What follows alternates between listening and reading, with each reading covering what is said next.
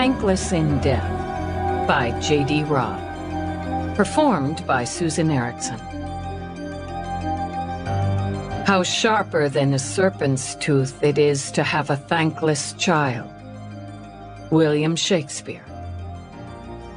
A man that studieth revenge keeps his own wounds green. Francis Bacon. Chapter 1. He was sick to death of her nagging. Bitch and complain, and nag, every time she opened her damn mouth. He'd like to shut it for her.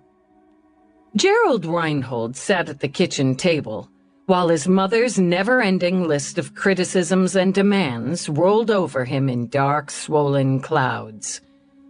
Every fucking day, he thought, the same thing. Like it was his fault he'd lost his stupid dead-end job. His fault his girlfriend, another bitch who never shut up, kicked him out so he had to move back in with his whining, mouthy parents. His fault he dropped a few thousand in Vegas and had some credit card debt. Jesus.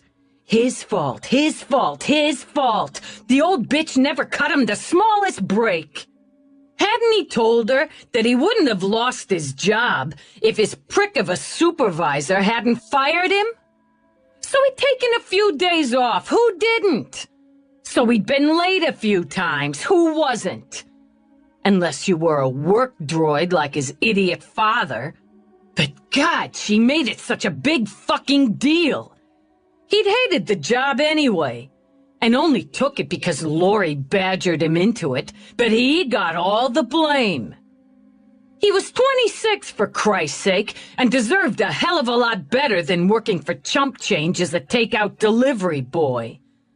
And Lori gives him the boot just because he's out of work, temporarily, and goes batshit on him because he lost a few bucks on a trip with some friends?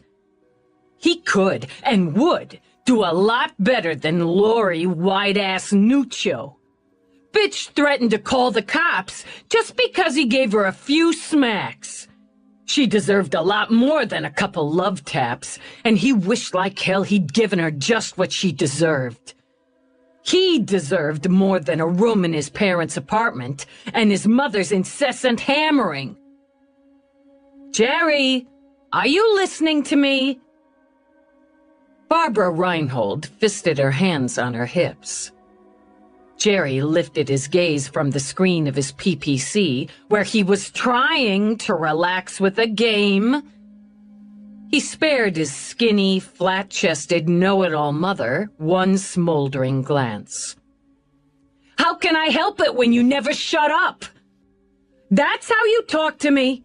That's how you show your gratitude for the roof over your head, the food we put in your belly? She lifted a plate that held a slice of bread, a thin slice of fake turkey.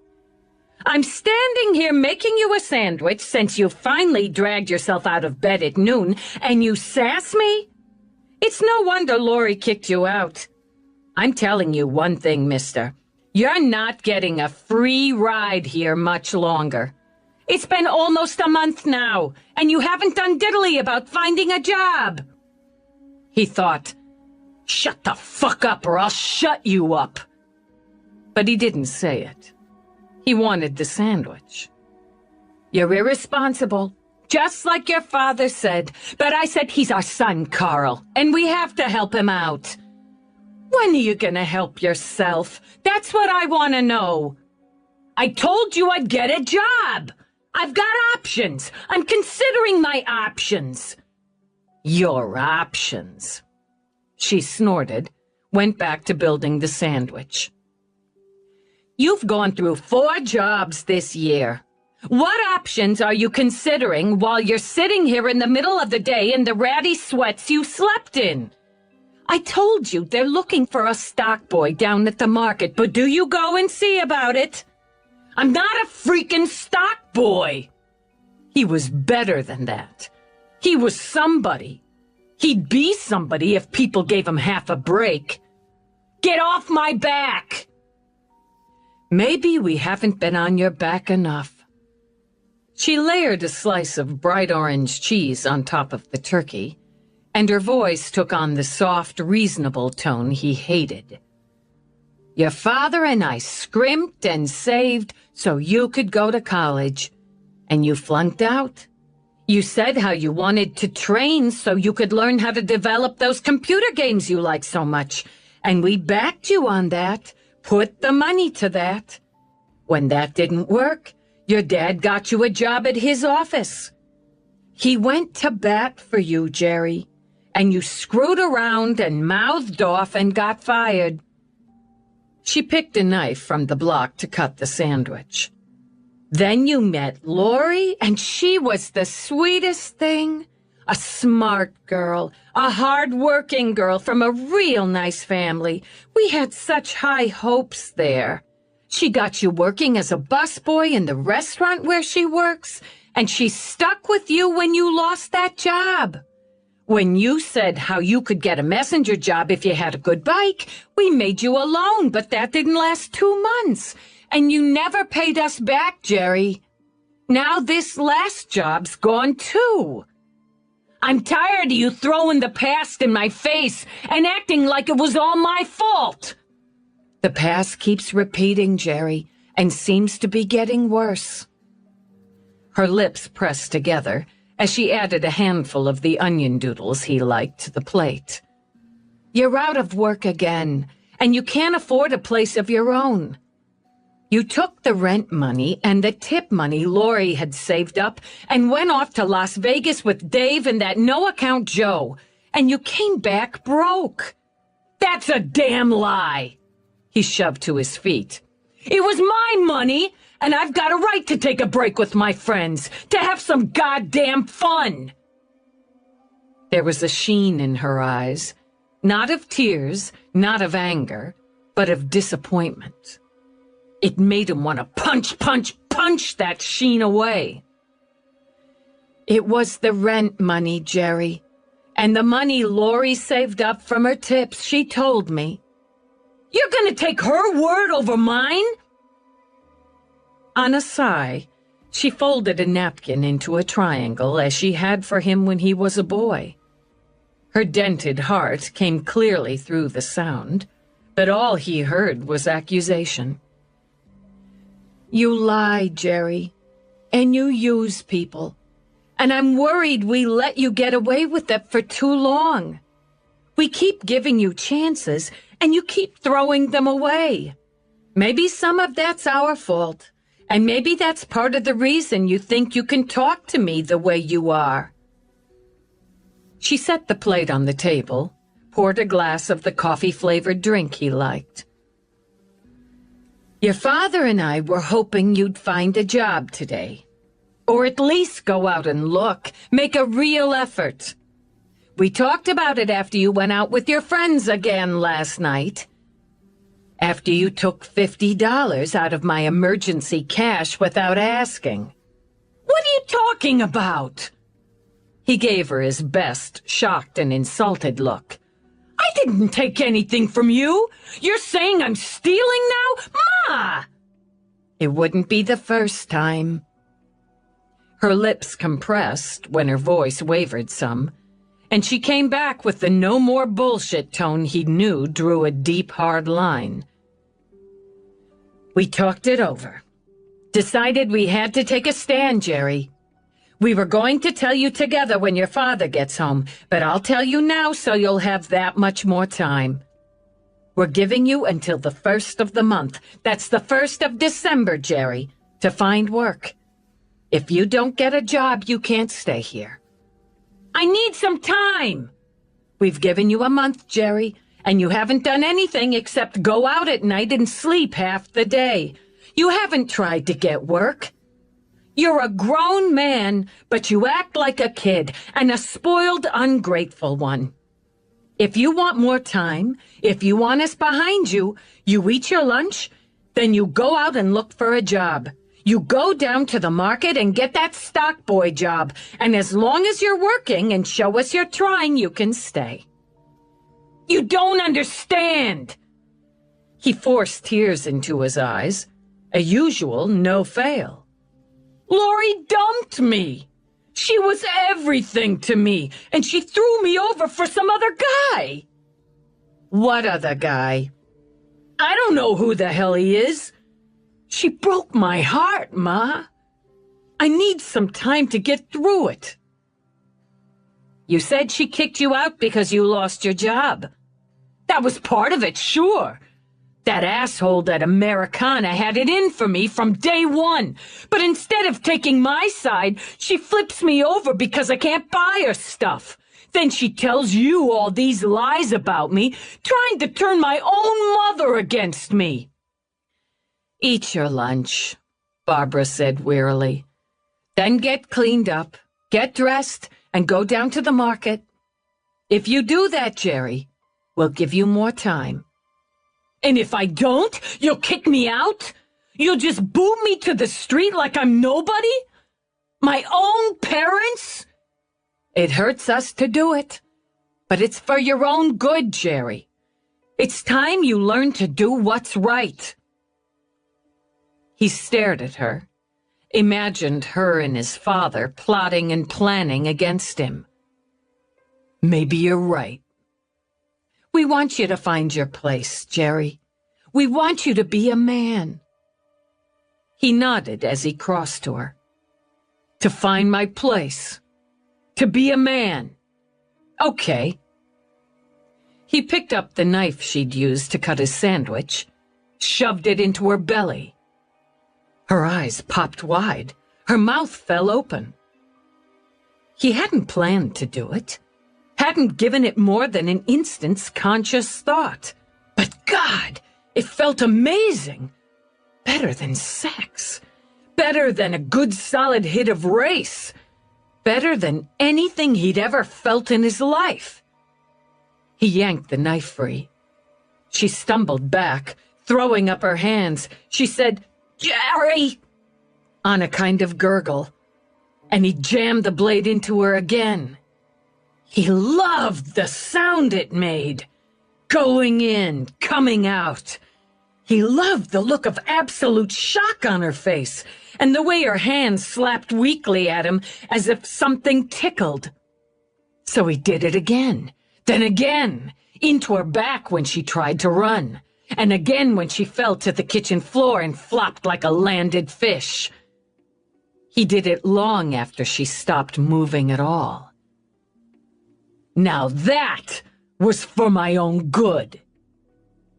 He looked at his hands, covered with her blood, at the spreading pool of red on the floor, the wild spatters of it on the walls, the counter that reminded him of some of the crazy paintings at MoMA.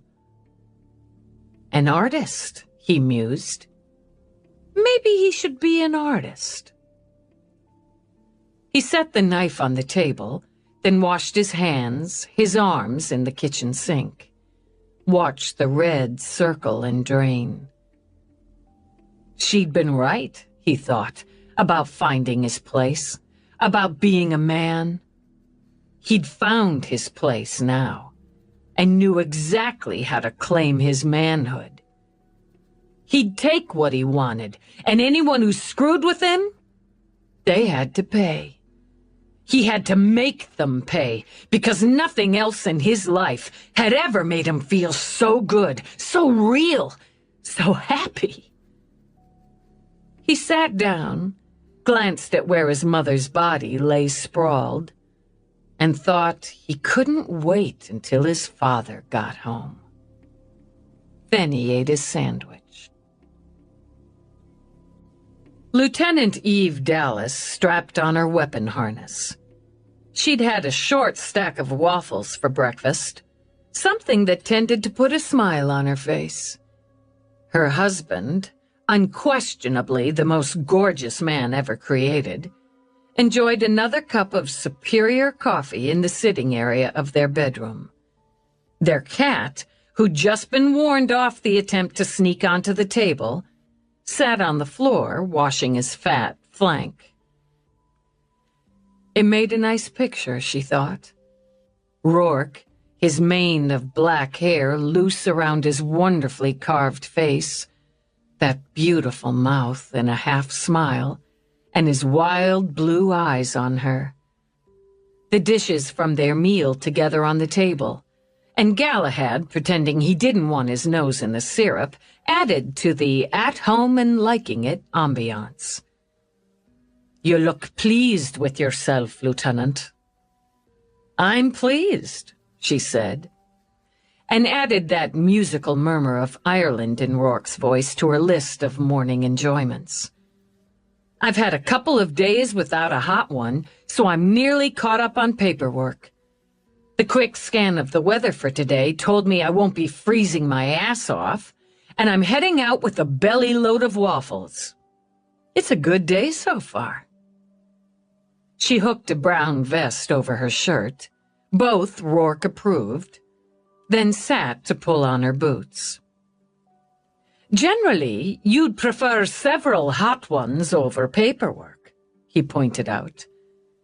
"We're heading into the holidays, end of year 2060. You start on that season, you get the wackies. And the nearer I am to finishing my year-end report, the better. The last couple of days have been a walk, so if I get a couple more like that, And now you've done it." Shooting her a look of pity, he shook his head.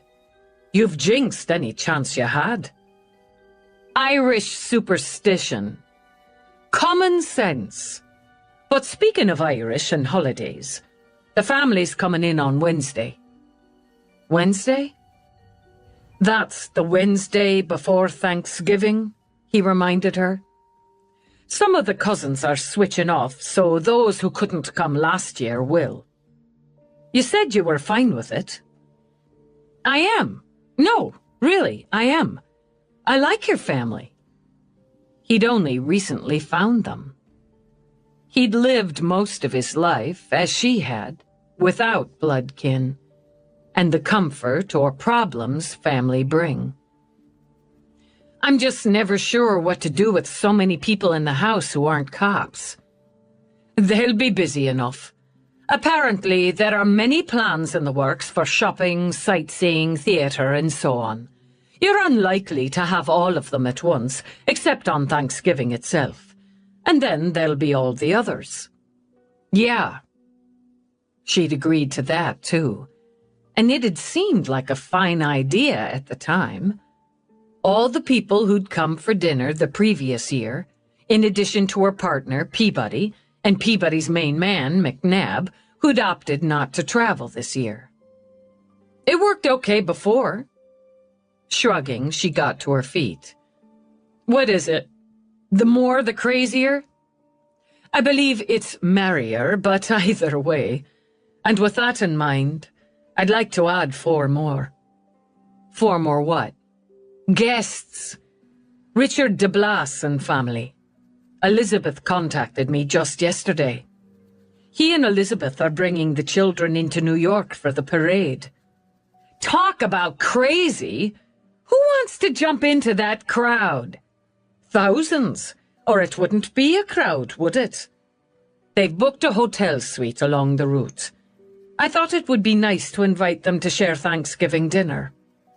Nixie, especially, wants to see you."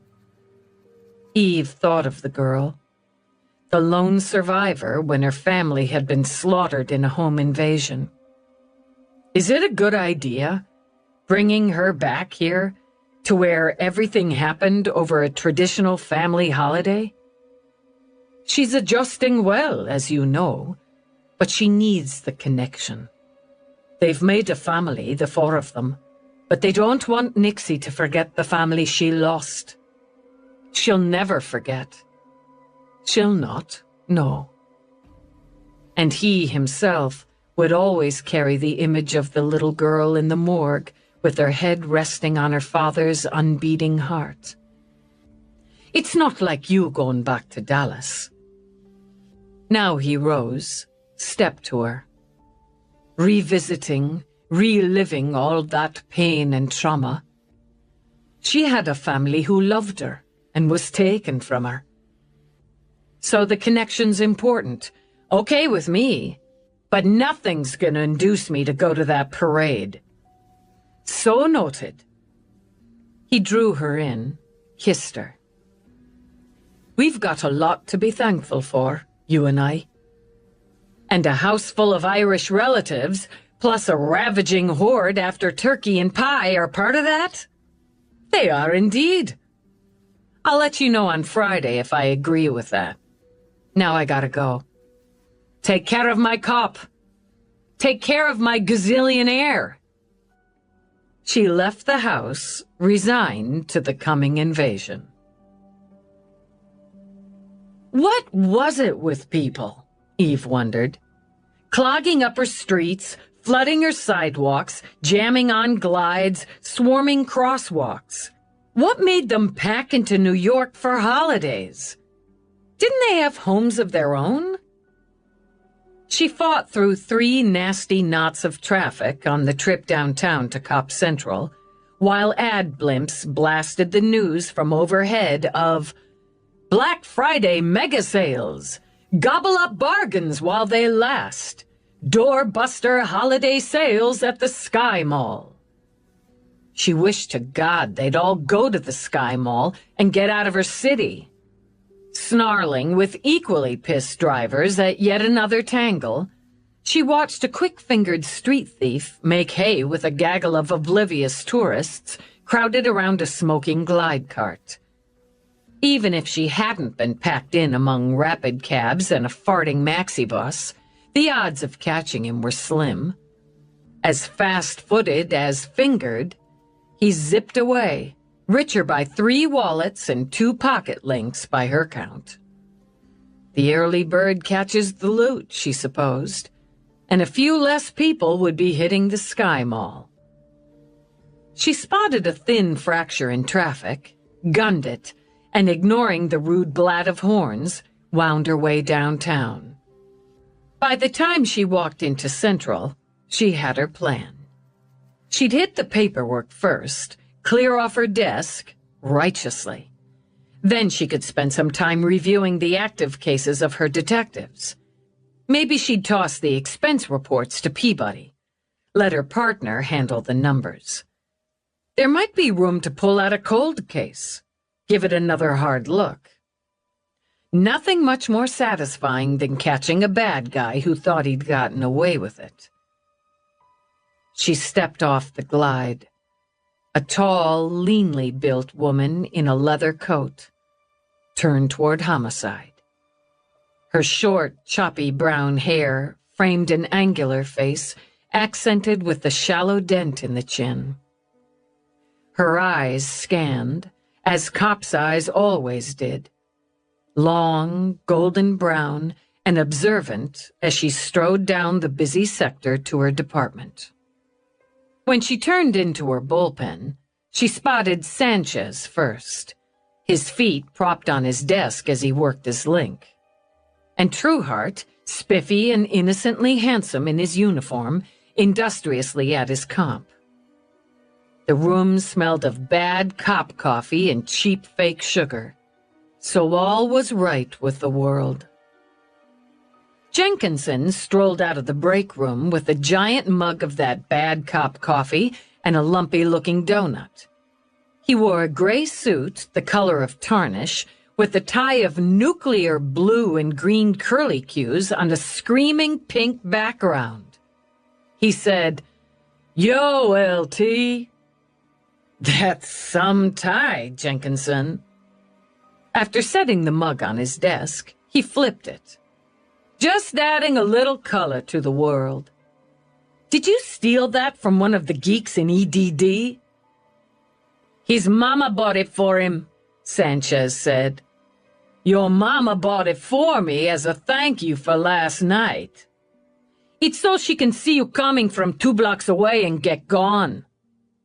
Before Jenkinson formed a witty repartee, Baxter walked in, slick in a dark chocolate suit, expertly knotted tie that picked up the color with minute checks of brown and muted red. He stopped as if he'd hit a force field. "Jesus, my eyes!" He pulled out a pair of fashionable sunshades, slid them on as he studied Jenkinson. "What is that around your neck? Is it alive?" Your sister bought it for him. Still quietly working at his comp, Trueheart didn't even look up. A token of her esteem. The kid was coming along, Eve thought, amused, and left her men to their byplay. In her office, with its single narrow window and miserably uncomfortable visitor's chair, she aimed straight for the auto chef.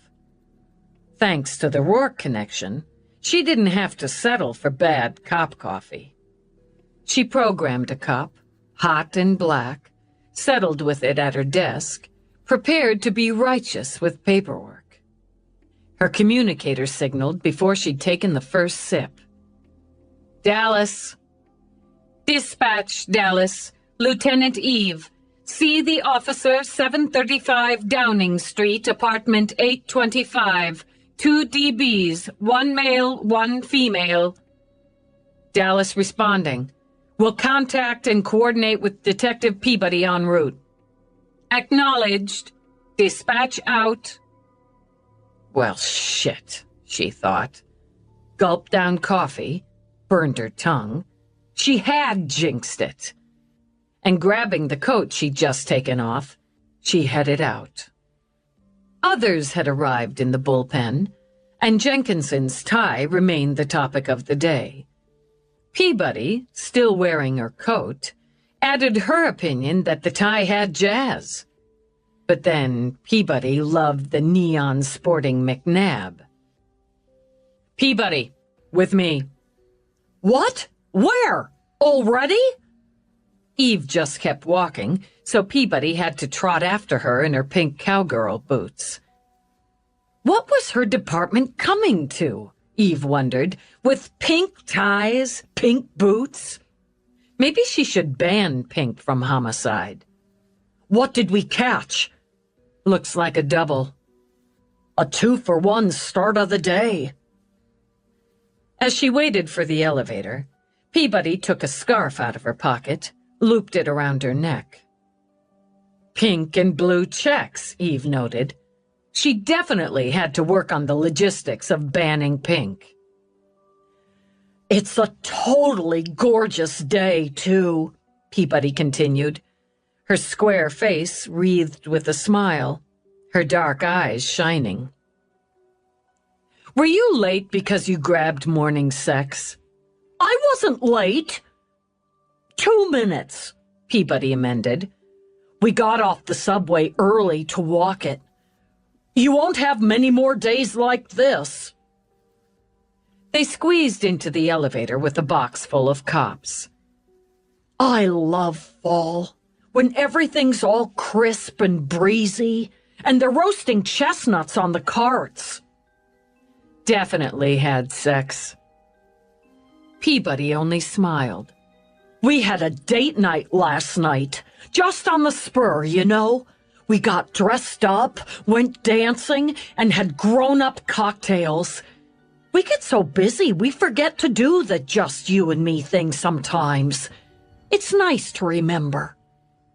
They corkscrewed out on the garage level. Then we had sex, Peabody added. Anyway, it's a really nice day. Too bad the 2 DBs on Downing can't enjoy it. Well, yeah. It just goes to show. Show what? You should get dressed up, go dancing, drink grown-up cocktails, and have sex as much as you can before you're dead. That's a philosophy, Eve said as she slid behind the wheel of her vehicle. It's almost Thanksgiving, Peabody pointed out. I've heard rumors. We have this tradition, my family. We'd write down all the things we were grateful for and put them in a bowl, and on Thanksgiving, everyone would pick out a few. The idea is it reminds you of things you should be grateful for, or what other people appreciate. Like that. It's nice. I know we're not going to be out with the family this year, but I'm sending them my grateful notes. As she battled downtown traffic, Eve considered. We're murder cops. That must mean we have to be grateful for dead bodies or we wouldn't have a job. But contrarily, the dead bodies aren't likely to be grateful. No, we're grateful we have the skill and the smarts to find and arrest the person or persons who made them dead bodies. The person or persons we catch and arrest aren't going to be grateful. Somebody's got to lose. That's a philosophy, Peabody muttered. I like to win. Eve pulled up behind the black and white on Downing. I appreciate winning. Let's go do that. Hefting her field kit, she started for the entrance, badged the cop on the door. We're on 8, Lieutenant. Yeah, I got that. Building security? You have to buzz in, but you know how that goes. Cams on the door, but none internal. We'll want the door discs. Building manager's on that. With a nod, she moved to the elevator. Decent building, she thought. Minimal security, but clean. The floor of the cubbyhole lobby shined, and the walls looked recently painted. And the elevator, she noted with some relief, didn't clang or clunk when it opened. Easy to gain access, she commented. Follow somebody in or get someone to buzz you in. No lobby security, no internal cams. Easy out, too. Exactly. The place is well maintained, so that says decent tenants and responsible management to me. She stepped out on 8, approached the cop standing in front of 825. What have we got, officer? Sir, the woman in 824 gained access to 825 at approximately 7:20 this morning. She has a key in the code. Why did she go in? She and the female victim had a regular Monday trip to the local bakery, leaving sharp, according to her statement, at 7. She became concerned when no one answered the door or the link and let herself in, where she discovered the bodies she identified as Carl and Barbara Reinhold, listed as residents of this unit. Where's the wit? With the female officer in her apartment. She's pretty broken up, Lieutenant. It's rough in there, he added, jerking his head toward 825. Keep the wit handy. Eve pulled a can of Seal It from her bag. And stand by. She switched on her recorder. With their hands and boots sealed, Eve and Peabody went inside. Rough was one word for it, Eve thought. The living area remained tidy. Sofa pillows plumped, floors whistle clean, magazine discs neatly arranged on a coffee table. It made an eerie contrast to the smell of death, far from fresh.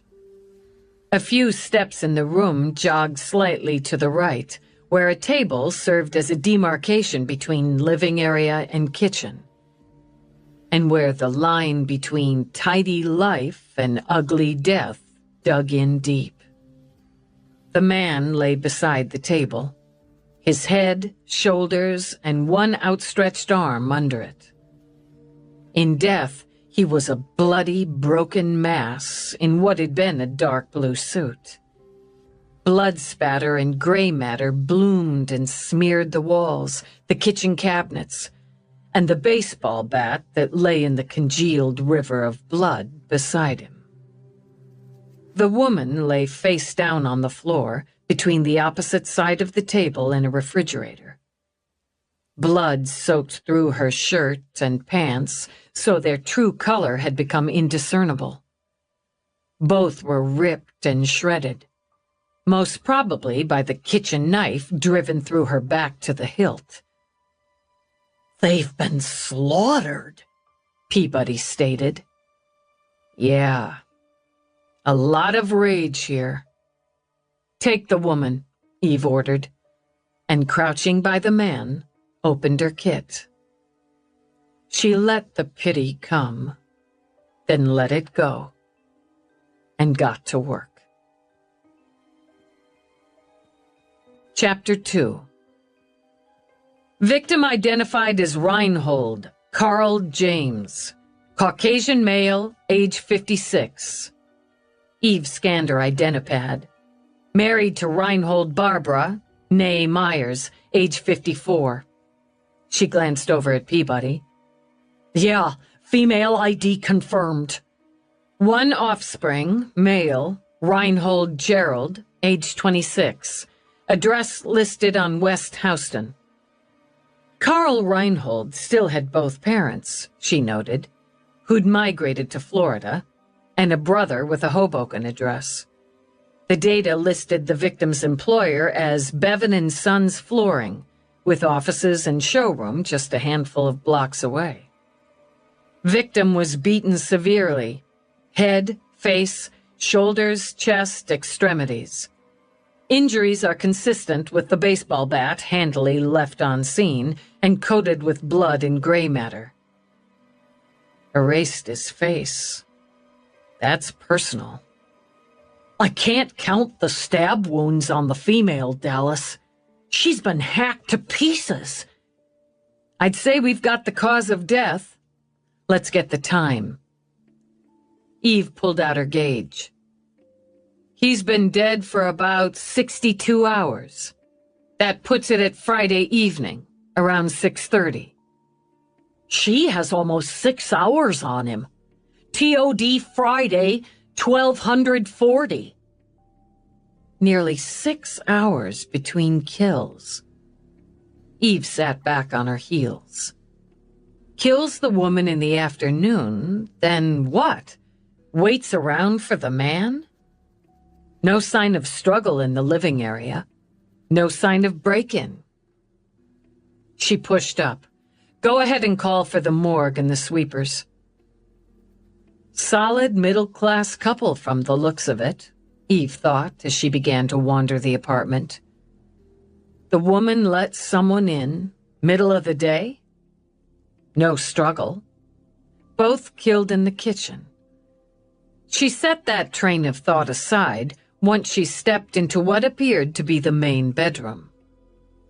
Somebody toss the bedroom, she called out.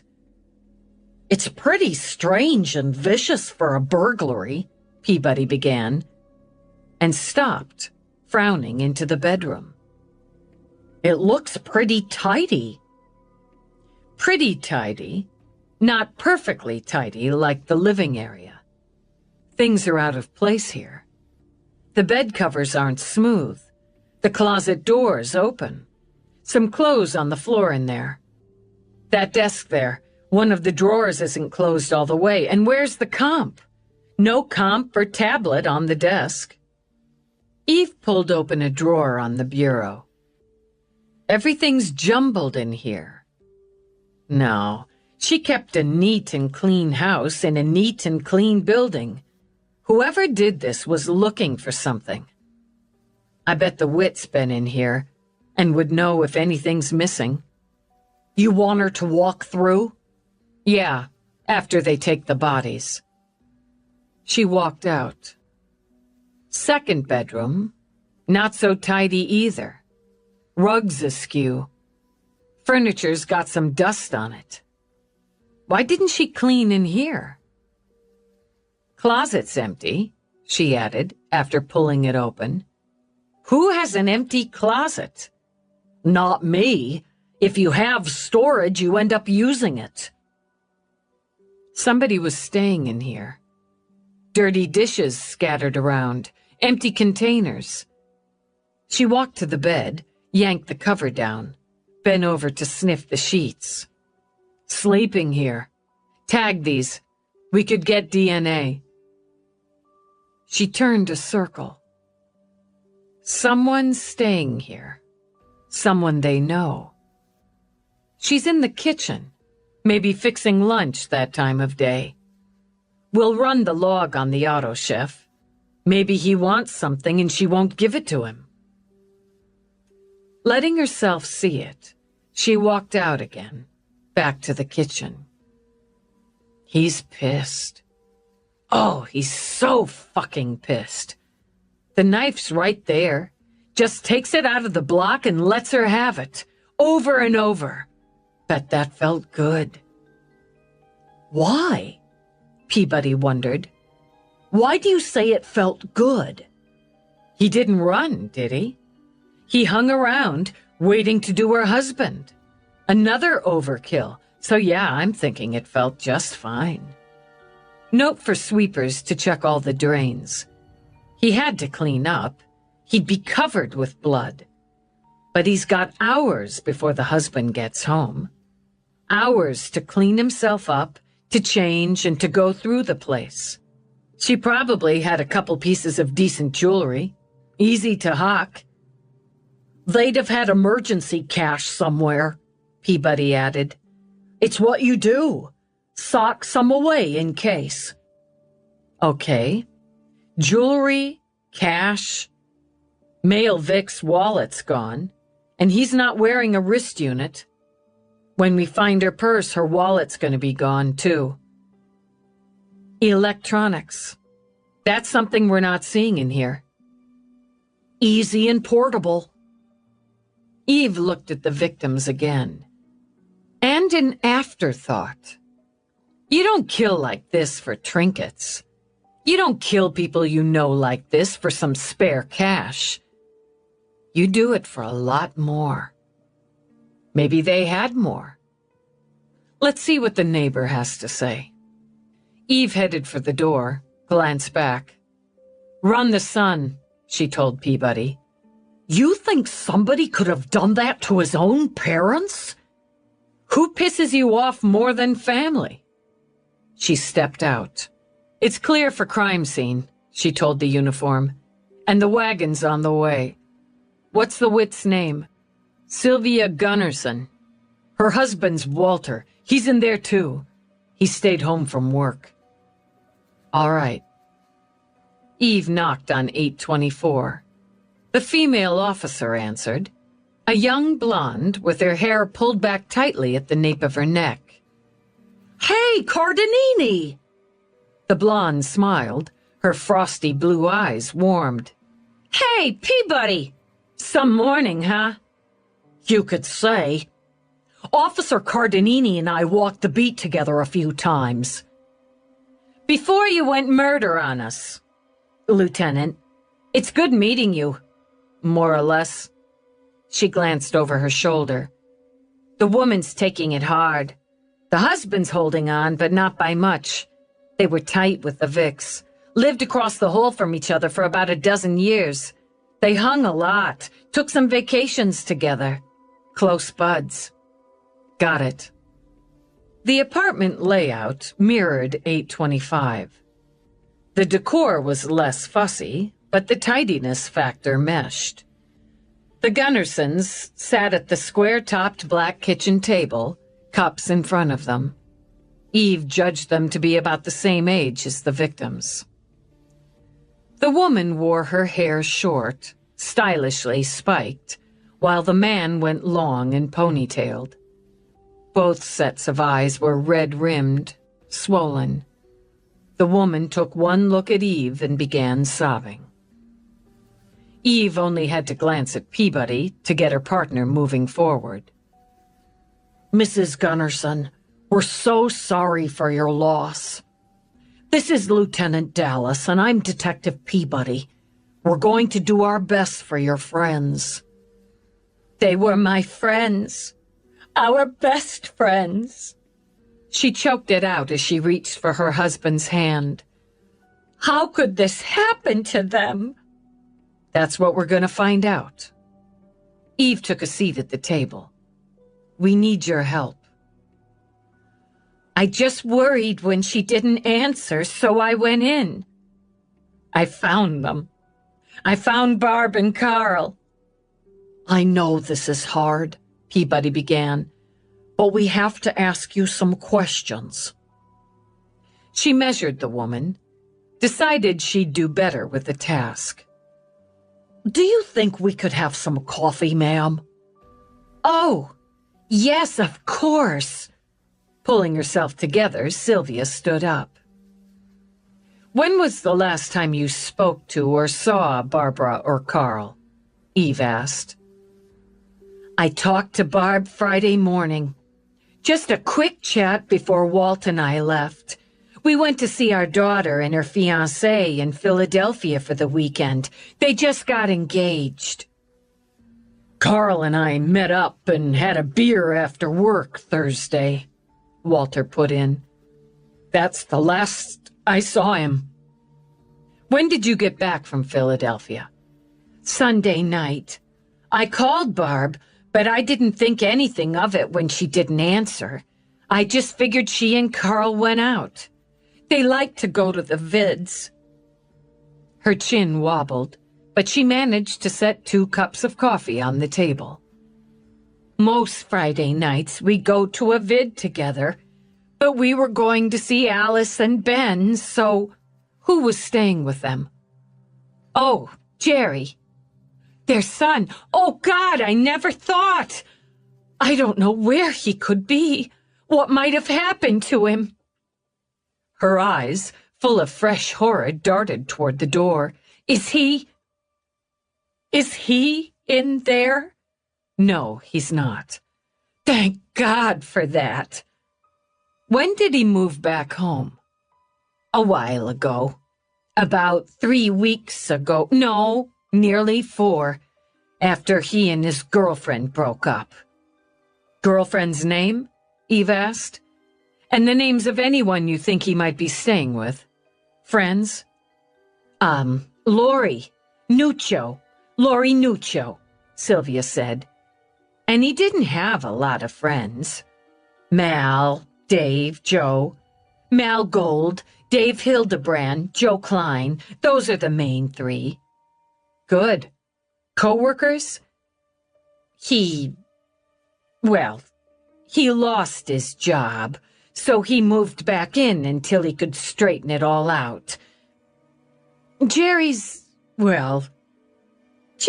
a little bit of a problem child. He's a lazy bastard. Walter! Appalled, Sylvia sat down hard. That's a terrible thing to say. He's just lost his parents. It doesn't change what he is. There was gravel in Walter's voice now, as if hard little pebbles blocked his throat. Lazy, ungrateful, and a user. Grief and anger spread over his face like a haze. I met Carl Thursday night because he needed to talk about it. He and Barbara were at their wits' end. That boy had been out of work for over a month, maybe a month and a half, but he hasn't so much as looked for a job. Not that he'd keep it for long anyway. There was friction between him and his parents. Barb was upset with him, Sylvia said, plucking at the tiny Star of David around her throat.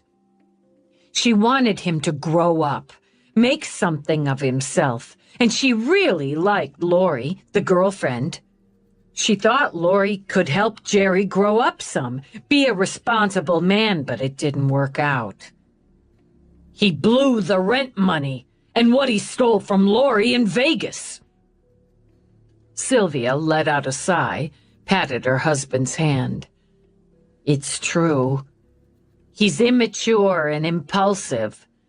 Barb did tell me Friday morning he'd taken some money out of her house cash. Where did she keep that? Eve asked. In a coffee can in the back of the kitchen cupboard. Another glance had Peabody rising, stepping out. They were going to give him until the 1st of the month. Walter picked up a spoon, stirred his cold coffee.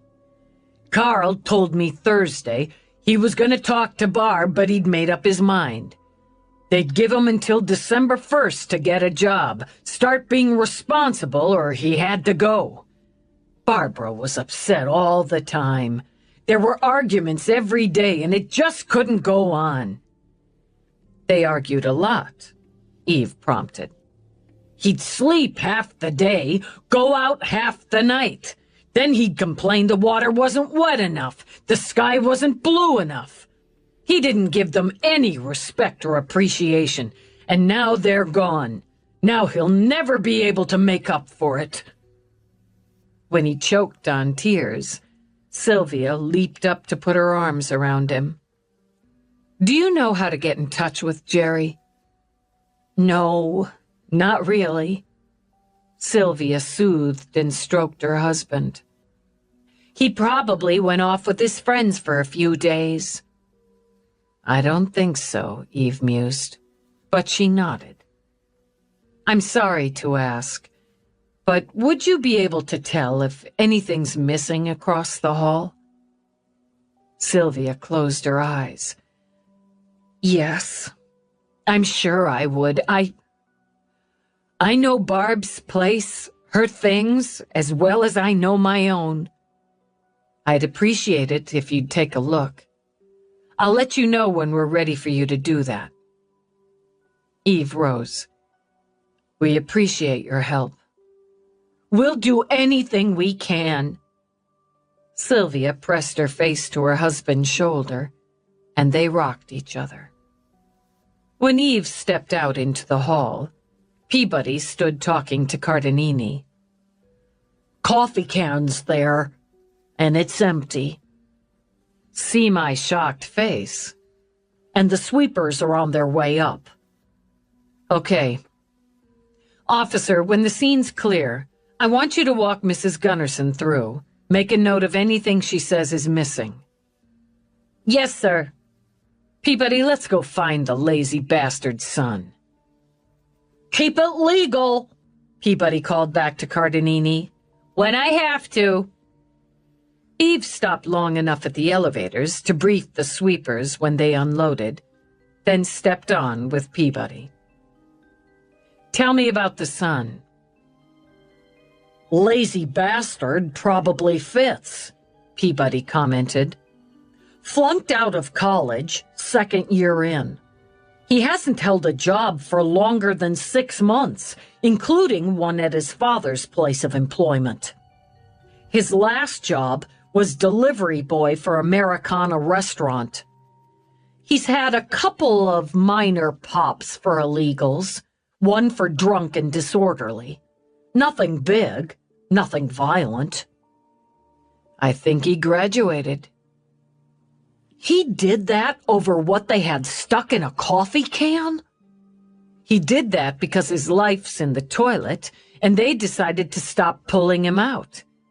That's how it strikes me. See if he's used any credit cards, debit cards, in his father's or his mother's name." She stopped off to get the security disc from the uniform in the lobby. "Start canvassing the building," she told him. "Find out if anybody saw anything, heard anything, and when and if anyone saw Jerry Reinhold. Start on the 8th floor, but cover the building." "Yes, sir." In the car, she slid the disc into the dash unit. Let's see when he left. She programmed it to start Friday morning, then moved it fast forward. She saw the Gunnarssons leave with big smiles and suitcases, and others move in, move out. "That's our Vic coming home from work. 18:23 on Friday night." "He looks tired," Peabody commented. "Yeah, he thinks he's going to have an argument with his son. It's going to be a whole lot worse." She ran the disc through Friday night into Saturday morning. "He stayed in there?" It horrified Peabody. "He stayed in there with his dead parents?" Plenty of time to get whatever he wanted, think things through. There he is. There he comes. 2028, Saturday night. Over 24 hours in there with them. And he's hauling 2 suitcases. Let's check on cabs picking up at the address or on either corner at that time. Lazy bastard isn't going to drag those suitcases far. "He's smiling," Peabody said quietly. "Yeah, I see that. Keep running it. See if he comes back." As she spoke, Eve pulled out into traffic. "Where are we going first?" We'll try his last known address. While Eve drove, Peabody multitasked. No activity on either of the Vic's cards. So he's not completely stupid. And he didn't go back to the apartment. Got what he could get. But how far can he get on the contents of a coffee can? Even if they stashed a couple thousand in there, and that's a lot for home cash. We need to check financials on both Vics. Any transfers or withdrawals from any account. People tend to write down their passwords, Eve added before Peabody could speak. He had plenty of time to dig out the passwords, any codes, dig into their accounts. Cab first. We could get lucky. Eve started to make the turn to Jerry's listed address when Peabody let out a whoop. I got him! She held up a finger, continued to rapid fire into her link. Got it. Thanks. Rapid cab pickup, she told Eve, right in front of the damn building. Drop off at the Manor. That's a fancy boutique hotel, West Village. Address, Peabody. As Peabody rattled it off, Eve hit sirens, lights, and took the corner. Peabody grabbed the chicken stick, white-knuckled it, and said a short but heartfelt prayer. The manor looked just like that. Something found in the English countryside and once owned by a wealthy earl. The gorgeous old brownstone, obviously recently and lovingly rehabbed, boasted a wide portico entrance, fat urns of trailing flowers, and a liveried doorman Eve expected to give her grief when she pulled her dull-looking DLE into the loading zone. She braced for it as he hot-footed over in his royal blue and gold uniform and shiny knee boots. "Listen, pal," she began before his expression changed from that of a man about to toss out some stinky garbage to warm yet distinguished welcome. "Lieutenant Dallas, how can we help you today?" He threw her off stride. She hated that. But it only took her a moment to understand. The manor belonged to Rourke, and the doorman had gotten the business-wide memo to cooperate fully with the big boss's wife. She didn't really hate that, but it kind of irked. "I need you to leave my car where I put it, and I need the manager ASAP." "Absolutely. Diego!" He signaled to a black-suited bellman just rolling out a loaded cart. "See that Lieutenant Dallas's vehicle remains undisturbed. Let me get the door for you, Lieutenant." He pulled the tall, heavily carved door open, gestured them inside. The lobby resembled a large parlor, appointed to old-world perfection. Just Rourke's style, Eve thought. All the gleaming wood, glossy tile, the heavy bronze lighting, and abundance of artfully arranged flowers. Rather than a team manning a front desk, a woman sat at a long table in a high-backed leather chair, the same color as the doorman's livery. She wore a simple and sleek black suit, and her auburn hair in a shining high ponytail. "Rihanna, this is Lieutenant Dallas, and I apologize. Detective Peabody," Eve said. "They need to speak with Jolene right away." "Of course, give me one moment. Won't you please have a seat?" "We're fine." Still smiling, the woman tapped her earpiece. "Jolene, Rihanna at the front. Lieutenant Dallas is in the lobby." I will, yes." Another tap, another smile. "She'll be right out. In the meantime, can we offer you any refreshment? We have a lovely menu of teas." "All good." But Eve pulled out her PPC. "Take a look at this guy. He should be registered under Gerald Reinhold. I need his room number, then Oh, But Mr. Reinhold checked out about 2 hours ago. Rihanna's smile turned to a look of nearly comic distress. I'm so sorry. Damn it. Were you on? She asked the doorman. Yes, I was.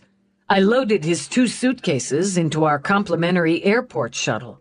He said he had an early flight to Miami. Lieutenant. A middle-aged woman in a garnet red suit with a sweep of gilded brown hair clipped across the tiles in sky-high heels, hand extended. I'm Jolene Mortimer. Welcome to the Manor. How can I help you? I need to see the room Gerald Reinhold was in. I need to know how he paid, what he ordered, if he did so while in-house, who talked to him. Of course, Rihanna. Already swiping madly at a tablet, Rihanna nodded. I'm bringing it up. Mr. Reinhold stayed in the Squire's suite. He booked Friday evening, via email, reserved with a credit card but paid in cash on arrival Saturday evening. He also paid cash for room service, ordered at 21:05, yesterday at 10:30, last night at 1700, and again this morning at 7.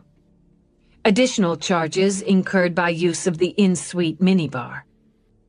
What's the damage? Eve demanded. I'm sorry. How much did he spend? Oh. Rihanna glanced at her manager, got a brisk nod. $3,600.45 total on his bill, paid in full, with cash, as I said. We'll need a copy of everything you have, and I need to see his room, now. Come with me. Jolene clipped her way across the tiles again to a bronze elevator door. It's in the process of being turned. Make that stop, Eve ordered. Yes, I did. I've instructed housekeeping to leave any trash, laundry, dishes in the room. Good thinking.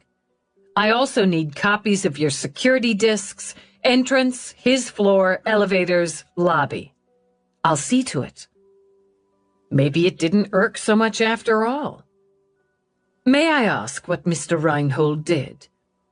He's the prime suspect in a double homicide.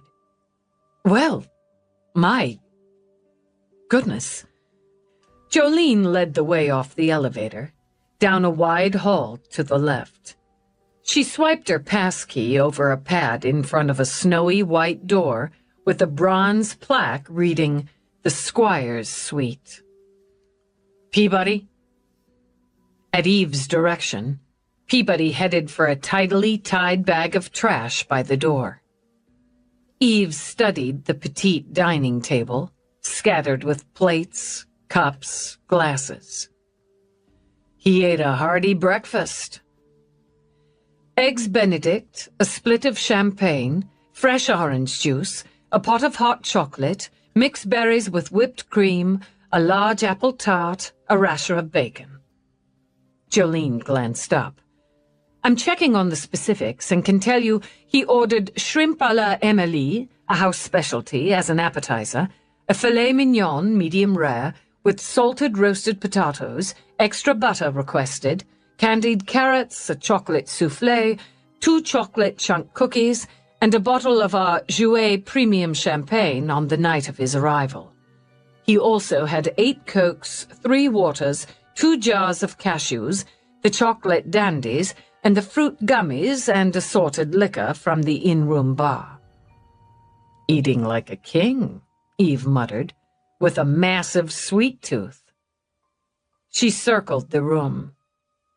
He'd used it, she thought, noting the entertainment discs tossed around, the scatter of glasses. Can you check if he used that? Eve gestured toward the house link placed discreetly on a curved-legged desk. I did, only for in-house, to order room service, and again to check on the airport shuttle. Nothing here, Lieutenant, Peabody announced. Miami. I've got that going, Peabody told her, tapped her PPC. It'll take a while to run all the transpos. Shuttles, commercial, charter, private. With a nod, Eve walked into the bedroom. Housekeeping had already stripped the bed, but left the laundry in an orderly pile on the floor. She checked the closet, the dresser, every drawer, the bath, while Peabody did the same in the parlor area. He's messy, Eve calculated. Tossing his towels around, playing with all the amenities, spilling a lot, going through the entertainment discs, hitting the in-room bar, ordering heavy meals. Playing hotel, playing big shot. That's what he was doing. He figures he can afford it. Peabody frowned at the screen of her PPC as Eve turned to her. I just got a hit on the financials. The Reinholds had $84,000 and change in joint accounts, another $40 and change in a floater, and $6,000 in a debit card account. Every bit of it was transferred via wire with Carl Reinhold's data Friday night and Saturday. He did the transfers in pieces, wired them to 3 different accounts under his name. He got it all. Not if we freeze it. Eve grabbed her link. It's too late, Dallas. He's pulled it out. Cash and cashier's checks, in person. He hit the last bank less than 15 minutes ago. Now he's got 130 large after spending some. He's got playing money, and he sure as hell isn't in Miami. Lieutenant, Jolene began, if there's anything we can do, you've done what you can do. It's noted and appreciated. We'll just need copies of the security discs and his paperwork. You'll have it. Thinking, Eve moved to the door and out. He won't come back, but on the off chance, yes, I'll have his photo and name posted. Should he return to the manor, I'll contact you personally. That works. How long have you worked for Rourke? Jolene smiled. 3 years in this position. I was the assistant manager here for the previous owners. When Rourke acquired the manor, he asked if I would consider taking temporary positions at some of his other hotels for the 6 months estimated for remodeling. And in addition, if I would train staff specifically for the manor, then take the manager's position when we opened again. Rourke knows how to pick his team. What about the previous manager here? Jolene's smile sharpened a little. Let's just say he didn't make the cut. She walked them across the lobby to where Rihanna had a disc bag and a thick envelope waiting. I hope you catch him quickly. Jolene offered her hand again to Eve, then Peabody. That's the plan. That was pleasant, Peabody commented when they were back in the car. Frustrating, but pleasant. If Rourke owned everything, this part of the job would run smoother. He's working on it. I'm going to drop you at the first bank, then check out his last known address. Go by the morgue. Get yourself to all 3 financial places. See what you can find out. Let's put out a bolo. All transpo centers, rental vehicles. No driver's license, Peabody pointed out. He could skim on that if he found somebody stupid enough. He could buy a car. Big chunk of his pie, but let's cover that, and the high-end hotels. He wants the good life now. After she dropped Peabody off, she circled around and tried to imagine what Jerry might be doing. He'd either want a way out of the city or a place to settle in it. For a while, at least. Hauling 2 suitcases? Too much work and annoyance. He had what he wanted from his parents' apartment. Eliminate them, take their money and valuables.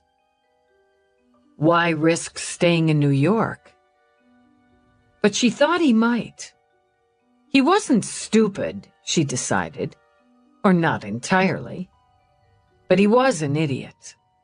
Blowing over $3,000 on a hotel room and food for one night?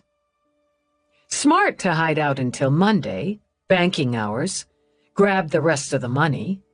Stupid to spend so much of it just so he could gloat. She pulled up at his last known address, flipped up her on-duty light. Since he liked to gloat, wouldn't he like to brag to friends? Maybe roll out and hit Vegas again, see if his luck improved there, or go sun on some tropical beach? He'd had a girlfriend, Eve reminded herself, made a note to interview her. She used her master to gain access to the dumpy 3-story walk-up, ignored the rickety elevator, and took the stairs to the top floor. Chapter 3.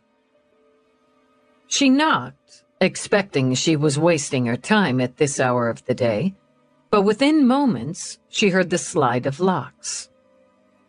The man who answered was mid-20s, average height and gym fit. She could see that easily as he wore snug bike shorts and a skin shirt. His brown hair sported a single red blaze and was tucked back into a short tail. He leaned against the door jamb, one hand on his cocked hip. Posing, she thought, in a way that showed off his bis and tris. "Well, hi there," he said. "Hi back." The flirty smolder blinked away when Eve held up her badge. "Is there a problem?" "I don't know yet. Can I come in? Speak to you?" He glanced behind, shifted, looked back at her. "Yeah, I guess. I'm working at home today," he said as he opened the door. "I was just taking a break, doing a few miles on my bike." Eve saw the desk against the short window with its piles of discs, of files, a bag of soy chips, and a tube of some sports drink. A couple feet away sat a gleaming stationary bike facing a massive wall screen. "Look, I know I got a speeding ticket a couple weeks ago. I'm gonna pay it. Do I look like a traffic cop?" I guess not. Not so much. Lieutenant Dallas, NYPSD, homicide." Jeez, God. "Are you Malachi Gold?" "Yeah, Mal. People call me Mal." "Who got killed? Do I know somebody who got killed?" And suddenly he looked very young. "I don't know yet. You know Jerry Reinhold?" "Jerry? Jerry?" Now he looked young and ill. "Oh, Jesus! Jesus! I need to sit down." Full weight, he dropped onto a slick surface sofa in shimmering silver. "Jerry's dead?" "I didn't say that. My information is you know him. How do you know him?" "From the neighborhood. We grew up together. We lived a half a block from each other growing up, went to school together. We hang out, have a beer or whatever. I've known Jerry my whole life. What happened?" "I'll get to that. What kind of work are you doing there, Mel?" "What? Oh, I'm a programmer. I can work at home most days if I want. I do programming and troubleshooting for Global United." "Are you good at it?" "Yeah." He passed a hand over his face, like a man trying to wake up. "It's sweet work. What I wanted to do since I can remember." "Pays good?" "Yeah, pays good if you're good." "I don't understand what this is about." Just getting a picture, Eve thought.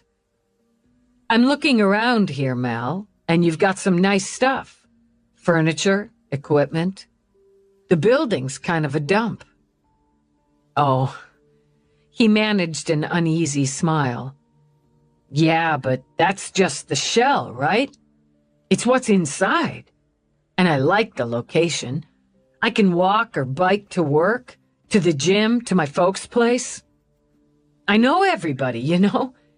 I didn't want to move when I started making some shine. Got it. Jerry's data lists this as his address.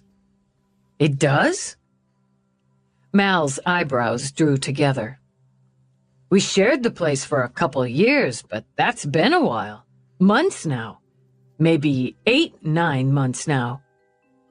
Why did he move out?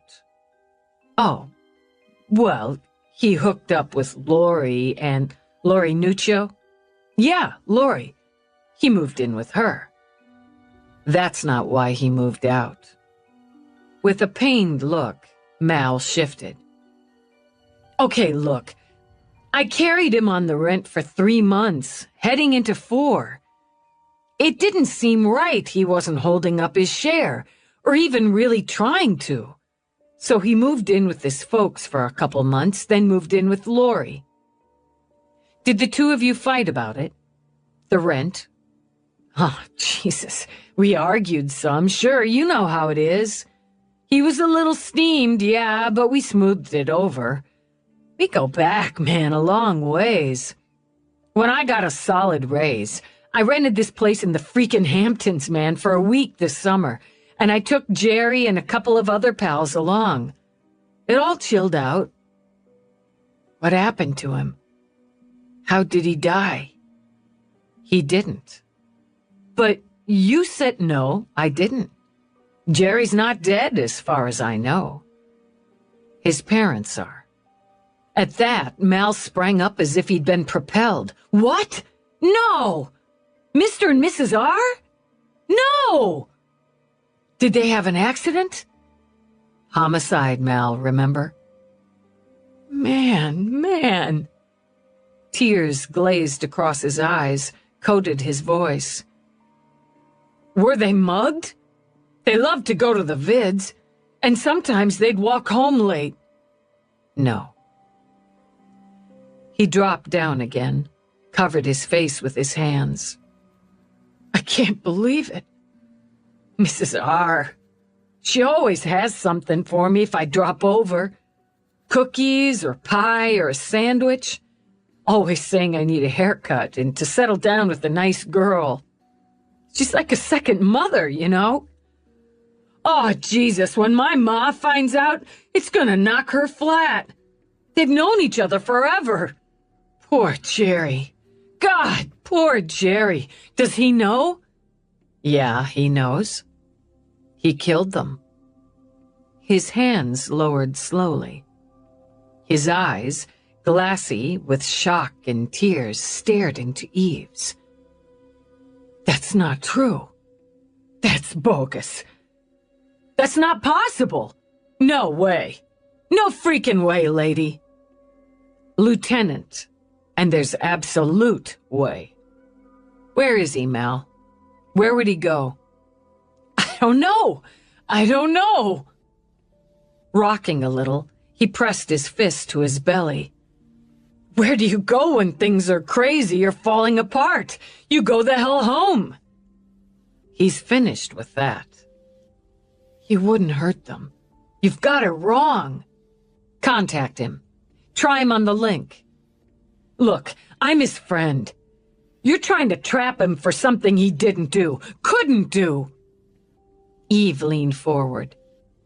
He stabbed his mother in the kitchen. I haven't been to the morgue yet, so I can't verify how many times, but he tore her up. Then he waited until his father got home from work, and he bashed him to pulp with a baseball bat. His color faded to a sickly gray. No. A baseball bat. That's right. Mal swallowed hard. We played ball. Little League. Then a sandlot league my pop put together a few years ago. But he wouldn't do this. He did this. Then he stole the cash they had in the house, and he found the passcodes and transferred every dime they had into accounts in his name. He spent the last 2 nights in a fancy hotel living it up. No. He rose, walked to the window in front of his desk. I don't want what you're telling me. We've known each other since we were 6. Where would he go? I swear I don't know. My ma's life, I swear it. He didn't come here. He didn't tag me. He ditched his link. He'll have a clone by now, so you won't recognize the ID if he does. And if he does, be chilly, Mal. If he says to meet him somewhere, say you will, then contact me. If he comes here, don't let him in. Don't let him know you're here, and contact me. She set a card on the table as she rose. Give me some names. Other friends. And this Lori Nucio's contact information. Okay. He listed names, and Eve keyed them into her notebook. She dumped him, you know, Lori. He lost his job, stopped paying his share of the rent. A habit of his. Yeah, I guess. He went to Vegas with some friends a couple months back. Joe and Dave from the names I gave you. I couldn't make it. My sister's birthday, and man, did I carp about that. He dropped a pile, I heard, and Lori kicked him. So he was living back home. Mal rubbed his hands over his face. I gotta go see my mother. I can drive you. No, that's okay. Thanks. I think I need to walk. I think I want to walk. He's practically my brother, you know. They just had him, and I've got a sister, so we were like brothers coming up. He's a screw-up, okay? I don't like to say it, but he's a screw-up. But to do what you say he did, I need to go home. Okay, Mel. She picked up her card, handed it to him. Put those numbers in your link. You contact me if you see him, hear from him, or anyone you know does. You got that? Yeah, I got it. After tagging Peabody, dumping the 2 other friends Sylvia Gunnarsson gave them on her partner, she tried for the ex, and wasn't as lucky as she'd been with Mal Gold. When no one responded, Eve tried knocking on neighbors' doors until one creaked open.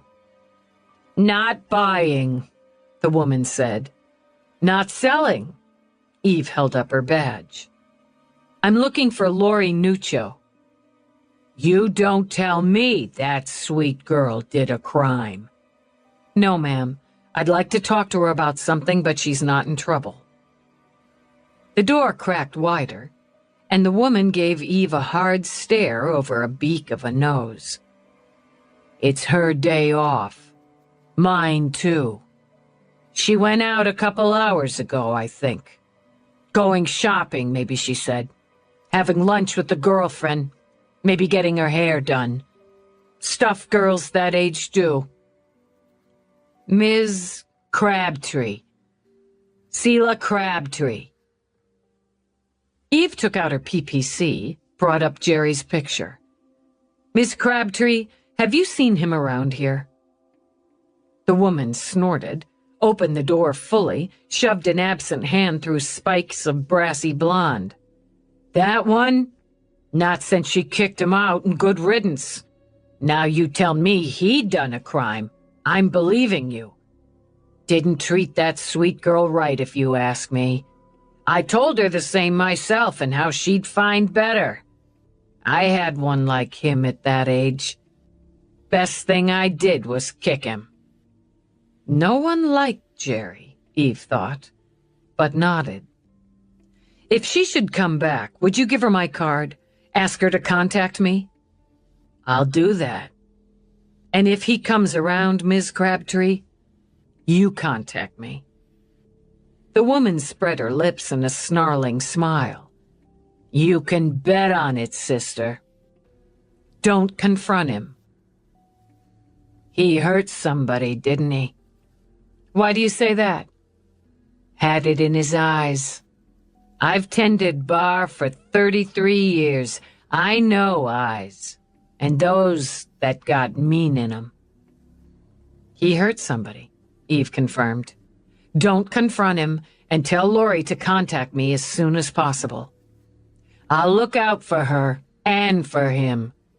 But he hasn't come around here in a good month now. Hey!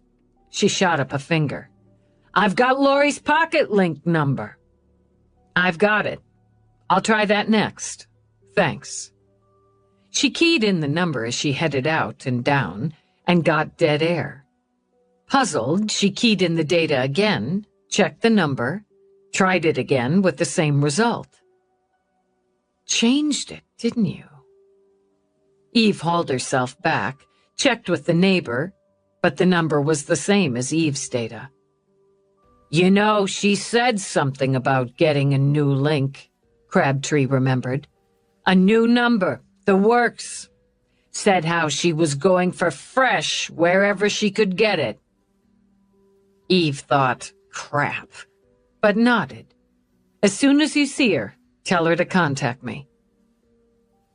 She headed down again, decided to start on the list of names she got from Mal via link on the way to the morgue. By the time she got there, she'd managed to contact 3 on the list and leave word with the manager of the restaurant where Lori Nuccio worked, in case. Maybe she didn't need this stop. At least she didn't need to confirm cause of death on her Vix, as the cause had been brutally obvious. But it was part of the process, and part of hers. She wanted to see the victims again, take a hard look, and she wanted Morris's take. The chief medical examiner often gave her another angle, or at least made her think. She walked into the echoey white tunnel, slowed as she passed vending. She could really use a nice cold boost, but machines liked to screw with her. She wasn't in the mood to be screwed with by a damn vending machine. Shoving her hands in her pockets, she marched on, then pushed through Morris's doors. He had both victims on slabs, their bodies washed clean of blood. The mother's chest was splayed open from Morris's precise Y-cut. He bent over her, studying what lay inside. He wore micro-goggles over his clever eyes and a clear gown over a gray suit with hints of steely blue. He tied his long stream of black hair into a trio of descending ponytails and bound them with silver cord. Their son, I'm told. Yeah. He straightened. This is considerably sharper than a serpent's tooth. What serpent? Now he smiled, and warmth came into his fascinating face. Shakespeare's. Oh, no wonder he and Rourke hit it off. Nothing poetic about this. He dealt in tragedies, too. And this is one.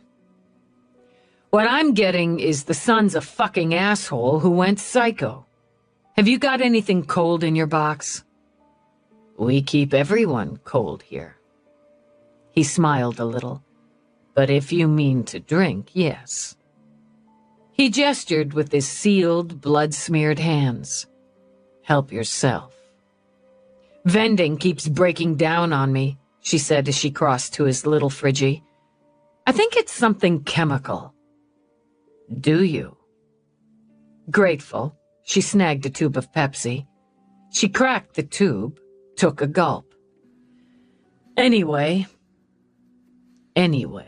he repeated. Ladies first, as you see. In her case, in death as well as life. She'd consumed a slice of wheat bread, about 6 ounces of soy coffee with artificial sweetener, and a half cup of Greek yogurt with granola about 5 hours prior to TOD. Not a particularly lovely last meal.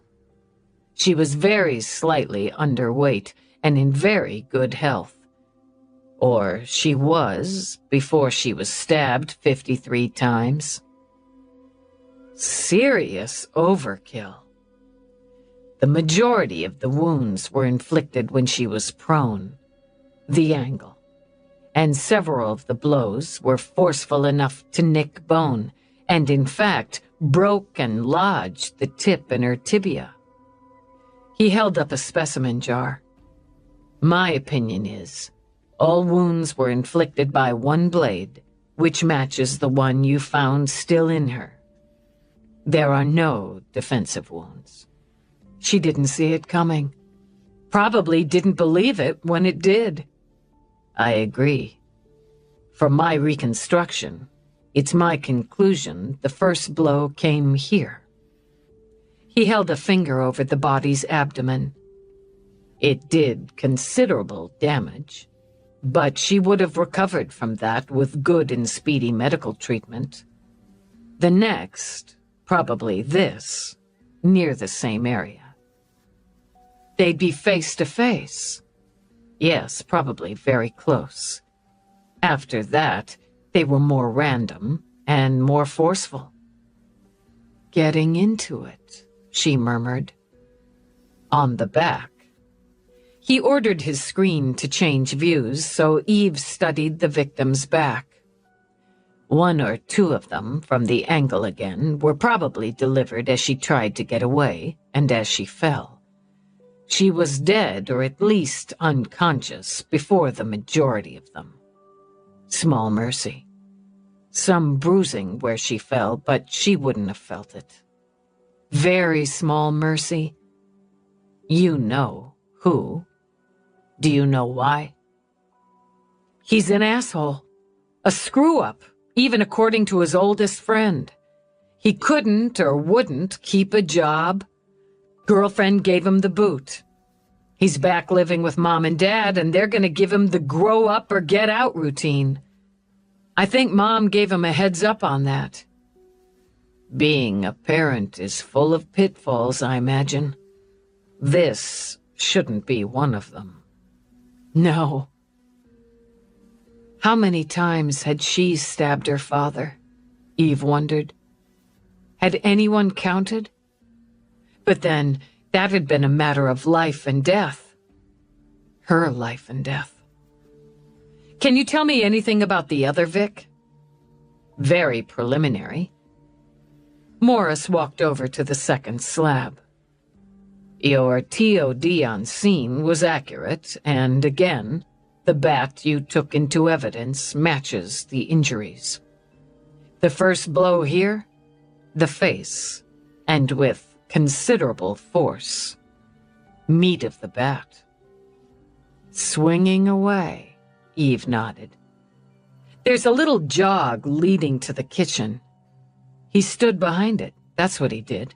Stood behind it, and the husband comes in, starts back, sees the wife, the blood, the body, starts to run. He steps out, swings for the benches right into his father's face. Shattered his nose, left cheekbone, and eye socket. Subsequent blows broke several teeth, the jaw, fractured the skull in 3 places. Before he moved down to the body. My estimate, which I'll refine, is approximately 30 blows, some of them straight down, head of the bat into the body. In this case, I believe the first blow would have rendered the victim unconscious. I guess he got off easier than his wife. She'd have suffered more, yes. Did you ever fight with your parents? He smiled easily. I was a teenager once, after all. It was my duty to fight with and exasperate my parents. Did you ever fantasize about giving them a couple good shots? Not that I recall, no. I did imagine regularly proving them wrong, which I don't believe I ever did. or running off and becoming a famous blues musician. You play a pretty mean sax. I do, but... He lifted his hands. The dead are my work, as they're yours. Now we'll do the best job we can for the mother and father of this asshole. Yeah, we will. Thanks for the drink. Always stocked for you. And Dallas, let me thank you in advance for Thanksgiving. It means a great deal to me to be included with your family and friends. It made her feel a little weird, so she shrugged.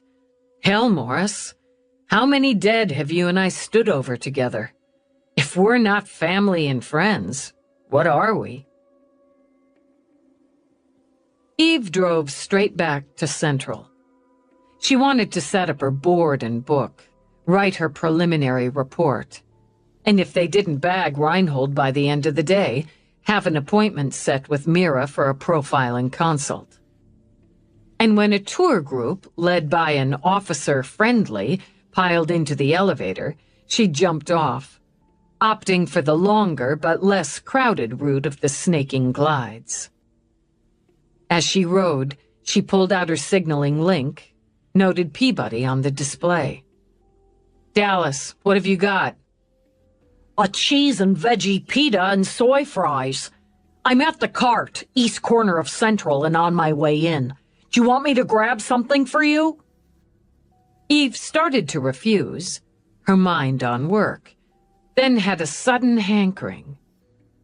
Load up a dog. I'm already in-house, heading up. You got it. Give me 10. In her bullpen, Jenkinson, still wearing the atomic tie, sat scowling at his screen. Baxter, still wearing his sunshades, spat rapid-fire questions into his link. She caught the distinct smell of fried onions over the bad coffee. She spotted Uniform Carmichael back in his cube, pulling them out of a greasy bag while he worked his keyboard one-handed. Situation normal, she decided, and moved into her office. She ignored her blinking message light. It could damn well wait until she'd set up. She ordered printouts of crime scene photos, of her Vicks, of Reinhold. She sat at her desk to formulate her timeline, printed that, and started on her report. Loaded dog, Peabody announced, bringing the scent with her. I got you fries, too, just in case. Thanks. Peabody gestured toward the auto chef. Knowing her partner, Eve held up 2 fingers to signal coffee for 2. What did you get from the interviews? That Joe Klein's pretty much of a dick. He's not buying his good bro Jerry killed anybody. Hit on me in a very slimy way. Claims Reinhold's ex is a pushy bitch and had a good laugh recounting how Reinhold lost over 5,000 in Vegas while he himself won 8. A point their friend Dave Hildebrand, who isn't so much a dick, claims Klein rubbed all over Reinhold's ass and still is. Hildebrand hit 10 on the shock scale, she added as she brought Eve coffee. But when he leveled off, he told me he wondered if Reinhold was a shaky boomer primed to explode. Pissed at the world was the phrase he used. Considered his parents interfering, demanding, and to blame for whatever came to mind. Peabody took her first gulp of coffee. Unless it was a former boss, a coworker, his ex, or some random dude on the streets to blame. He said he'd hit a club with Reinhold and Klein the night before the murder, and all Reinhold did was bitch. He, Dave, hasn't been hanging with them as much since Vegas. He's seeing someone and claims he's a little tired of Reinhold's endless complaints and Klein's general dickishness. He's hung a little more with Mal Gold, who you may have met since he lives at the Last Known. Yeah, we met. Neither of my two have seen or heard from Reinhold since Thursday night. Klein tried to tag him Saturday night, but hasn't heard back. Reinhold was a busy boy. Gold's not a dick, by the way. She caught Peabody up with the salient points of that interview while she chowed on the dog. Banks, she finished, mouth full. I got copies of the security discs, reviewed them while I traveled. He had the I'm a smug son of a bitch vibe going. Briefcase, no suitcases. According to the managers, he wanted all cash, but some of the amounts made that tricky, so we settled for the cashier's checks. A couple politely questioned him regarding why the quick deposit and withdrawal. He told them to give him his money or he'd cause a scene. I have a feeling he didn't use such mild terms. I'll need to look at them. Did anybody see him leave? What he left in? Outside security caught him on foot. Trying in vain for comfort, Peabody shifted in Eve's visitor's chair. He could have had transpo waiting, or picked it up once he was out of range. Let's send some uniforms around to neighboring businesses, see if they picked anything up. In the meantime, I couldn't connect with the ex. According to her neighbor, she's out with a friend today, and buying a new link with a new number. See if you can find anything on that.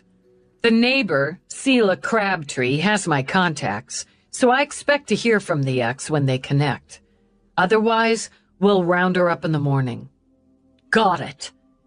I'm gonna set up a meet with Mira, do the notifications. The Vic's parents need to be told before the media leaks their names. Get your notes together so I can... She broke off as her desk link signaled. Though she intended to ignore it, she glanced over at the readout. Crap. It's the commander. After swiping a hand over her mouth, in case, she flipped it on. Lieutenant Dallas. Rather than his admin's, Whitney's face filled her screen. I'd like to see you in my office, Lieutenant. Yes, sir. Now. On my way. He clicked off. God, I get gut knots just thinking about if it was me he called up like that. Shit. I ate most of a loaded dog. I have loaded dog breath. Rising, Eve yanked open drawers. I must have something around here. Try this. Peabody offered a little box, flipping the lid to the tiny pink balls. Why are they pink? Bubblegum flavor. It's good, and they work. With little choice, Eve popped two. Pink or not, they were pretty good. If I'm not back in 10, I need you to do the notifications. Oh, please be back. That's up to Whitney. Swinging through, she noted Jenkinson and his tie among the missing, and imagined he and his partner, Reinecke, caught one. Baxter had shifted to his comp, intensely, she noted. His shades hooked in his front pocket, where she assumed he put them, intending to stick them back on the minute the tie walked back in. It was a joke that would last the entire shift. She stepped out, spotted Detective Carmichael at vending. Hey, Lou. Just getting our current bag of scum a cold one. Sanchez is working him in Interview A. What did the bag of scum do? Tossed a junkie down a flight of stairs, then stomped him to death for trying to scam him with play money. I mean actual play money, like from a game. Bag of scum deals mostly to funky junkies. And the funk played hell with eyes. Play money probably seemed fine to him. Yeah, well, he won't be passing go. Go where? You know, go. Carmichael circled her hands in the air. Monopoly? The game? Dead makes a full stop. You got that. Bag of Scum's claiming the junkie fell, and he's claiming the reason he ran like a freaking gazelle when we tracked him is how he was late for an appointment, and how all the bags of funk and zoner we spotted and managed to even scoop up a few before bystanders swarmed weren't his. And he's being arrogant about it, which makes you want to bitch slap him a few times. I didn't hear that part. Carmichael smiled. Sanchez keeps me in line. He's a peaceful sort. Stomped him? How are the Bag of Scum's shoes? The smile widened. He didn't even bother to change his boots or get the Vic's blood off them. We're getting them analyzed, but he left a goddamn boot print on the Vic's chest, clear as a footprint in wet sand. And we have these two wits who were looking out their peeps when he shoved the guy because the Bag of Scum was yelling his ass off at the junkie. Sounds like you got him. Why are you getting him a cold one? Mostly because Sanchez wanted me to cool off. Asshole said all I needed was a good fuck with a big dick, gave me the crotch grab and said he had one waiting for me. There's more than one way to bitch slap, Carmichael. Interview A's on my way. She started to walk. What's his name? Street name's Fang. Real's Alvar Ramondo. With a nod, Eve gestured to the door. Just open it, start to go in, don't close it. Carmichael obliged. So I'll see you after... Hey! Eve poked her head in the door, pointed at the bulky man, mid-20s, mixed race, leaning Latino, sporting complicated and elaborate tat sleeves. Hey, you didn't say you had Al in here. Before Sanchez could speak, Eve sent him the briefest glance. He settled back. How's it going, Al? Not so good, I guess, from the look of it. Who's this bitch? Fang demanded. You bringing another bitch in? No problem. I can handle both of you. He smiled, proving he didn't spend a lot of his profits on dental hygiene, grabbed his crotch, rocked his hips, grunted suggestively. Yeah, that's what you said that night after all those tequila shots. I dug the tats, she said to Carmichael, so I gave him a shot. What the hell? Let me tell ya. Rolling her eyes, Eve held up her index finger and thumb, a scant 2 inches apart, then lifting the index, made a soft whooshing sound as she curled it limply down. Fang's face went fiery red as he tried to lurch up. You lying bitch! Lying puta! I never seen you before! Don't remember me, Al? You said to call you Fang, right? Didn't have much of a bite, she said in an aside to Carmichael, girl to girl. Lying bitch! I never seen you! Too much tequila. Eve shrugged it off.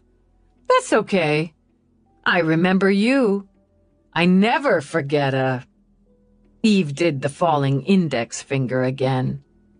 Anyway, she said brightly to Carmichael, see you later. She began to shut the door, considered it a job well done when she heard the shouting stream of curses. Then she hot-footed it to Whitney's office. Chapter 4. The outer office was unmanned, and Whitney's door stood open. Eve stepped to it, waited a moment as he sat at his desk, concentration on his wide, dark face while he scrolled down his desk screen. He fit the desk, she thought.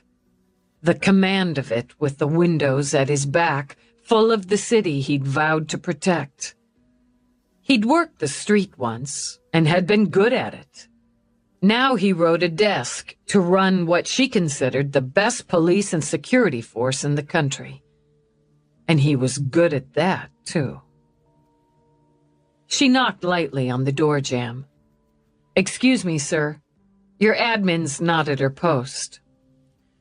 She's at lunch. He gave her a come-ahead curl of his fingers. Shut the door. Yes, sir.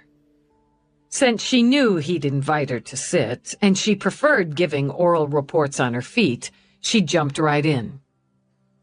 Both Peabody and I just returned separately from the field regarding the Reinhold homicides. He sat back, tented his big hands. Double murder. Mother and father. Yes, sir. Evidence, overwhelming even at this point, supports the fact that Gerald Reinhold stabbed his mother more than 50 times, then lay in wait for his father for over 6 hours. He beat his father to death with multiple blows using a baseball bat. She ran it through, top to bottom, side to side, without much interruption. For the most part, Whitney simply sat, watching her, giving the occasional nod or asking a brief question for clarification. I intend to ask Dr. Mira to profile, and still have to interview the ex-girlfriend and his former co-workers, supervisors. But the 3 men he's known to be closest to haven't yet had contact since the murders. You believe them? Yes, sir. He has what he wants. He's had his celebration. I expect a report from Officer Cardinini shortly on what's missing from the scene, so we can notify pawn shops, second-hand stores. He'll want to get rid of what he took, add to his cash. He was smart enough not to stay in one location where we could easily track him, but he has to land somewhere.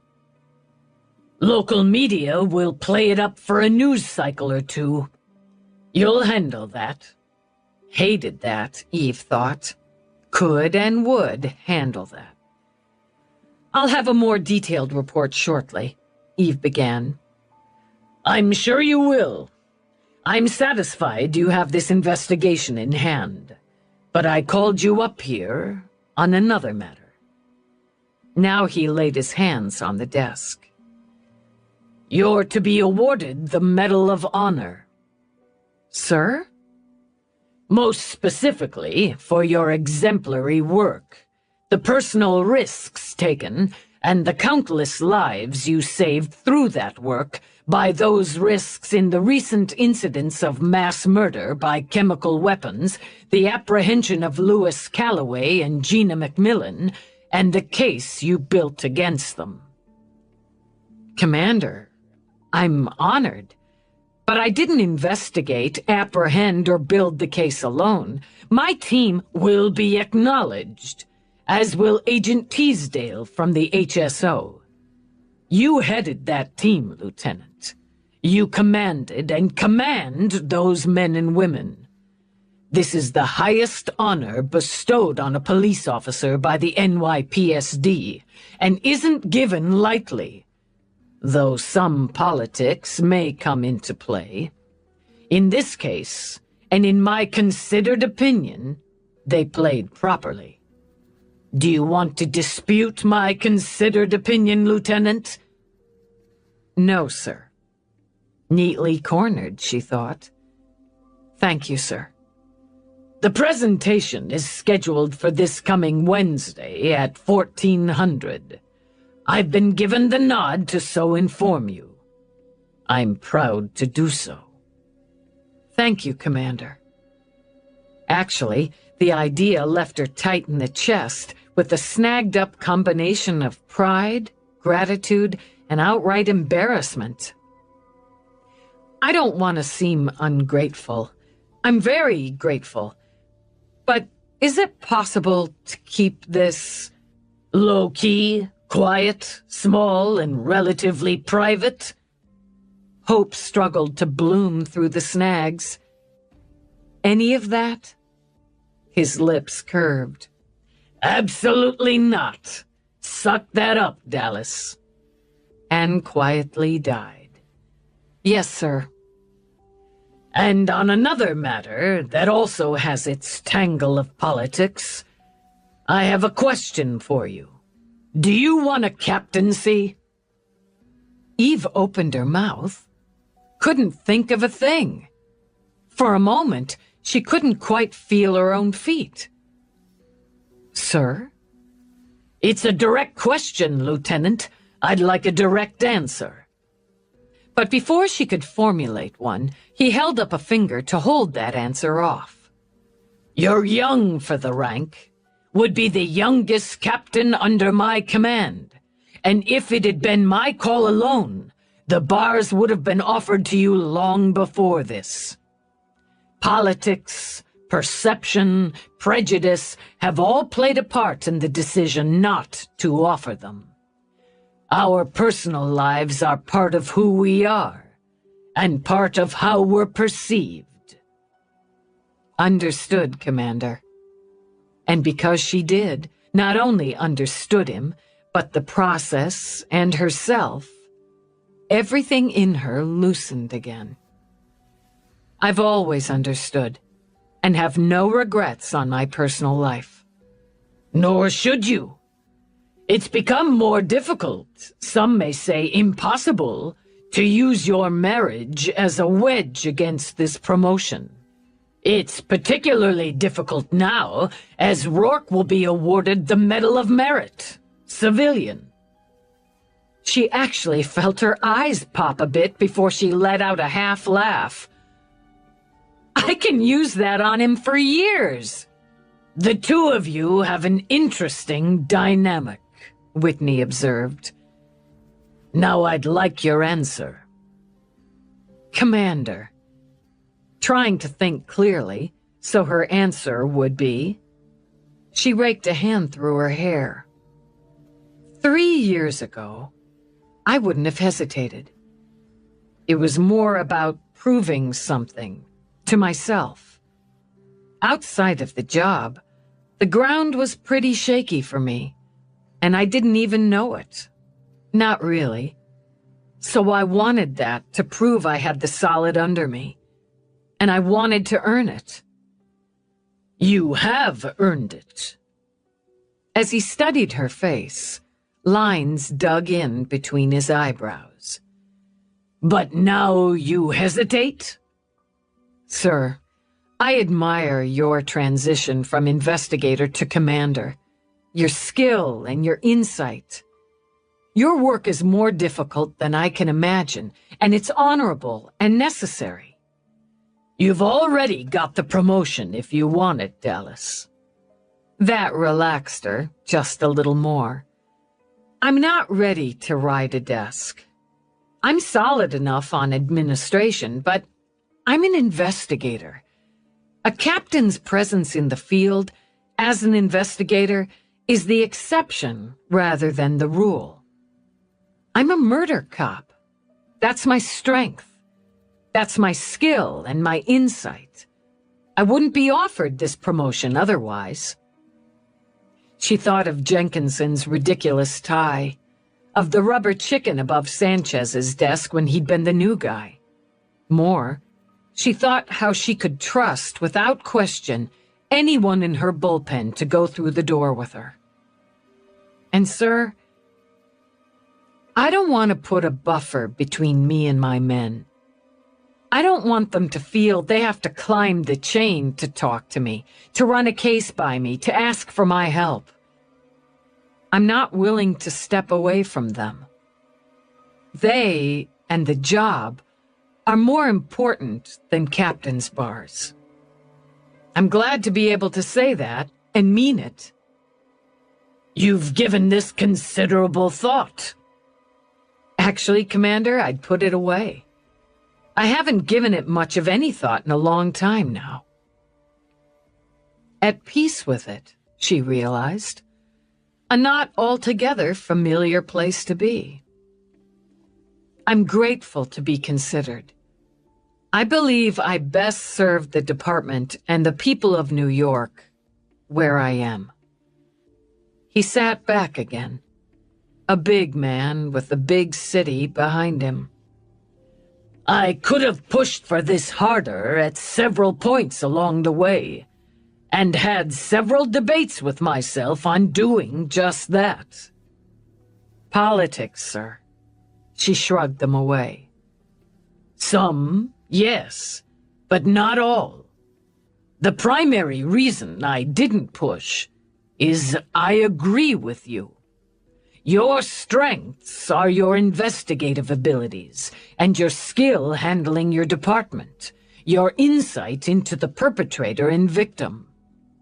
I didn't want to lose that. But now that certain obstacles are cleared or have been cleared, I felt it was time to ask you directly. Frankly, sir? At his nod, she continued. It's a weight off, knowing the obstacles are cleared, and understanding my own goals and priorities. Then I'll relay your answer to those it's relevant to. Thank you, sir. Sincerely. You're welcome, Lieutenant. Sincerely. He rose from his desk, came around it, and did something he rarely did. He took Eve's hand, shook it. Dismissed. She walked out a little dazed, but yeah, she realized, okay with it. Like she'd tossed aside a weight she'd forgotten she carried, but knew just where it landed if she ever wanted to pick it up again. But now, right now, she felt good staying light on her feet. The tie was back in the bullpen, busy at his desk. Baxter and Trueheart held a confab at Baxter's desk. Peabody worked morosely at hers, which meant she dealt with the notifications. And every cop in the room, including Jenkinson, wore sunshades. It looks like Hollywood PSD in here. Dug up a pair for you, boss. Baxter tossed her a pair with black flames and square amber lenses. Can't have our LT's eyes bleeding all over the floor. Willing to play, she slipped them on as she walked to Peabody's desk. Status? I made the notifications. They took it hard. My mother always says, no matter how old your kid gets, he's still your kid. I guess she's right. I also contacted local department grief counselors in their areas. Good. Sweeper's prelim is in, and Cardinini sent the list of missing items the neighbor identified. Copy should be on your unit. I'll check it out. You were gone a while. When Eve remained silent, Peabody moved on. So I sent Dr. Mira an overview in case you still wanted the consult. I do. No luck on Nuccio's link yet. Either she hasn't activated it, or there's a backlog in the registration and data, which is more likely. When you get a new link, Peabody continued, it's like a toy. You just gotta play with it. How long does it usually take to pop on data? Usually? Anywhere from a couple hours to whenever the hell. Great. If it doesn't pop, and she doesn't make contact by end of shift, I'll swing by her place again on the way home. If she's making a long day out of it, we'll catch her in the morning. Get the description of missing items out. I'm working on it. Okay. She started toward her office, glanced back. Good work, Peabody. Thanks. Eve walked into her office, started to close the door, stopped herself. No, she wasn't going to sit in here thinking about the meeting with Whitney. She didn't have time to parse through promotions, politics, perceptions. She needed to do her job. She brought up the list of items first, read it, pondered over it. A few pieces of jewelry as she'd expected. Small, star-shaped diamond stud earrings, with the note the wit stated had been a 25th anniversary gift to Barbara from Carl. An antique lady's gold watch, set with diamonds and sapphires, circa middle 20th century, Rolex brand, again with a note stating it had been the Vic's great-grandmother's, Whit believed maternal. 2 gold bangle bracelets, 1 set of pearls with gold clasp, heirloom from maternal grandmother, and the Vic's diamond engagement ring in a plain gold setting. So the Vic's had been traditionalists, Eve thought. Engagement ring, a couple of family pieces. On the husband's side, jewelry was limited to a gold wrist unit, again a Rolex, traditionalists, engraved with the Vic's initials, a 25th anniversary gift from his wife, 1 pair of brushed gold cufflinks, 1 pair of hammered silver. More jewelry listed, but the Wit believed those pieces were costume and stated she'd been with the Vic when several were purchased. The Wit also listed 2 e-tablets, 2 mini-comps, a sterling silver menorah, sterling flatware, heirloom again, service for 8. A cut glass crystal bowl in the shape of a footed basket with handle, which the Wit stated had been Barbara's only piece from her great-grandmother and her pride and joy. Cardinini added to her notes on what struck her that hadn't been taken, including a wedding chuppah with the tree of life hand-painted on silk. Witt states the piece was made for female Vic's great-grandmother's wedding, served in grandmother's and in mother's wedding, and in Vic's.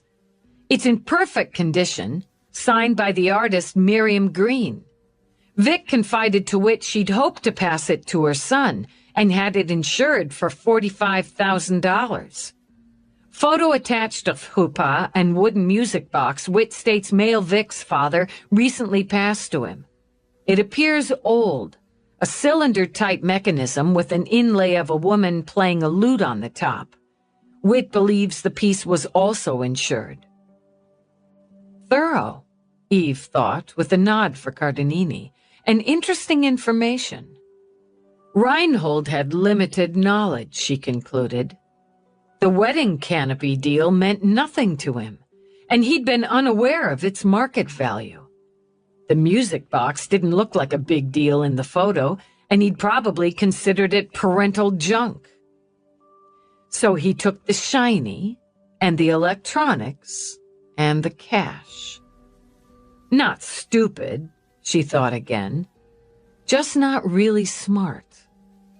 She read over the sweeper's reports, chafed a bit they hadn't yet identified the footwear from the bloody footprints on scene, reviewed the ME's findings, then pulled them together in her own report. She copied Mira, Peabody, her commander, then added the data to her board and book. And with her boots on her desk, sat back and studied what she had. Fairly ordinary people, she concluded. Traditional, long-married middle class. Woman keeps the home. Man provides the home. Solid family ties, solid friendships, well-settled neighborhood. They'd raised 1 son. A disappointment? Can't hack college, can't hold to a job, can't maintain a relationship. Did they push him some? Yeah, she thought.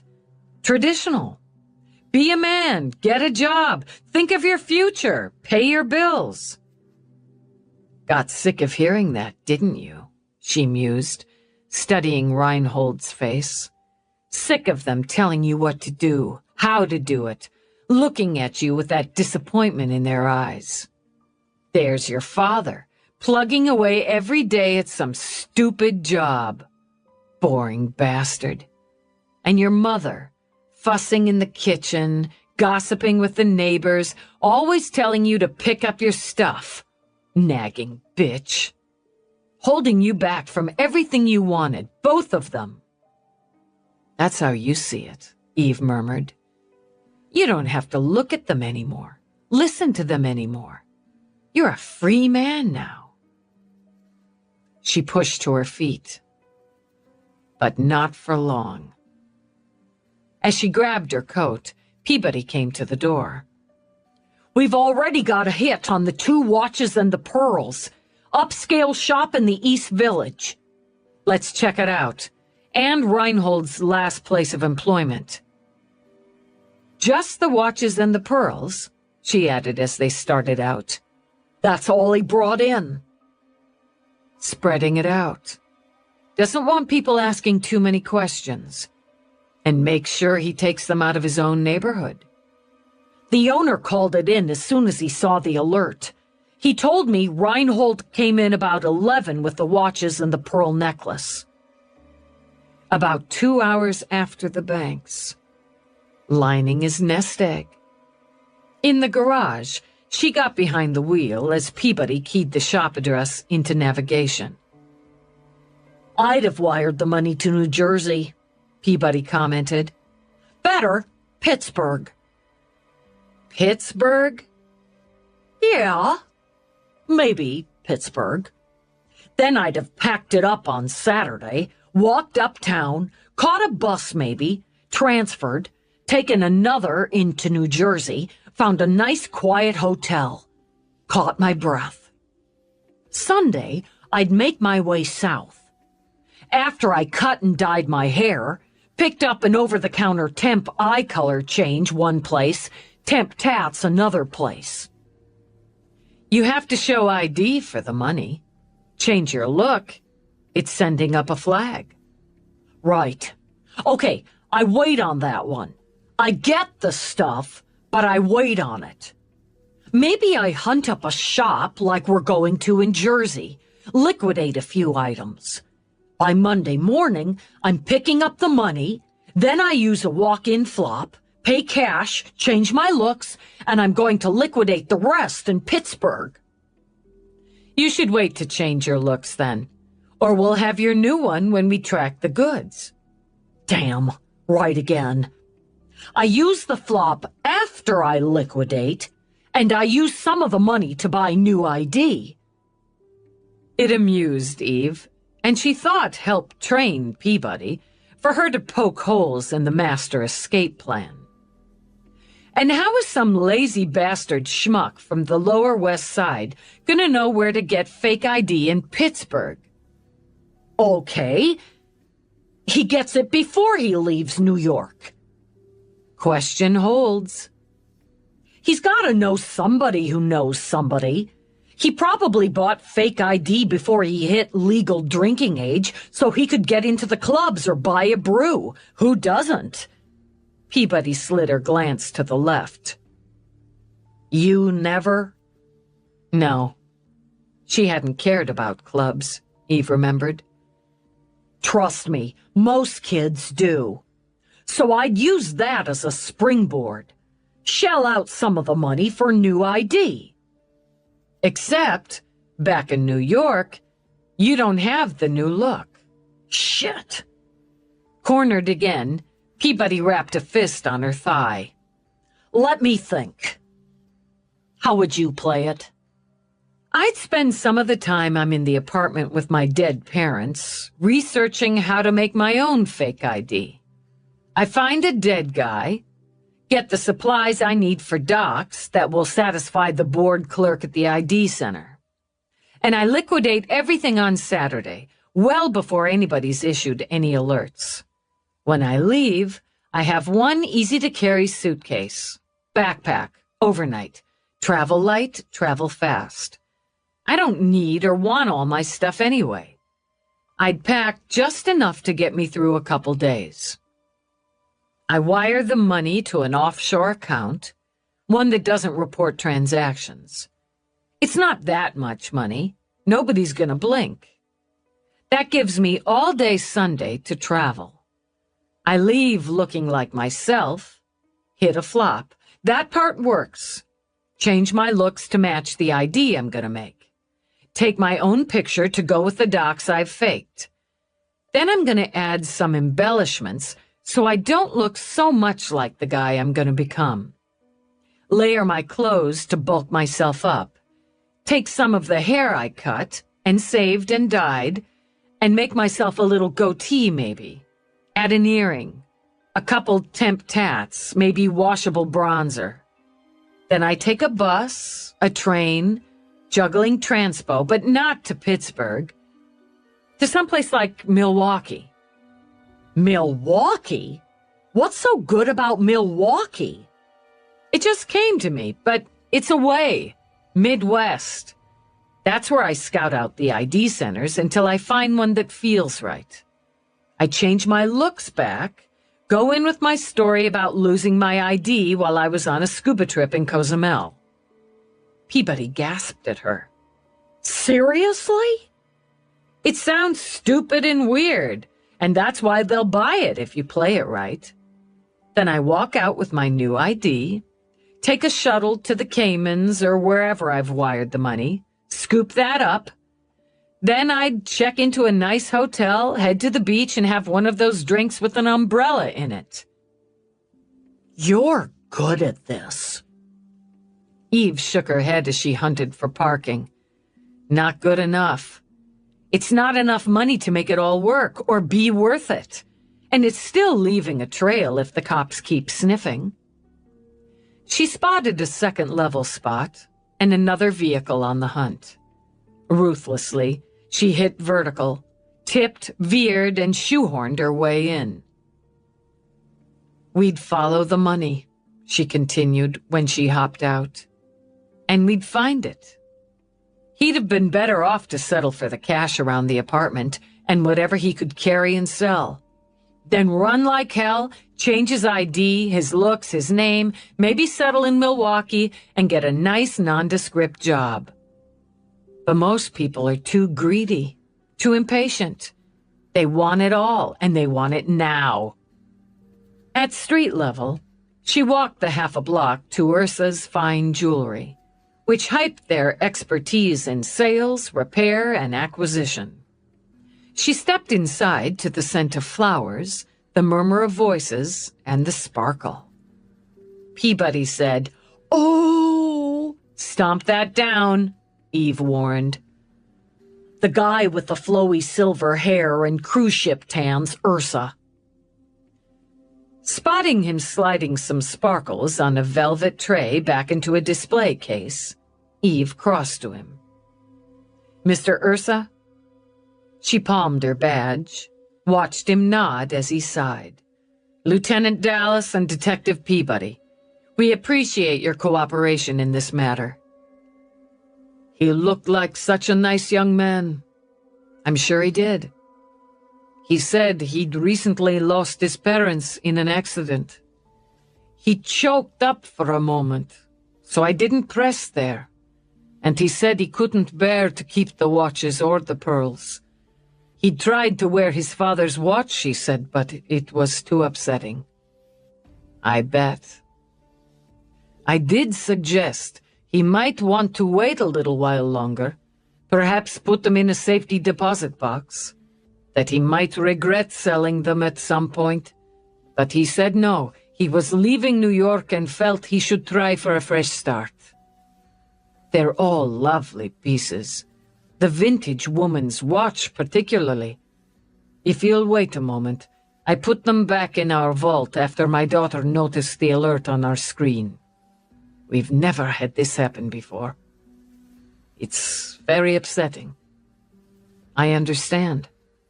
Excuse me." He walked away and through a door. As he did, a woman stepped over.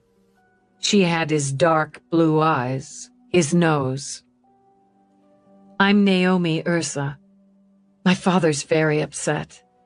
I saw the media bulletin about the two people, the husband and wife, killed in their apartment on the west side.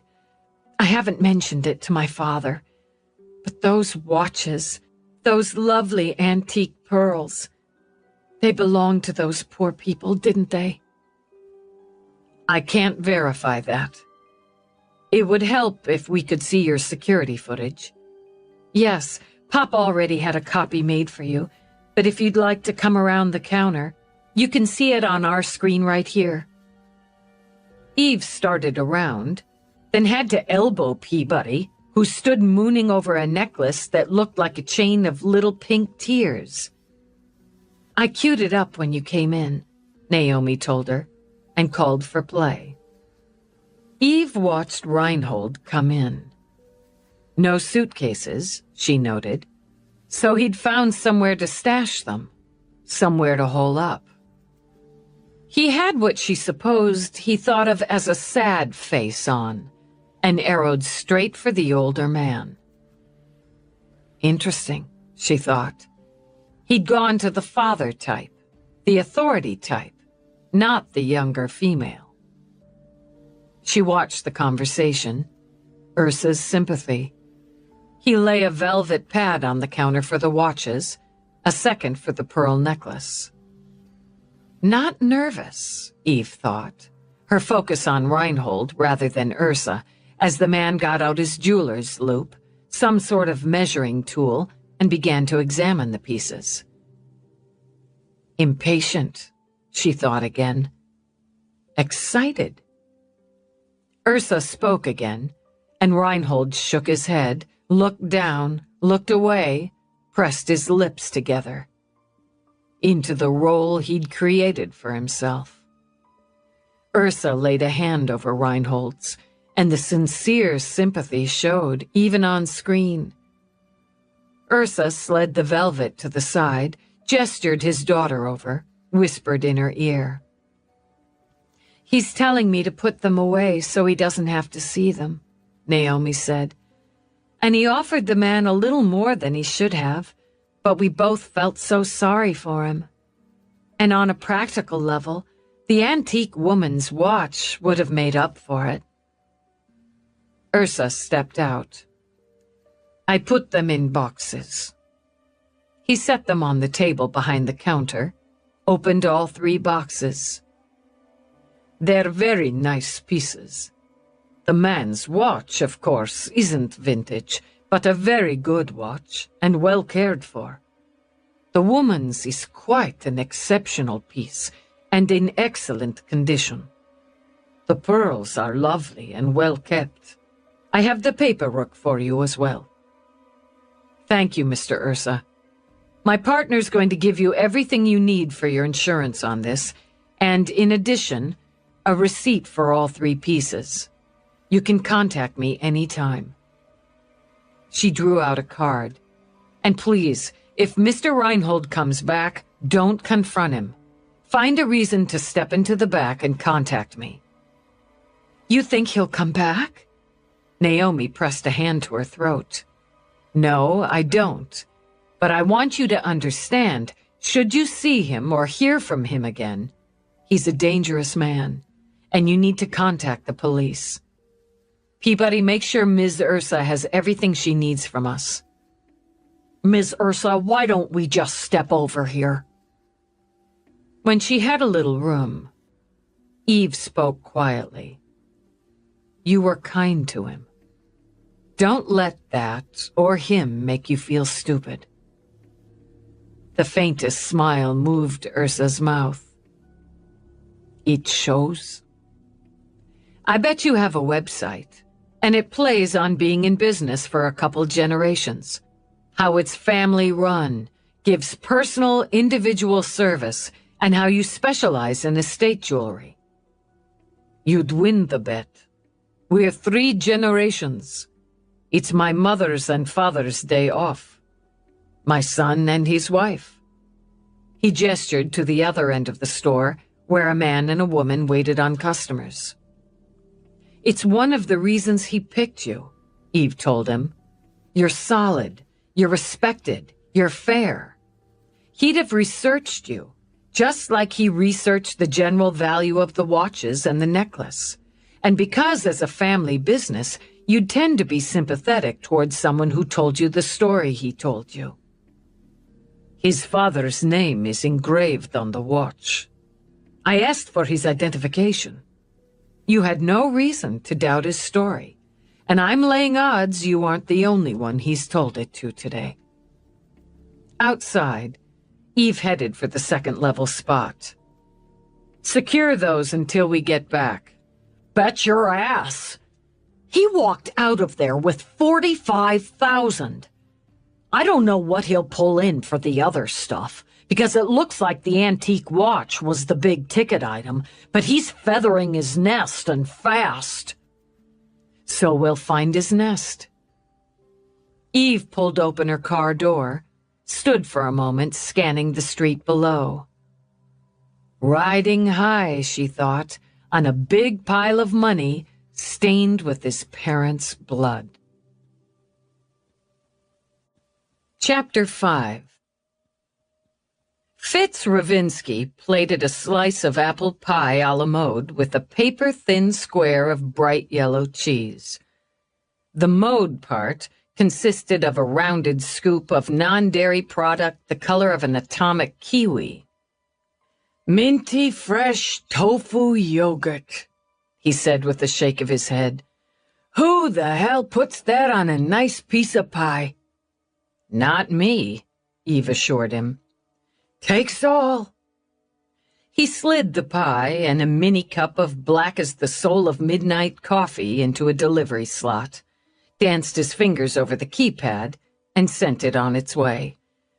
"We're past the lunch rush, but we've had people come in for the pie and the tarts all afternoon." "So I see." Eve glanced out, beyond the counter to the dining area. It probably sat 90 in New York sardine mode during the rush. Right now, it held a solid 20, including the man busy on his handheld and ear unit taking his first bite of pie with mint-fresh tofu yogurt. Even the thought made her stomach turn a little. "If you could give us 5 minutes." Yeah. Sal, take over here." Fitz wiped his hands on the front of a white bib apron that had seen a number of wipes already that day. He snagged a big black drink bottle and with a head jerk gestured Eve and Peabody after him to an empty table. "You ought to try some pie on the house. Cops don't pay on my shift. Got 2 cousins on the job." "Here in New York?" "Up the Bronx, both of them. Pie's good. My ma and my sisters make 'em." "So you're a family business?" 18 years this location." He stubbed a wide finger on the table. "We do okay." "I appreciate the offer, but we're not going to take up much of your time." Eve all but heard Peabody's happy pie stomach whine. "We'd like to ask you about Gerald Reinhold." "Fired him a couple months back. Got in late, left early, missed deliveries. Deliveries are a good third of our business. He wasn't dependable, and basically couldn't give a half shit about doing the job." Ravinsky leaned forward, stabbed the counter with his finger again. "He tries to file on me. I got records to back it up." "How'd he take getting the boot?" Eve asked. "Told me to fuck myself, and shoved a banana cream pie off the counter on his way out. Moved out fast," Ravinsky added with a sharp smile. "Pansy-ass coward put the speed on when the pie hit the floor, in case I came at him." "Did you?" Eve wondered. "Nah, just a pie. Damn good pie, but worth it to see him move his lazy ass. He'd put that much energy into the job, he'd still be working here. First time I ever saw him light up, if you know what I mean." "I do." "Did you have any specific complaints about him? From coworkers, customers? You want a list?" On that sour note, Ravinsky tipped back the drink bottle, Adam's apple bobbing as he drank. "My sister Fran caught him tapping a joint out the back. Should have fired him for that, but I gave him another chance, figuring he's young and stupid." "Were illegals a problem with him?" "I don't figure. I kept an eye on him after that, and never caught him at anything. Problem was lazy and shiftless. I got complaints from customers their food was damaged or cold when they got it, and the delivery server, which would be Jerry, was rude." "Have you seen him since you let him go?" "Can't say I have. Saw his girlfriend last week. Ex now, which proves she's no dummy. Lori Nuccio? Yeah. Lori used to work for me about 3 years back. Good waitress, personable, fast on her feet. Worked here a couple of years before she copped a job in a fancy place for better pay, better tips, and good for her. Anyhow, I hired the fuckhead because she asked me to give him a try. After I fired him, she came in to tell me she was sorry, like it was her fault. Lori's a good girl. Looks happier, you ask me, since she kicked him out. Did he hang with anyone in particular who works for you? I'd say the opposite. He just didn't get along here. Didn't make friends. Didn't especially make enemies. He just put in time when it suited him. No more than that. Okay. We appreciate the time. Got me off my feet. Now, are you gonna give me a hint why you're in here asking about Jerry? If the media hadn't already lobbed the ball on the Vic's names and some of the circumstances, it soon would. We want to talk to him about his parents' murder. The what? Shock vibrant. Ravinsky lowered the big black bottle. His parents were murdered? Both of them? Sweet Jesus, when? How did you... He pulled himself in, let out a hard breath. He killed them. You're saying Jerry killed his own ma and pop? We need to find him. We need to talk to him. I get the sense you don't have any idea where he might be, where he might go. He didn't work here a full 3 months, and I can't count the times he called in sick or with some bullshit excuse. Ravinsky scrubbed a hand over his hair, buzzed so straight and sharp, Eve was surprised his palm didn't go bloody from contact. He had a couple of friends who came in a few times. Ah, damn it. Mal. One of them's Mal. Seemed like a nice kid. The other was kind of a dick. I can't remember his name. We've already got that information. If you think of anything else, get in touch. My ma said he'd hurt somebody. Excuse me? My ma. She likes to think she's got some sensitive thing going. He vibrated his hands in the air. Her great-grandparents were Sicilian. Anyway, she said to me, "You mark my words, Fitz. That boy's gonna hurt somebody. He's got the dark in him." He shook his head. I don't know if she figured dark enough for this, but I can tell you, once she finds out, there'll be no living with her. Out on the street, Peabody gave Eve a pouty stare. Some of us like pie. Save it for Thanksgiving. We'll make the rounds, Eve decided. Talk to former employers, co-workers. Maybe we'll hit something. He's got to run. It's the only thing that makes sense. If he were going for sense, he'd have been running since Friday. We cover the ground.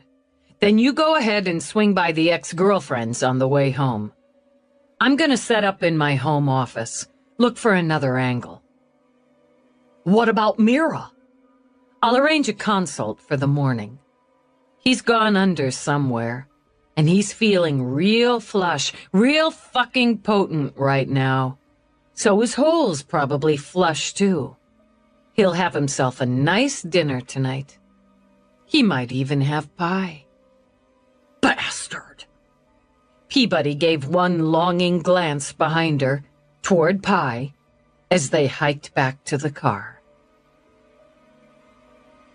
Long day, Peabody thought, and not as much to show for it as she'd figured when it started. Dallas had taught her never to think slam dunk on a case, not even when, as with this one, you knew who, you knew why, you knew how, you knew when, almost from the jump.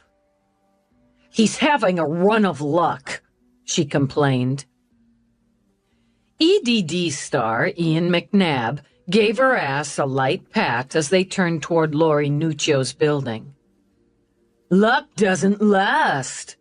Except ours, she-buddy. He made her grin. It was one of his high points on her scale. That and his own sweet and bony ass, his smart green eyes, his busy brain, and his exceptional energy and creativity between the sheets.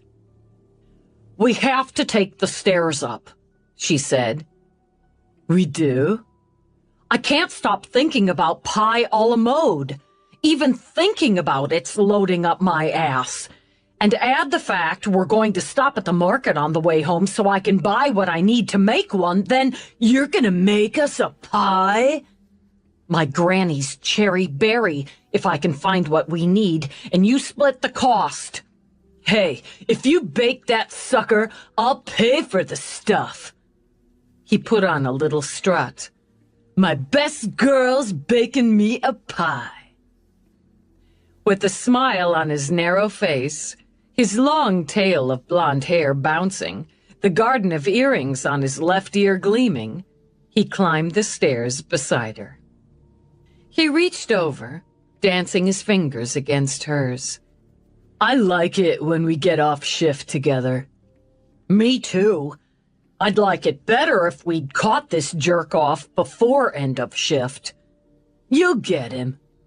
You can walk me through it when we get home, and we'll put our heads together. And maybe some other body parts. She snorted out a laugh as they stopped on Lori's floor. She's over here. Peabody walked to the door, knocked sharply. You said she had the day off. Spend it with a girl pal? They're probably making a day-to-night deal. Dinner, hit a club or two. Yeah, I just wish... Peabody turned as the door across the hall opened. Miss Crabtree? That's right. Dutifully, Peabody held up her badge. You spoke with my partner earlier today, Lieutenant Dallas. I'm Detective Peabody with Detective McNabb. Lori's not home yet. I'm starting to worry. Is it unusual for her to be away this long? No, but it's pretty damn unusual for her ex-boyfriend to murder his parents. I heard the media report when I got home about an hour ago. I wasn't out long, just ran a few errands, and I left a note on Lori's door in case she came home while I was out. It's still there. I'm keeping an eye out now. We appreciate that. And we'd appreciate it if Ms. Nuccio would contact us whenever she gets back. Hell of a day for her to get a new Lincoln number. But if I can't get a hold of her, neither can that son of a bitch. I guess I'd just feel better if I knew she was tucked in for the night. I'll keep an eye out for her, Crabtree repeated. Peabody rolled her shoulders as they started back down. Now she's got me worried. We don't know who she's out with, so we can't tag her friend and play relay. We could probably find that out. Get names from her work, spread from there. Girls are pack animals, so we ID the pack members, play process of elimination. It takes some time, but it's doable. Pack animals. Hey, don't blame me. You're the ones who can't even pee solo. I'd smack you if that wasn't true, and if it wasn't a good idea. It's probably overkill, but what the hell? So we'll start putting a list together and buy pie stuff. You do the pie, I'll run down the list. She took his hand as they exited the building. Then we'll put our heads and other body parts together. Solid plan. They missed Lori by 20 minutes. She dragged herself home as the street lamps flickered on. She'd planned to shimmy herself into the new dress she'd bought, along with Casey, then hit the clubs. And just as they'd finished up a well-earned post-shopping hair, nails, eggplant pasta, splitting it to whittle down the calories and the cost, their friend Drew had tagged Casey. She didn't believe it. Didn't want to believe it. But Drew had been so adamant, and then she and Casey had both brought up the report on their new links. Jerry, the man she'd lived with, slept with, had loved at least for a little while, was wanted for questioning by the police, was a suspect in the murder of his parents. God, Jerry's parents were dead. She'd liked them so much, and now they were just dead. She'd never known anyone who'd been murdered, much less spent time with anyone who had been the way she had with Jerry's mom and dad. She really believed, down to her heart, it was all a terrible mistake. Yes, Jerry could fly off, and that time he'd hit her had shown her a side of him she couldn't love or live with. But a couple of slaps, as wrong as they'd been, weren't murder. She'd thought about tagging him, but Casey put the kibosh on that majorly, and had even insisted when she just wanted to go home, they spring for a cab. No walking, no subway. It had taken some serious shoving to convince Casey she didn't need or want her to stay at her place. She just wanted to go home, be alone, try to figure it out. And she needed to cry some. Maybe a lot. For Mr. and Mrs. Reinhold. And for Jerry, too. For what she'd once imagined might be. She shifted the shopping bags full of things she no longer wanted, keyed herself in. Because she wanted to get inside quickly, and she'd walked her ass off that day already, she took the elevator up. It clunked on her floor, creaked its way open. And Miss Crabtree pushed out of her own apartment before Laurie reached her own. "There you are. I was worried." I did a lot of shopping." Miss Crabtree narrowed her eyes. "You've heard about that Jerry?" "Just a little while ago. I think there must be a mistake because, honey, the police were here. Twice, looking for you." "Me? Why? Why?" "Just to talk to you about him. Why don't you come on in here and I'll fix you some tea? No, hell with that. I'll pour you a big glass of wine. I've got a nice bottle I've been saving since my birthday." "Thanks, but I just want to go home and be quiet, I guess." All right now." Crabtree stroked a hand on Laurie's glossy chestnut hair. "You look so pretty." "We went to the salon." "I like your hair. The new color. New's good. Here, this is the cop who came first. She wants you to contact her as soon as you can. I think you might feel better once you do." She'd never actually talked to any police, not officially, and it made her feel a little sick. "But I don't know anything." "You never know what you know." Miss Crabtree tried a bolstering smile. "And this one struck me as smart, so you go ahead in and tag her up.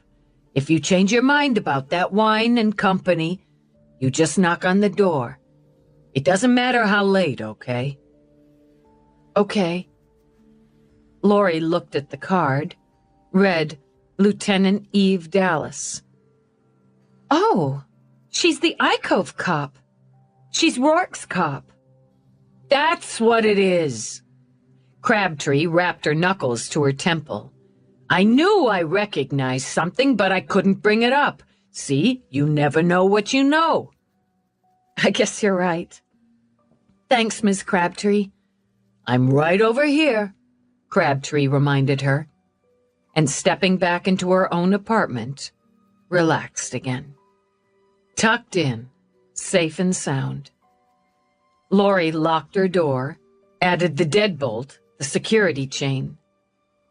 She started to just dump the bags. The contents no longer interested her. In fact, made her feel guilty and ashamed. She'd been out shopping for things she didn't really need, indulging in manicures and facials, laughing, drinking wine at lunch. And all the while, Mr. and Mrs. Reinhold were dead. She wanted to talk to her mother, she realized. She wanted to talk to her mom and dad, and that's what she'd do. But first, she'd do what they'd raised her to do. What came next? She'd put her things away, then she'd call the police. She moved through her small, colorful space to the alcove of her bedroom. She'd separated it from the living area with its single bold blue sofa and padded crates she'd painted lipstick red by a curtain formed from stringed beads. Maybe a convertible sofa would have made more sense, but she just refused to sleep in her living space. By next year, she could upgrade to a one-bedroom, hopefully in the same building. That was her next goal anyway, which had taken a hit when Jerry had taken the rent money and her tip savings and blown it in Vegas. She needed to make it up now, and make up the spree she'd just had. But she'd so needed to just get out, cut loose for one day. And it had made her feel better, and more like herself. Casey had been right. She'd brooded over her big mistake, aka Jerry, for long enough. Time to jump back in the pool, she thought, as she took the pretty turquoise sweater she'd scooped up on sale out of a shopping bag. She should take Casey's advice on attitude, too, she decided. She should think about how lucky she was. If Jerry had done what they said, and she still couldn't really believe it, she'd had a lucky escape breaking it off with him. All it had cost her really was time, some heartache, a couple of slaps, and money. It could have been worse. She didn't hear him step behind her. The dull crack of the bat against her skull pitched her forward so she hit the bed, bounced, then slid bonelessly to the floor. Standing over her, Jerry smiled, tapped the bat against her leg. "Batter up!" He hadn't hit her very hard. Not as hard as the old man, that's for sure. He didn't want to kill her. Yet. They had some issues to discuss first. But he was well aware of the crap soundproofing on her dump of an apartment, so the discussion had to be a quiet one. "Stupid bitch!" He gave her a good thwack with the bat on her hip. "Did you think you could just say get out? That I wouldn't make copies of the keys? And where the hell have you been all damn day? I've been waiting for you." He poked at the shopping bags, bared his teeth. He'd done some shopping of his own the last couple days. Time to put his purchases to good use. He switched the music on. Not too loud. Don't want the neighbors to complain, just loud enough. He retrieved his own shopping bag from the bathroom where he'd hidden when he heard the elevator clunk, and listened to her conversation with the nosy old hag across the hall. A shame the nosy old hag hadn't come inside with Lori. He could have made it another twofer. For now, and just for now, he'd settle for Lori. He hauled her unconscious body onto the bed, and for the first time noticed the new hair color. Bitch probably changed it to try to land some other sucker. That's all he'd been to her, just some guy to fuck and fuck with. Now she'd be the one getting fucked. Not sexually, he thought. Even the thought of doing her made him sick. But he undressed her. That was to humiliate and intimidate. He'd given this a great deal of thought. He bound her wrists, her ankles. Tight, really tight, so the cord bit into flesh. She deserves some pain. He slapped tape over her mouth, which was too bad, as he'd have enjoyed hearing her scream. Humming along with the music, he propped her up, plumping the pillows behind her before wrapping 2 more lengths of cord over her torso, around and under the bed. That he secured with a clip lock so it held nice and snug. "That'll keep you where I want you." Once again, reaching into his bag, he pulled out a capsule of Wake Up, broke it under her nose. He watched her eyes flutter, her head turned side to side. A muffled moan sounded against the tape as she struggled to focus. He straddled her, punched her hard in the belly. "Hi, Lori!" And he saw it. What he hadn't seen with his parents. Not just the shock, not just the pain. Fear. It filled him with something he'd never fully experienced. It filled him with joy. He grinned, riding on that joy as she squirmed, as her eyes darted all over the crappy space in her crappy apartment, as choked sounds pushed against the tape. "Don't worry, I'm not gonna rape you. Not that it's rape, seeing as how you put out for me plenty. But you just don't do it for me. Look at this. You're naked, helpless, and I don't even have wood. So just put that out of your mind."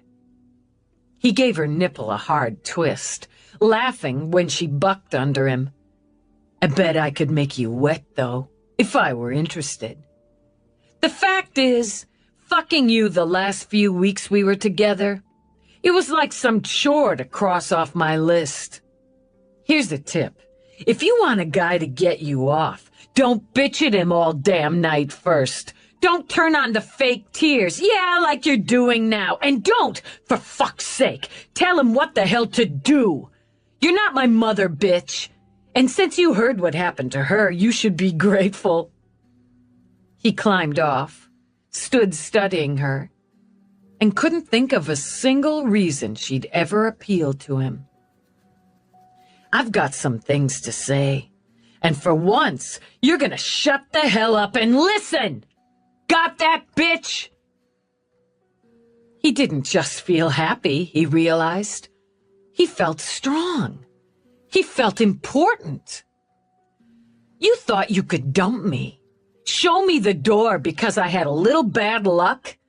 Bitching and whining about yourself when I was the one having some trouble. You think you can humiliate me that way?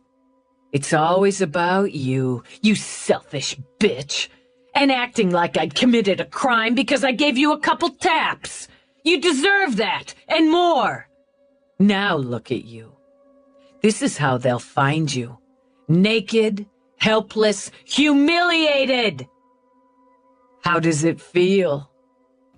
Fat tears rolled down her face, added to his sense of joy. He kicked at her shopping bags. "You're not the only one who went shopping today. Look what I got." He took a folding knife out of his pocket. "You just push this button and blam!" A curved serrated blade, just under the legal limit, whipped out. And he grinned when her eyes bulged, when her body twisted, when the screams muffled to whines against the blocking tape. "Don't worry. It's not for you. I used a kitchen knife on Ma, and it slid right into her, like into a pillow. Made a hell of a mess, though, before I was done. I'm not getting your pussy blood all over my new clothes. Nice threads, huh?" He did a little turn. "I messed up 2 sets of my old stuff. First with the old woman, and then with the old man.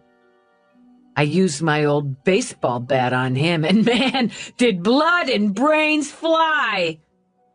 Laughing, he pushed the mechanism on the knife again. "You sent me back to hell.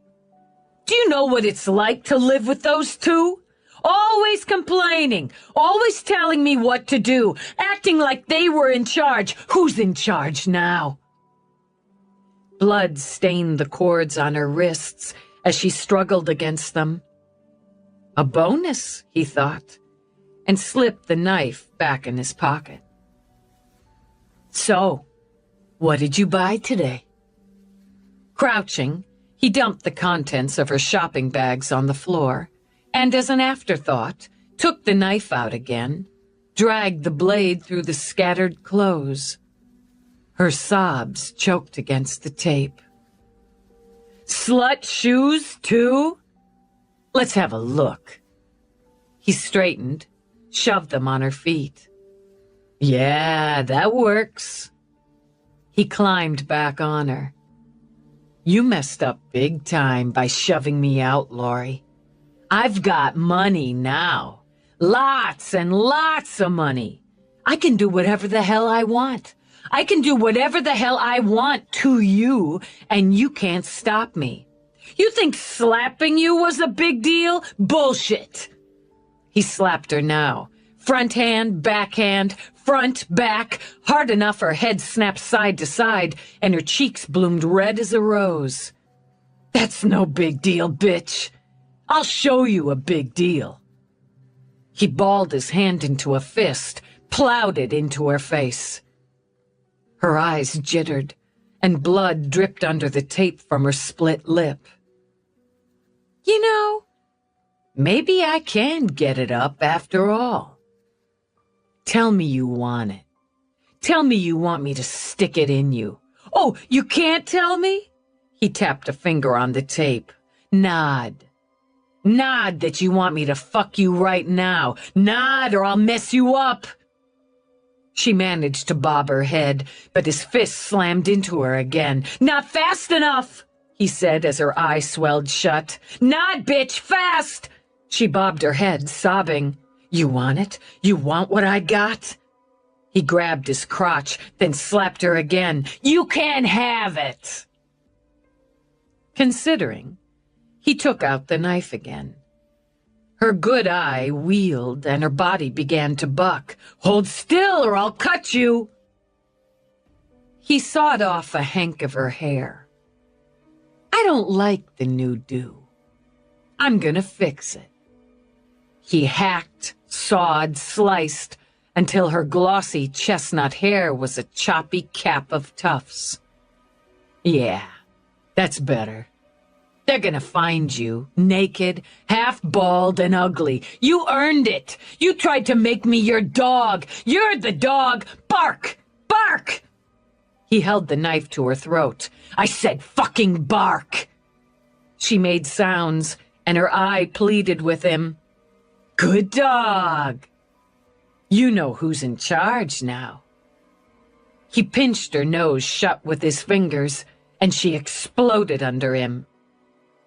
You never put that much energy into sex, you stupid bitch. Lousy lay. When he released his grip, she sucked air in through her nose, her chest shuddering with it. Sobs shook her, a harsh gulping against the tape. What's that? He turned his head, exaggerating the move. I can't quite hear you. Do you want to say something to me?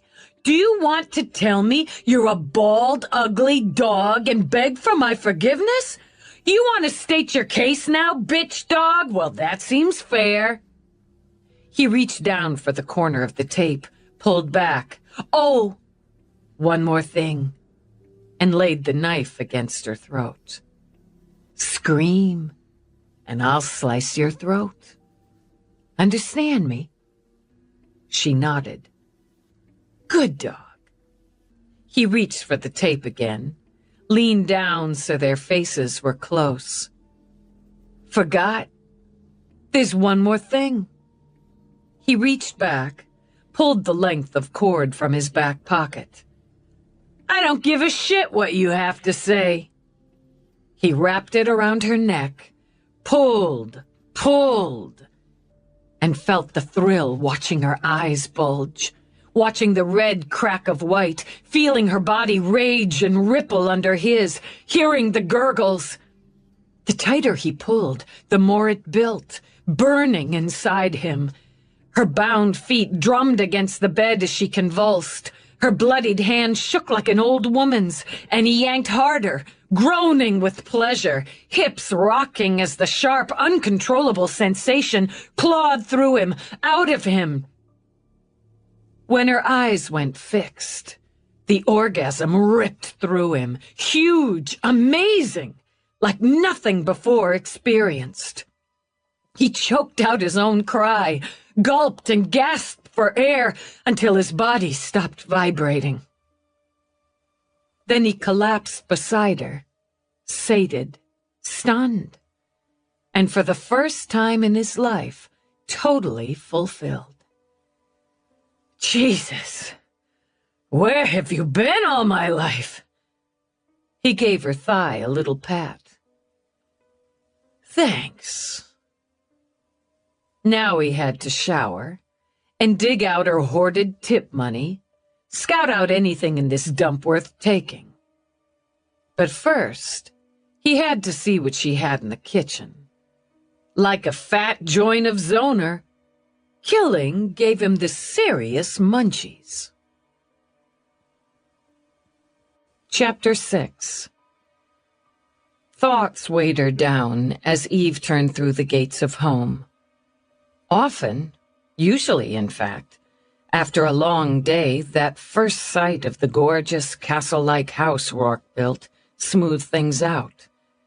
The way it rose, spread, jutted against the evening sky at the end of the long curve of road tended to lift weights, reminded her she had a home.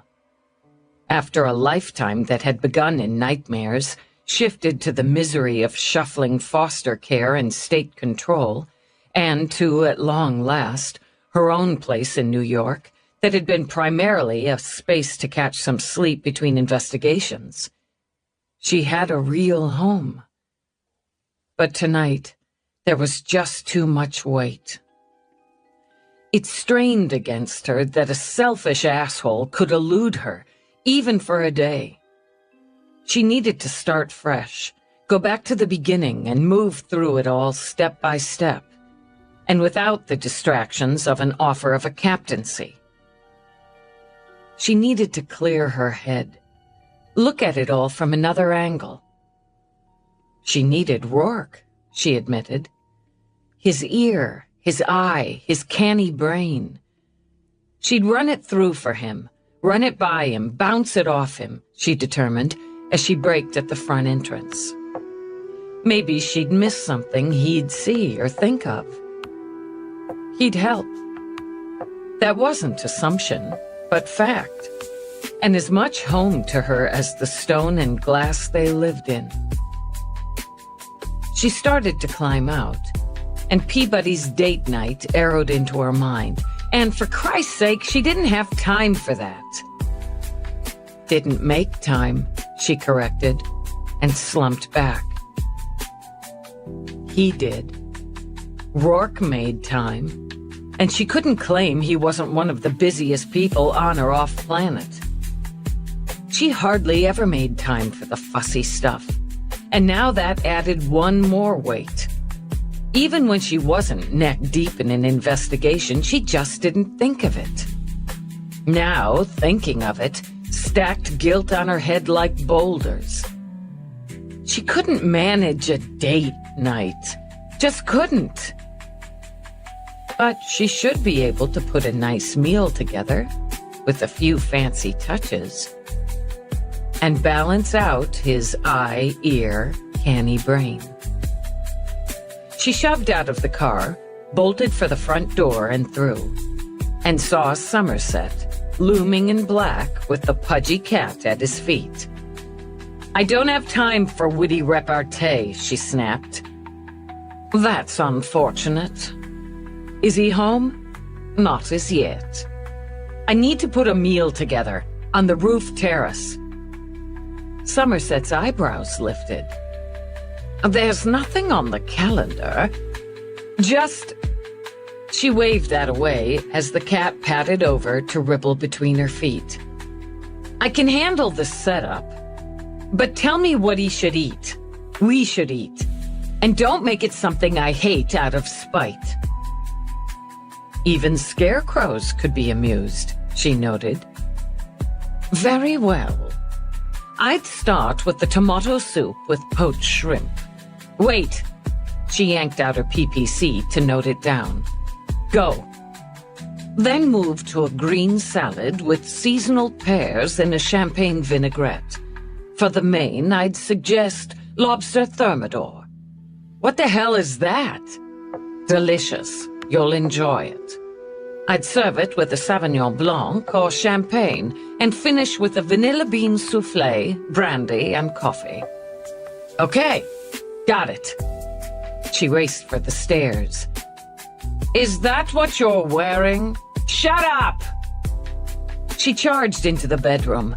Damn it, she wasn't wearing some fancy dress. It wasn't date. But she strode into the closet, and the cat danced at her heels as if they played a game. She had enough clothes for 100 normal people. She should be able to put one decent outfit together. And she was damned if she'd ask Somerset to consult here. She grabbed black pants. Black went with everything, didn't it? Then dug out a sweater. Really soft. In a color that made her think of fall leaves, and with the sparkly band at the neck and hem. That way she didn't have to deal with more sparkles. Boots were probably wrong, she imagined, but she would not put on skyscraper heels. It surprised her to find a pair of black shoes with the sparkly wedge-type heel. Shouldn't surprise her, she thought as she veered into the quick change. She never knew what the closet fairy would stick in there next. Given the circumstances, she slapped on some lip dye, some lash gunk, some face junk. As good as he was gonna get, she decided, and streaked for the elevator. She leaped out. Paused. She supposed she owed Somerset for the fact the sky roof was open to the deep indigo sky, and the internal heaters were spreading a comfortable warmth against the brisk November evening. Now the rest was up to her. Still carrying the dregs of the day's irritation, Rourke stepped into the foyer. It surprised him to find it empty. No Somerset, no cat, particularly on a day he'd have appreciated a bit of a welcome home. He shrugged out of his topcoat, and in a habit he'd picked up from his wife, tossed it over the newel post on his way upstairs. An hour in the gym, he decided, pummeling something, then a quick swim. That should scrape the annoyance away. And if not, a very large drink might do the job. But when he walked into the bedroom, he saw Eve's weapon, her badge, on her dresser. So the lieutenant was home, he thought. Maybe he could pull her away from her double murder. He followed the crime reports. Talk her into a sparring match, or that swim. Better yet, a good shag. And that should take care of the dregs good and well. In her home office, no doubt, he decided, pacing around her newest murder board, or hunched over her computer. He imagined he was in for pizza and a great deal of coffee over the grisly details of her day. He didn't mind it. Not a bit, he thought, as he set aside his briefcase, loosened his tie. Her work was nearly as fascinating to him as she was, and the part he played in it made him feel satisfied, he concluded. Often involved and excited, but primarily satisfied. No one would have believed, including himself, that the Dublin street rat, the well-accomplished thief, The man of wealth and power with such dubious and shady beginnings could or would work on the side of the law, even if his line marking the sides tended to curve and sway a bit. But she'd changed him. No, more, he corrected. She'd found him, and had made all the difference. So he'd have pizza in her office, listen, think, and lend a hand to his cop as she stood for her newest dead. And the frustrations of his own day? Well, they paled, didn't they, against all the blood.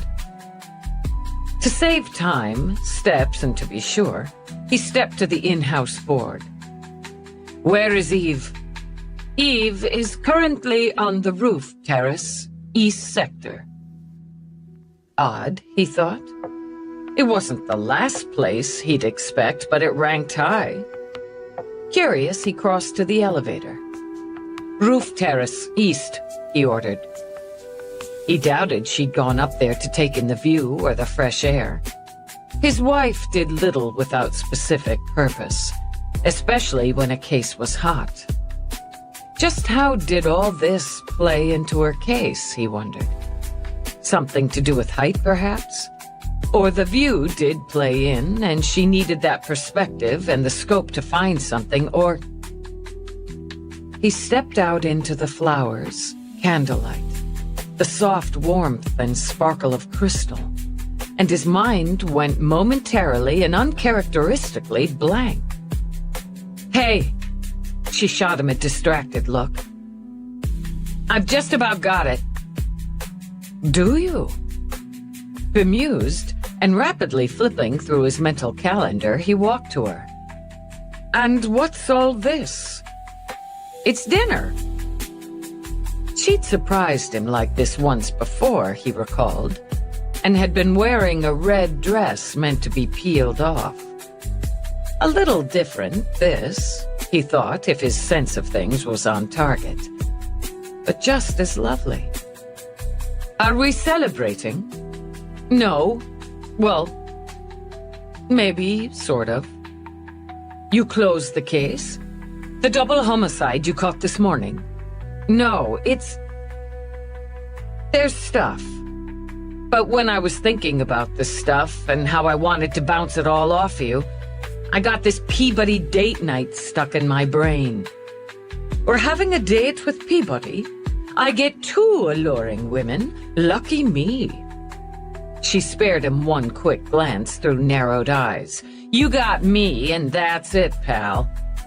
Thank God for it.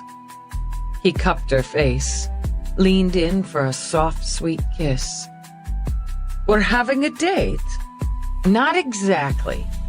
I can't do the big D date thing where you shove all the stuff outside, but I thought I could pay you back a little for all the stuff. Nicer than pizza in my office. He looked at her for such a long, still moment. She feared she'd screwed something up. Then he pulled her in, wrapped around her, held tight. Tight. Thank you. It's not that big a thing.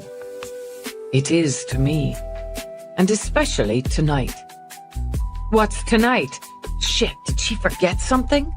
She pulled back, focused fully on his face. No, something else. Did you have a thing mess up in the universe of Rourke? He smiled at her, tapped the dent in her chin. You could say. What? Not important. Especially since I see we have champagne. No! She shifted before he could walk past her. You take my stuff, I'll take yours. He trailed a hand down her arm, over the soft sleeve of her sweater. Marriage rules? That's right. What's the thing? I had to fire 3 people this afternoon. I hate firing people. Why did you? Basically, for not doing what they're paid to do. I'll give some leeway there for a space. They could be having a rough patch. some personal problems, health problems. So some room, some time, a discussion can settle that down. But when the not doing what they're paid to do comes with carelessness and worse, arrogance, there's no leeway. So you fired them for being assholes. He laughed and felt some of those dregs slide away. You could say just that. I know something about it, she said, as he walked to the table she'd set, hopefully well enough to uncork the champagne. The guy responsible for the double homicide's an asshole who can't keep a job. Arrogance, carelessness, and I think a warped sense of entitlement. It seems our stuff coincides. After the elegant and muffled pop of cork from bottle, he poured champagne into 2 tall flutes. Part of why you hate firing people is because it makes you feel like you made a mistake hiring them. And you know me well, he agreed. He handed her a flute, tapped his to hers. Did you? Obviously, yes. But at the time, they suited the position well, on all the levels. Over time, however, some can become complacent, lazy, and, yes, entitled. It never paid, he strongly believed, to take a single thing, the good, the bad, the mediocre, for granted. And now these 3 people are out of work, he added. They won't have an easy time gaining equal employment, as their references won't be stellar. And the other part you hate is now their lives are screwed up, and may stay that way at least for a while. It's a tough break, but you wear what you sow if you know how to sew anyway. It took him a moment, then he just laughed again, and there went the rest of the dregs. That's reap what you sow, as in harvest what you plant. If you go around sowing something, you're gonna have to wear it. So, she lifted her shoulders. So, he repeated, you're right. They sowed or sowed, wore or reaped. And now they're out in a damn fallow field wearing something that fits ill. And apparently that settles my stuff, so thanks for that. No problem. Hungry? I am now. What's for dinner, darling Eve? We got this soup thing to start it off. Somerset picked the food, so you're safe there. I was fully prepared for pizza in your office. He skimmed a hand down her hair, then lightly over her cheek. We're not ones who need or want to push our stuff outside, or not very often. We do well with it. We do well with it together. Good to hear, because I've got a big pile of stuff. Let's have some soup and you can tell me about it. I'm doing the deal here. She gestured to a chair. What man doesn't like coming home to a hot meal prepared by his adoring wife? Lap it up, she muttered, and pulled the silver warming covers. If it's all the same, I'll use a spoon. The reports I heard tell me you're looking for a man, middle-20s, who murdered his parents. It's more than that.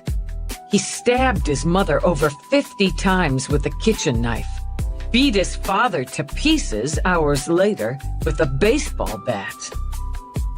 That's considerable rage. He studied her face carefully. Were they abusive? No, there's no indication there was anything like that. He's a fuck-up. Flunked out of college, can't or won't hold a job longer than a few months, including the one his father arranged for him at the father's office. Decent work. I spoke with the supervisor there, some of the co-workers. The father's been with the company for a couple decades. Hard-working, good guy, responsible. The son's none of the above. Same deal with the other bosses I talked to.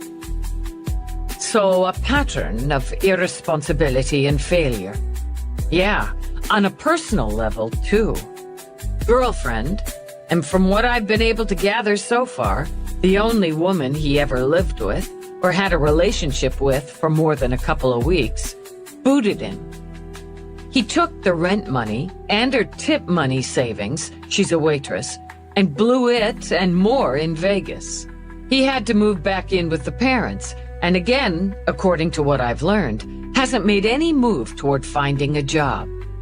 They decided to give him until December to get one or get out. He ate soup, warm, comforting, with just a little bite, and considered. He killed them because they wouldn't allow him to continue to feed off the parental tit. That's summing it up. He stabbed the mother around lunchtime, Eve began, and took him through the timeline, the financial transfers, the theft, and the selling. Cold bastard. And now he has cash. More than he's ever had at one time. It's unlikely he'll be careful with it.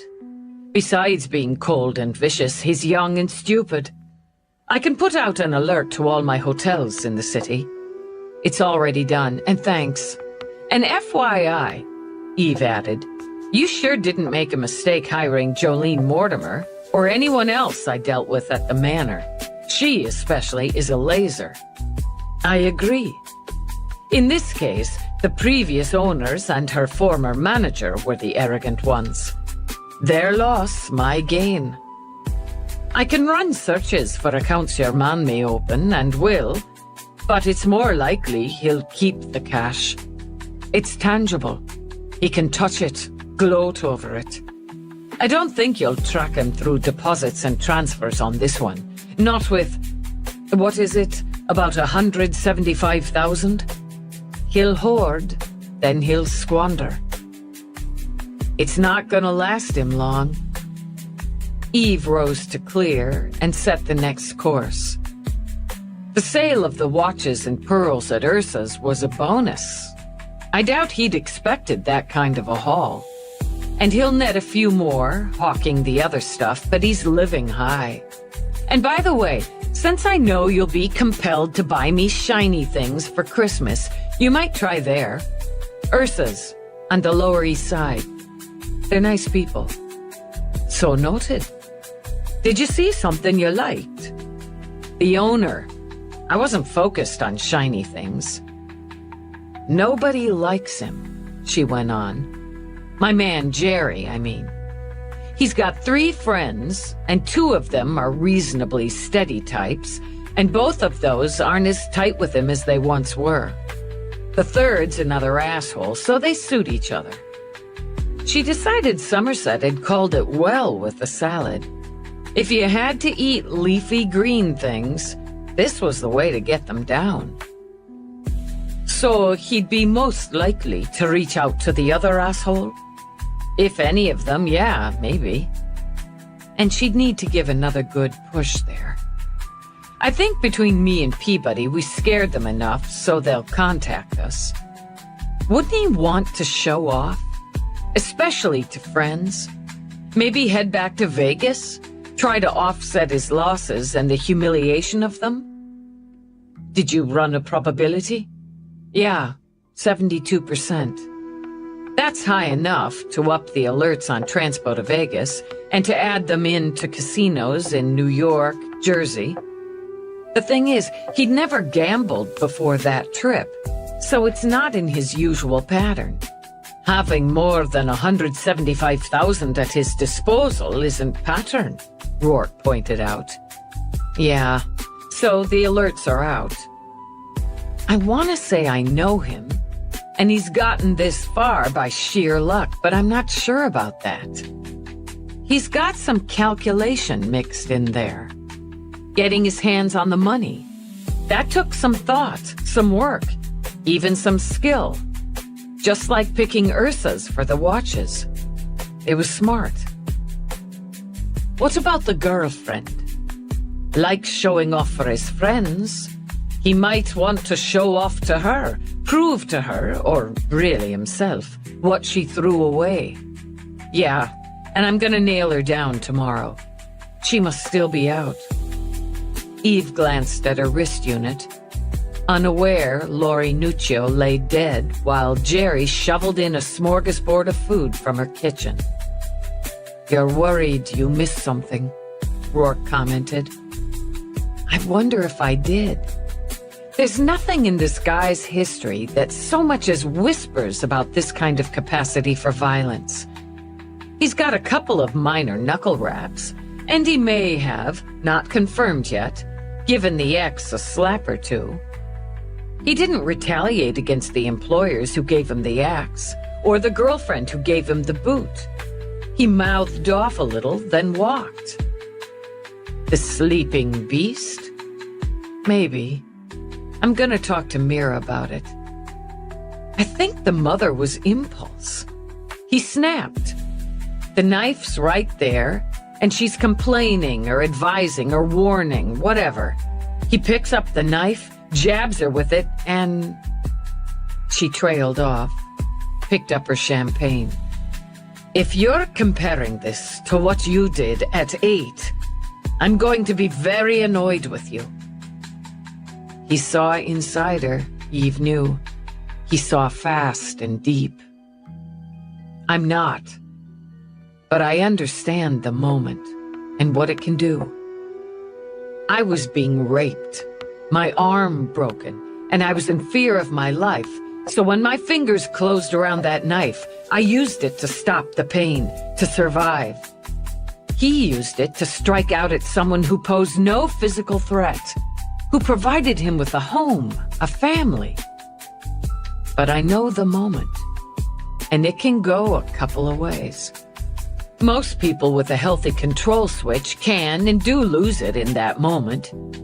The reaction would be, holy shit, what did I do? She took a slow sip, knowing it, seeing it. He, and those like him, react with a jubilant, holy shit, look what I can do. And the thrill, the revelation of that, however twisted, pushes them on. We both know those, yes. We've looked in their eyes. Too many of them, Eve agreed. Still, even most of those won't do what he did. But in that moment, you can just lose your mind. You don't stop, can't stop, whether it's the thrill or it's the fear driving you. This was what she'd needed, she'd realized as she rose to clear again, and to serve the main.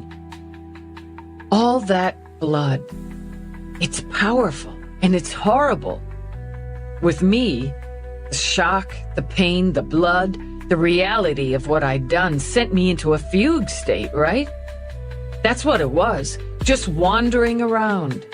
Outside, alone for the first time in my life, my arm busted, and the pain from that, and the last rape so overwhelming, I blocked it out. The pain, what happened, everything. And I kept blocking it, all that I could most of my life. It was him or me, and I was 8 and terrorized. I did what I had to do, but I'm still horrified to know I couldn't stop. I was switched off and couldn't stop. Maybe he couldn't. Or when we get him, his lawyer will try that one. But then he didn't run. And nearly everyone would. Just run or try to cover it up. Somebody broke in and killed my mother. He didn't run because he wasn't horrified. I think, he embraced what he'd done, and so was able to wait, to plan and gather and work, until his father came home. Then he did it again. And still he didn't run. No. In her mind, she brought back the image of him on the bank's security discs. Smug. I don't think there's something broken in him so much as dead. And maybe it was that moment, the moment when he picked up the knife and put it in her, that it died. Will that help you catch him? Everything helps. I'll go back to the scene tomorrow, walk it through again. Tonight I'll do another reconstruct. And if you can do that search for accounts, it would cover it. He hasn't used this link, so we probably ditched it, bought another. He hasn't been stupid enough to use any debit or credit cards in his name or his parents', but the cash won't last forever. We've got his name and face plastered everywhere. You think he'll try to run now? I don't see what else he can do. New York's too hot for him, and he has what he's always wanted. He's got money, and his parents can't bitch at him anymore. What about other family? He's got the full complement of grandparents, and they've been notified. He's got an uncle on his father's side, an aunt on his mother's, and 5 cousins. They've all been notified. I can't guarantee they'd call it in if he contacts any of them, but it's tough to believe they'd help the man who killed their child, their sister, their brother. Blood ties run deep, Rourke commented. Yeah, maybe. I can't cover them all on what we've got. Some of them live in and around New York, some don't. All we can do there is keep in contact, keep pushing. His hand brushed hers on the table. You're worried he'll hurt someone else. I think if somebody gets in his way or doesn't give him what he wants, yeah. If he goes looking for safe haven or more money and doesn't get it, has the opportunity, he'd kill again. But I just don't think he'll hit on family. Or not until the money runs dry or the heat's too hot. He doesn't think of family. That's my gut feeling, anyway. He thinks of obstacles to his happiness or success. People holding him back or giving him orders. If and when, I think the grandparents first. I think he'd consider them weaker, more apt to help him. The out-of-town set's coming into New York, and he doesn't have any way to know that, so he won't find them at home, not for the next few days. My observation's been much of police work is grunt work, drudgery, covering the same ground again and again, countless hours of interviews, writing or generating reports, and terrifying times of extreme risk, furious action, split-second decisions, and finite planning. You've been dealing primarily with the first today. They should give me a medal for that, she muttered. When he just smiled, poured more champagne, she shifted. I'm getting one. A medal. That's lovely. Congratulations. It's a big one. I don't mean... She held her hands out to indicate big size. It's a big deal one. Medal of Honor. That's for... I know what it's for. What it means. He reached for her hand, held it, and her eyes. There's no higher honor in your world. It's more than deserved. More than earned. They could keep the medal and give me a bigger budget. He lifted her hand to his lips. I'm so proud of you. And so amused at your discomforts and being recognized for your dedication and skill. Amused? Here's another funny for you. You're getting a medal too. He dropped her hand. What? I'm a civilian, as you continually remind me. The Civilian Medal of Merit, and they don't give them out like candy, pal, especially to shady characters. I don't think it's appropriate. She loved it, just loved it when he turned all dignified. Oh, it is, and now I get to be amused. You're the one who started sticking his nose in, then his whole body. Now you're gonna have to stand up there on Wednesday afternoon, 1400, so put that in your book, and take what you get. And I'm pretty damn proud of you too, so suck it up. Aren't we a pair? Christ, the abuse I'll take over this by old mates. A bloody medal. The department values you, and it should. So we're having champagne and this really tasty lobster before I get back in gear. She took another drink. And there's this other thing. More than double murders, assholes, and medals. Yeah, more than that. Whitney called me in to tell me about the medals and to ask me if I wanted captain. Eve! This time his hand viced on hers. That's called burying the lead and burying it deep, Eve, he said again, and started to rise. I said I didn't.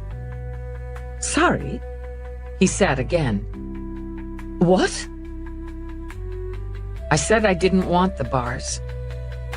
Are you gone in the head? She narrowed her eyes. Is that Irish for stupid? Crazy's more accurate. Baffled annoyance rode over his face. Why in bloody hell wouldn't you want it? It's a major promotion, an accomplishment. I understand the discomfort over the medal.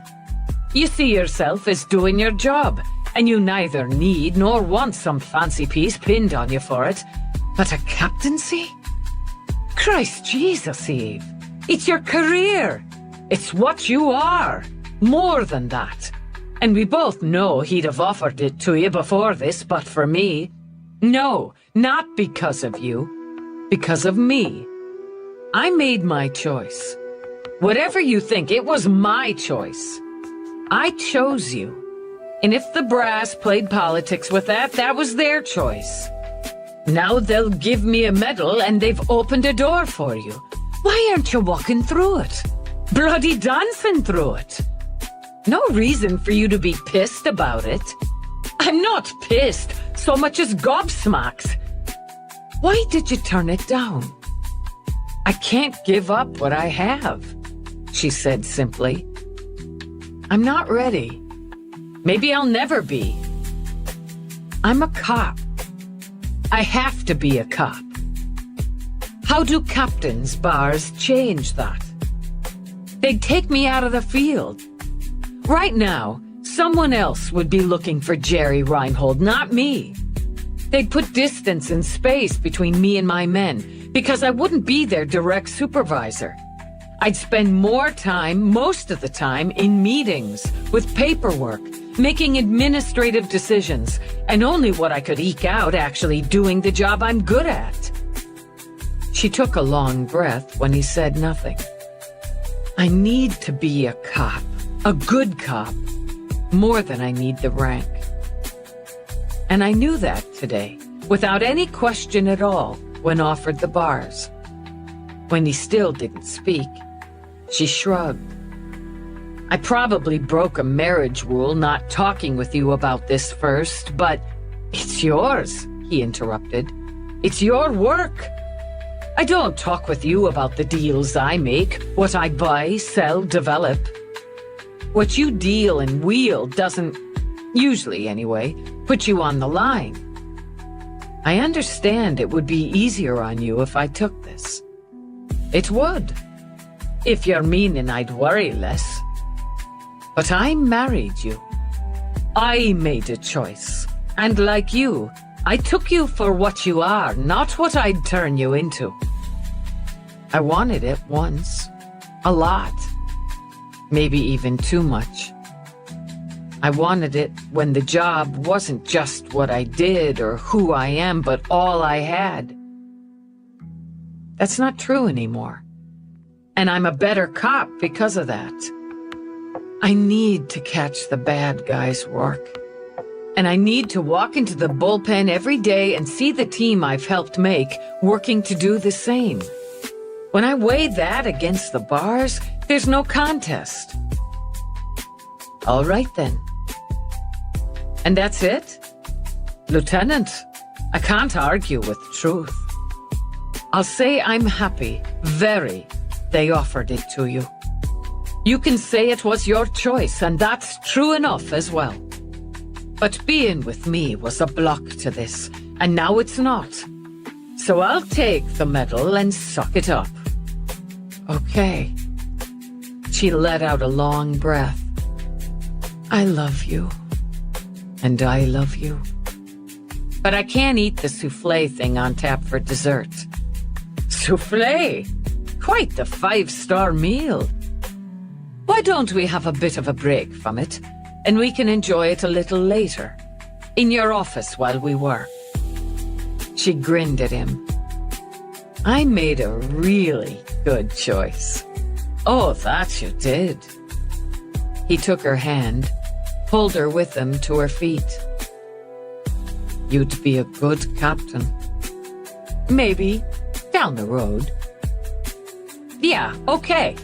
I would. She made him smile. Whatever your rank, darling Eve, you'll always be my cup. That works for me. Let's go down then. I've got to deal with all this stuff. Somerset will see to it. Even better. I just want to stop off, get into work clothes. He smiled to himself. We'll just detour to the bedroom first, then. I wouldn't mind getting out of this suit. Chapter 7. Eve toed off her shoes as soon as she stepped into the bedroom. She considered bare feet an indulgence reserved for private areas of home or the beach. Maybe just setting up a board here, fresh, will shake something loose. Could be. She pulled off her sweater, while Rourke shed his jacket and tie.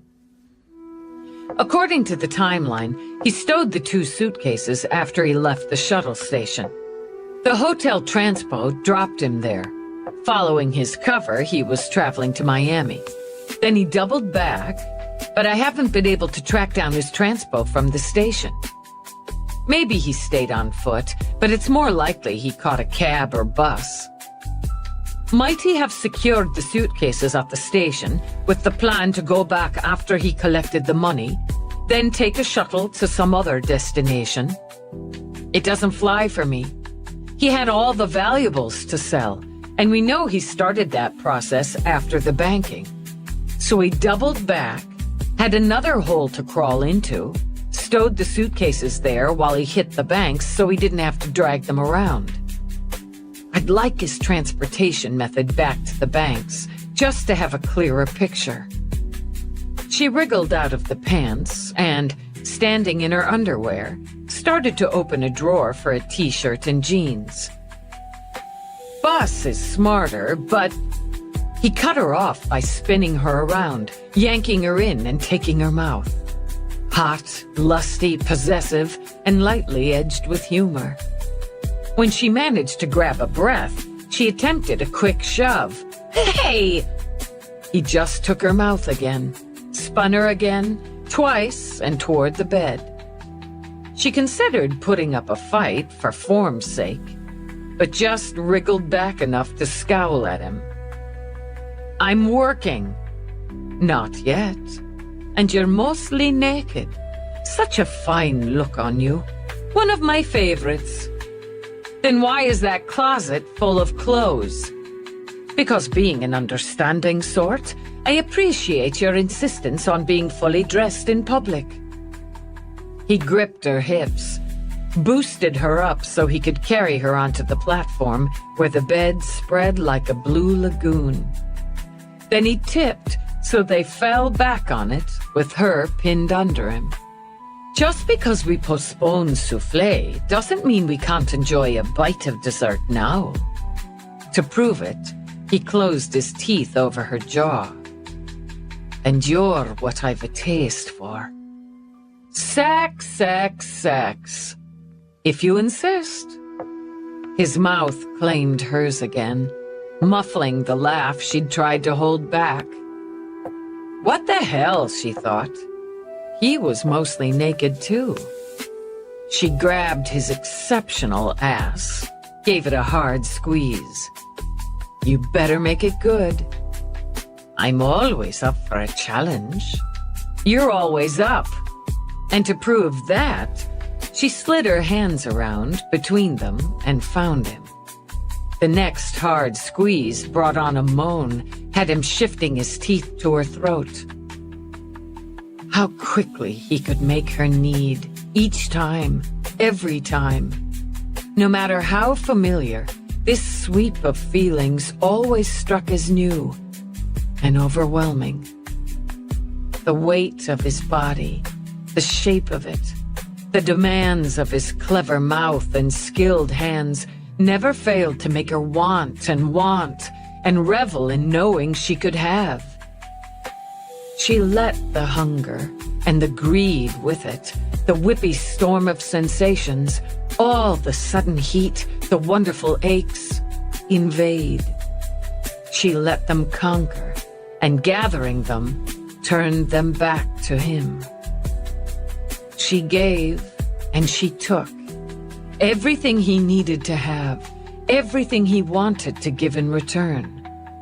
Wrapped around him, possessing as he possessed, she met every demand, made her own. He knew the rhythms of her body, and all the secret places to exploit, to seduce, to inflame. Yet she remained a fascination and glorious surprise to him, a constant gift for body and soul. The way her hands wound through and gripped his hair when he fed from her breast aroused as much from that firm curve, that silky skin.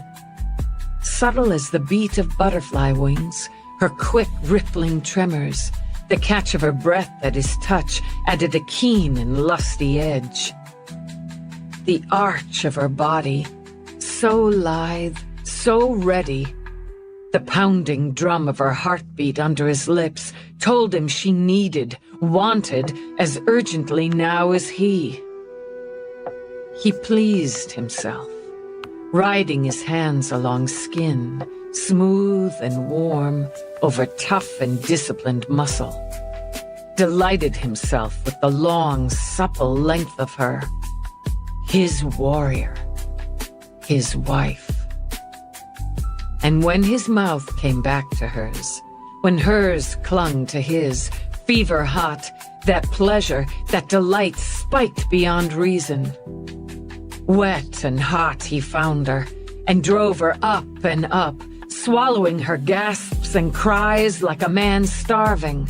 When she broke beneath him, he didn't relent, couldn't, stroking those fires until she thrashed under him. Now, inside me, you! When she bowed up, quivering, he thrust inside her, hard and deep. Now, she thought again, her breath sobbing, her hands groping. The quaking shook down to her core, shuddered toward her heart as they rode each other. The mating, fast and furious, ruled them both, carved all else away. Again she thought, you! And when she broke this time, he broke with her. She lay, absorbing the aftershocks of her body and of his. She remembered she'd thought, before Rourke, sex was a basic, sometimes complicated, method of release. After Rourke, that didn't start to cover it. Even now, after fast, crazed sex, his lips brushed lightly over her shoulder. Just a simple and incredible sign of affection. Those moments, she realized, meant the world to her. In answer, she trailed her fingers down his back. Then, because they were who they were, pinched his ass sharply. "Bloody hell," he muttered. "Off, pal. You had your bite of dessert. Big greedy bite. You did as well. Yeah, not bad. She grinned at him when he lifted his head, then tugged on his hair, nipped up for a quick kiss. Not bad at all. Now I've got to go work it off. Fair enough. He shifted, then pulled her up to sit, stroked a hand over her hair. Thank you for a lovely and thoughtful dinner. And dessert. And dessert. How many pizzas do you figure it offsets?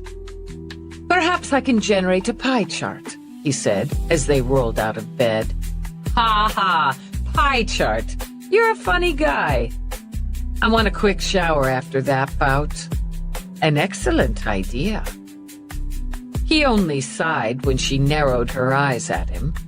Sex, sex, sex. Do you think of nothing else? Yeah, you're a funny guy. And a well-satisfied one. So you'll have to settle for only the shower. After giving her a light pat on the ass, he strolled into the bath ahead of her. She was in and out of the jets within 5, and tossed on clothes after a quick spin in the drying tube. Every bit as nimble as she, he walked with her to her office. Board first, I imagine. Yeah, I want the visual. While you're at that, I'll start the search for possible accounts. He's no financial genius or comp geek from what you've said, but there's plenty of suggestions and instructions for burying funds right on the internet. He smiled at her. And those are child's play to dig out again. Go ahead and play. She set up her board, changing the patterns so she had a different method than the one in her office. She added the timeline, the reports, paced around it, added more. Then she focused on Jerry Reinhold. Who are you, really? She asked aloud. Talk to the friends again? She wondered. Give that a harder push? He didn't strike her as someone who'd live in a vacuum. Didn't he need someone to bitch to brag to? More, she thought as she circled the board again. He'd never accomplished anything real in his life. He might see that differently, and likely considered it everyone else's fault, but from the steps, the stages, the images of him leaving the building, in the bank, in the jewelry shop, he felt very accomplished now. Wouldn't he want some kudos? From strangers, she considered. How did you brag to your pals you killed your parents, brutally, and were hiding from the police? Maybe a pickup at a bar, she considered. Or maybe hire a fancy licensed companion for the night. Couldn't tell them you're a killer, she murmured. But you could brag about making some killer deal, being some big shot, hitting some jackpot. That seems your style. The LC seemed more in line. Sure, you had to pay, but that put you in charge. You were already the big deal. Would he want or need sex? No evidence or indication he'd pursued that area since the breakup. But sex was another kind of celebration, another way for a man to prove his potency. Maybe she'd consult on that with Charles Monroe, friend, former LC, and current sex therapist. She checked the time, decided it was still plenty early enough, and crossed to her desk. Her link signaled even as she reached for it. She noted Peabody on the readout, answered. Yeah, what? Hey, I wanted to update you. McNabb and I went by Nucio's place on the way home. I sent you a quick report. I haven't gotten to my incomings yet. Not with semi-date dinners and dessert sex. Yeah, I saw you hadn't picked it up. She wasn't home yet, and the neighbor, Crabtree, came out. She's keeping an eye out for her. Even left a note on Nucio's door when she went out to run a few errands. Took it off when she came back. Okay, We'll hit her tomorrow." On the link screen, Peabody's face mirrored concern. "The thing is, McNabb had this idea how we might track down her shopping buddy, getting the names of her coworkers, mining them, spreading out from them." "If that's what you want to do." "Did do," Peabody told her. "It seemed worth a shot, just to nail her down, and we hit. She went out with a Casey Ryder. I just finished talking to her, to Ryder. They were gonna make a night of it, hit some clubs, but one of their mutual friends tagged Casey with the news about Reinhold." "So Nuccio knows." A thread of concern wove its way into Eve. "Yeah, major freakout. Denial, disbelief, then depression from Nuccio. They cut the night short, and Ryder insisted on taking a cab with Nuccio to her apartment, dropped her off at about 6:40, which means McNabb and I didn't miss her by much. I got her new link number, but she's not answering. And I figured since you didn't update the file yet, she hasn't contacted you either." "No, she hasn't. And she'd had over 3 hours to come through. Maybe the neighbor didn't hear her come in." "I don't think so, Dallas. She was a Hawkeye." "Okay. She probably doesn't want to deal with cops tonight." Eve turned back to the board, shifted, evaluated her own gut. "But she's going to. I'm gonna go on down there now." "I'm closer if you want me and McNabb to go." "No, I'll do it. If she's gonna be squeezed into dealing with a cop, let's make it rank. I'll let you know. Thanks for the heads up." "No problem. But, Dallas, it just doesn't feel right." "I don't see her letting him in, or him getting by the Hawkeye neighbor if he tried. I'll get back to you." But no, she thought as she clicked off. It didn't feel right. She strode directly to Rourke's office where he manned his desk, his hair tied back in work mode. "I've got to go downtown." "To Central?" "No, to the ex-girlfriend's. Word is she's been home for about 3 hours and hasn't contacted me or Peabody. She's either avoiding that or something's wrong. I want to check." "Well then, I'm with you." He gave his computer the order to continue the search on Otto, Rose. "I need to get my weapon and badge." "And boots," he added, gesturing to her bare feet. Armed and shod, she let him take the wheel, particularly since he'd called around some sleek, sexy two-seater. "It's new," he told her. "I haven't really had it out for a good run as yet." It smelled like leather, a weakness of hers, and the dash held enough gauges to outfit an off-planet shuttle. "How many of these do you have?" "One more now," he said, and all but flew to the gates and through. "I didn't say we were going in hot. It's good to take her through her paces."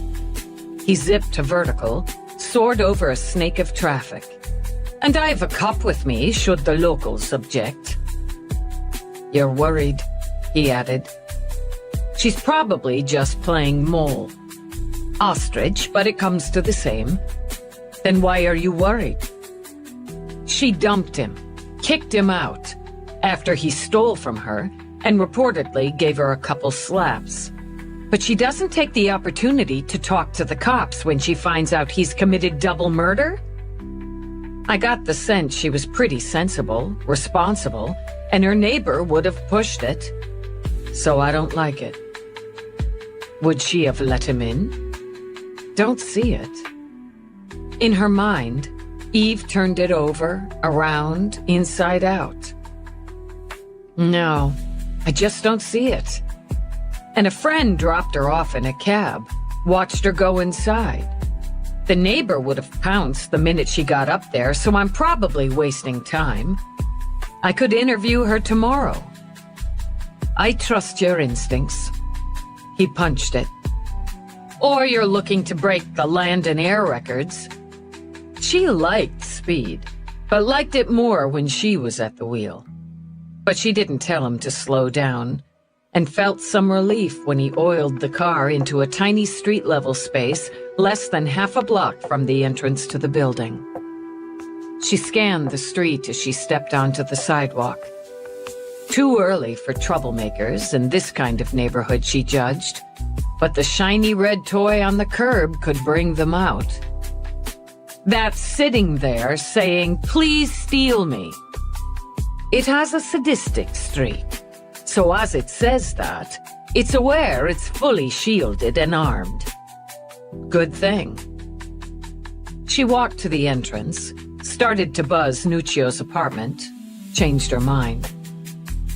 "Don't want her to know you're on your way up?" Rourke asked when she used her master for access.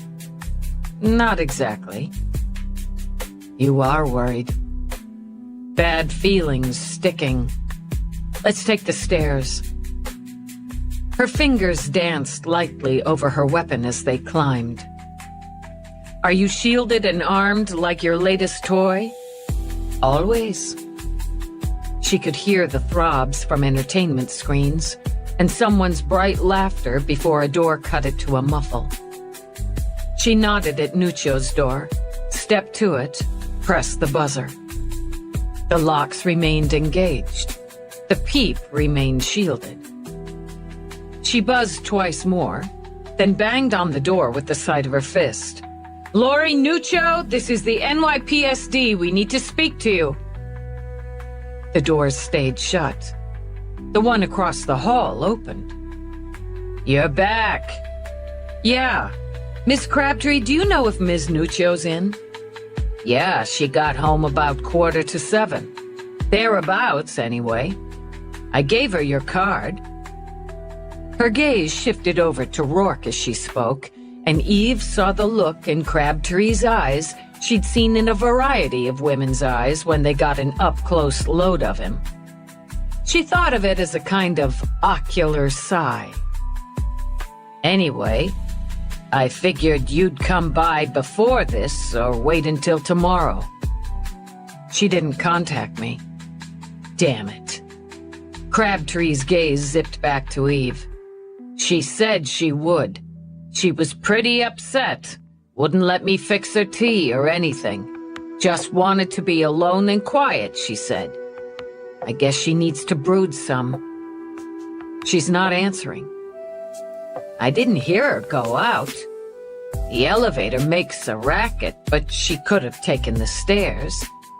She didn't look like she wanted to do anything but hunker down. Maybe she took a sleeping pill." "I'm going to access this apartment. I don't have a warrant, but wait, I don't think that's right. She wouldn't like that." Then she should have contacted me, Eve thought. "I'm concerned for her welfare. I'm accessing it." Eve nodded at Rourke, then shifted to block Crabtree's objections and view while he picked the locks. "She's just hunkered down," Crabtree insisted. "You can't just walk into her place like this. It's not right. Then you can file a complaint." "Done," Rourke murmured. Eve turned. "Record on." Though her fingers itched for her weapon, she simply opened the door, called out. "Lori Nuccio, this is the NYPSD. We're entering this apartment." She barely crossed the threshold when she smelled it. Blood and death. Even as she cleared her weapon, Rourke did the same with his own. "Lights on full," she ordered. "You stay back," she snapped at Crabtree. "Stay back!" She swung left first, then straight ahead, and she could see the death on the bed behind the colorful beaded curtain. "Clear it," she ordered, moving fast through a space small enough to see almost every corner. And behind her, Crabtree let out a choked scream. "I need you to stay back. I need you to go inside your apartment. But, Rourke, Miss Crabtree, you need to come with me now. She was weeping as he drew her out and leaning against him when he closed the door behind them. Eve holstered her weapon, moved to the curtain. More than rage here. This was payback, too, and he had taken some time with it. Rage, revenge, a need to humiliate, to engender fear. No, not in a vacuum, she thought. Not in Elsie or a pickup at a bar. He'd found just who he'd wanted to brag to, show off to. Victim is Caucasian female, early 20s, reddish hair, blue eyes. She's been bound, ankles and wrists, with cord, more cord wound around her torso. She's gagged with tape. Her clothes have been removed except for shoes. They're new, soles are unscuffed. Facial bruises, cuts indicate blows, more bruising on the abdomen, along ribs most likely from more blows. Blood around the cord, evidence of struggle. Her hair's been chopped off. A lot of hair scattered on the bed, the floor. Cord around Vic's neck, evidence of strangulation. He tied it in a nice fucking bow. She recorded the room, the ruined clothes, waiting, knowing Rourke would bring her field kit. And waiting, contacted Peabody. He got to her. What? Shit! What? I'm standing in Nucio's apartment looking at her body. Get here and call it in. On my way.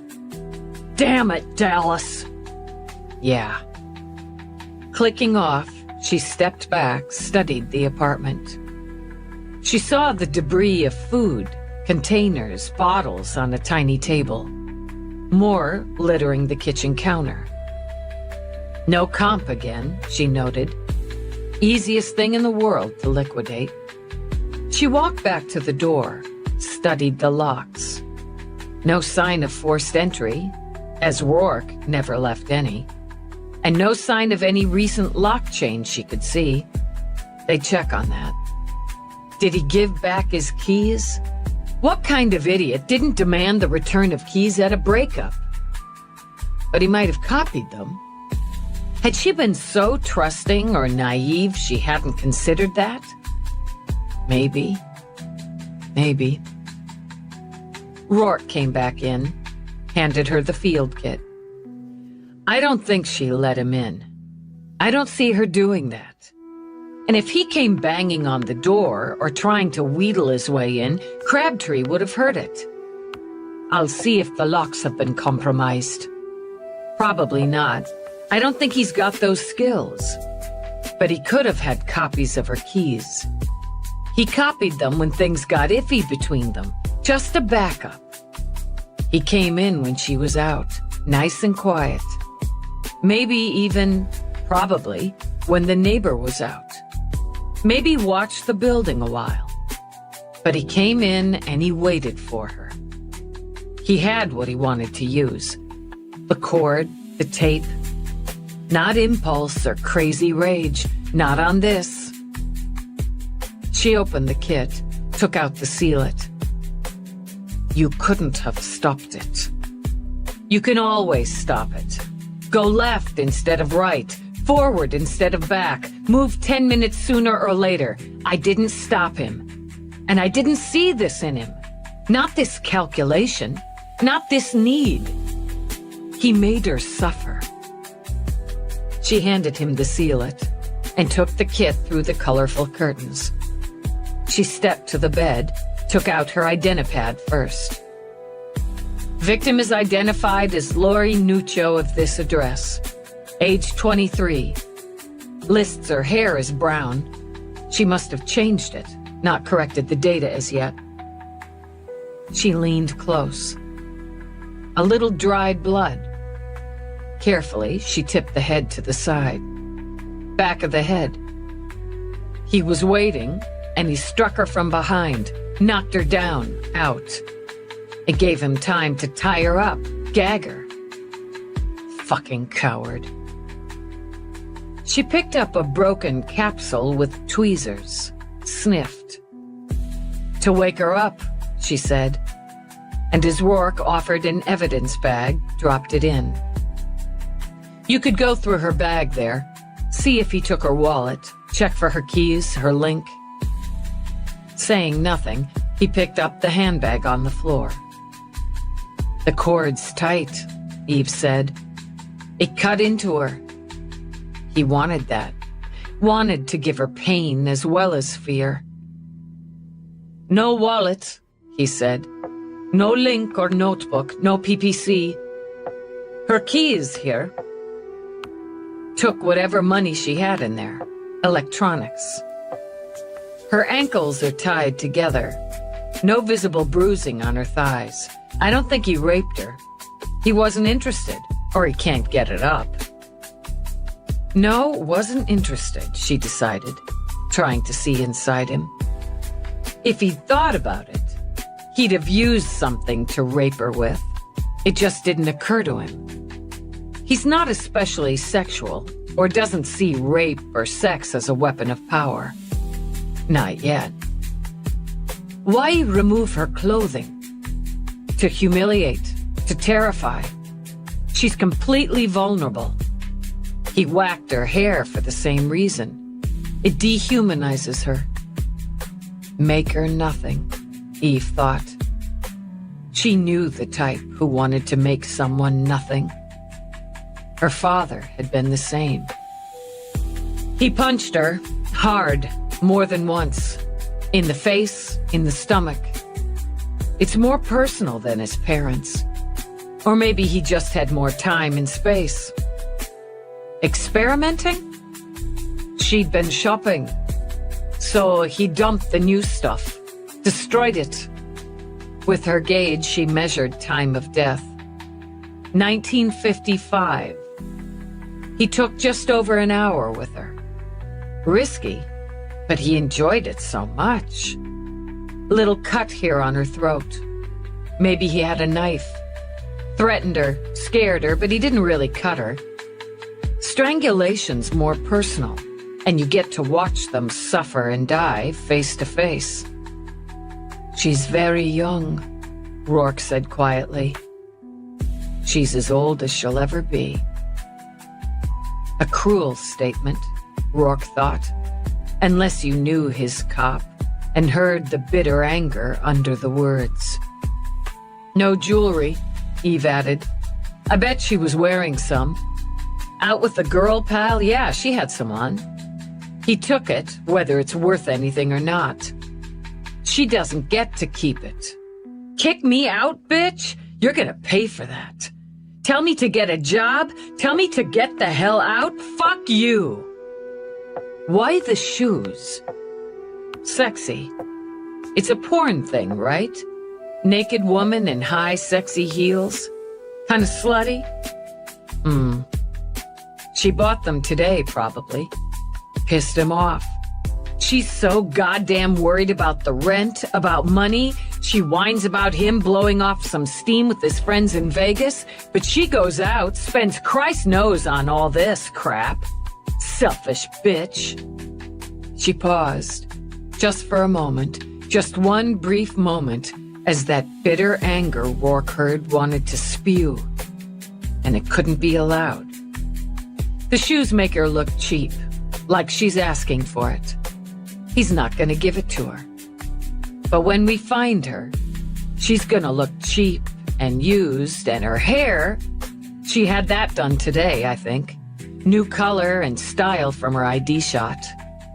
Now it's ruined and hacked. Bruised right nipple. Pinched it, probably. Humiliate, humiliate. You humiliated me, now it's your turn. She examined the hands as she spoke. Moved down the body, checking for more wounds.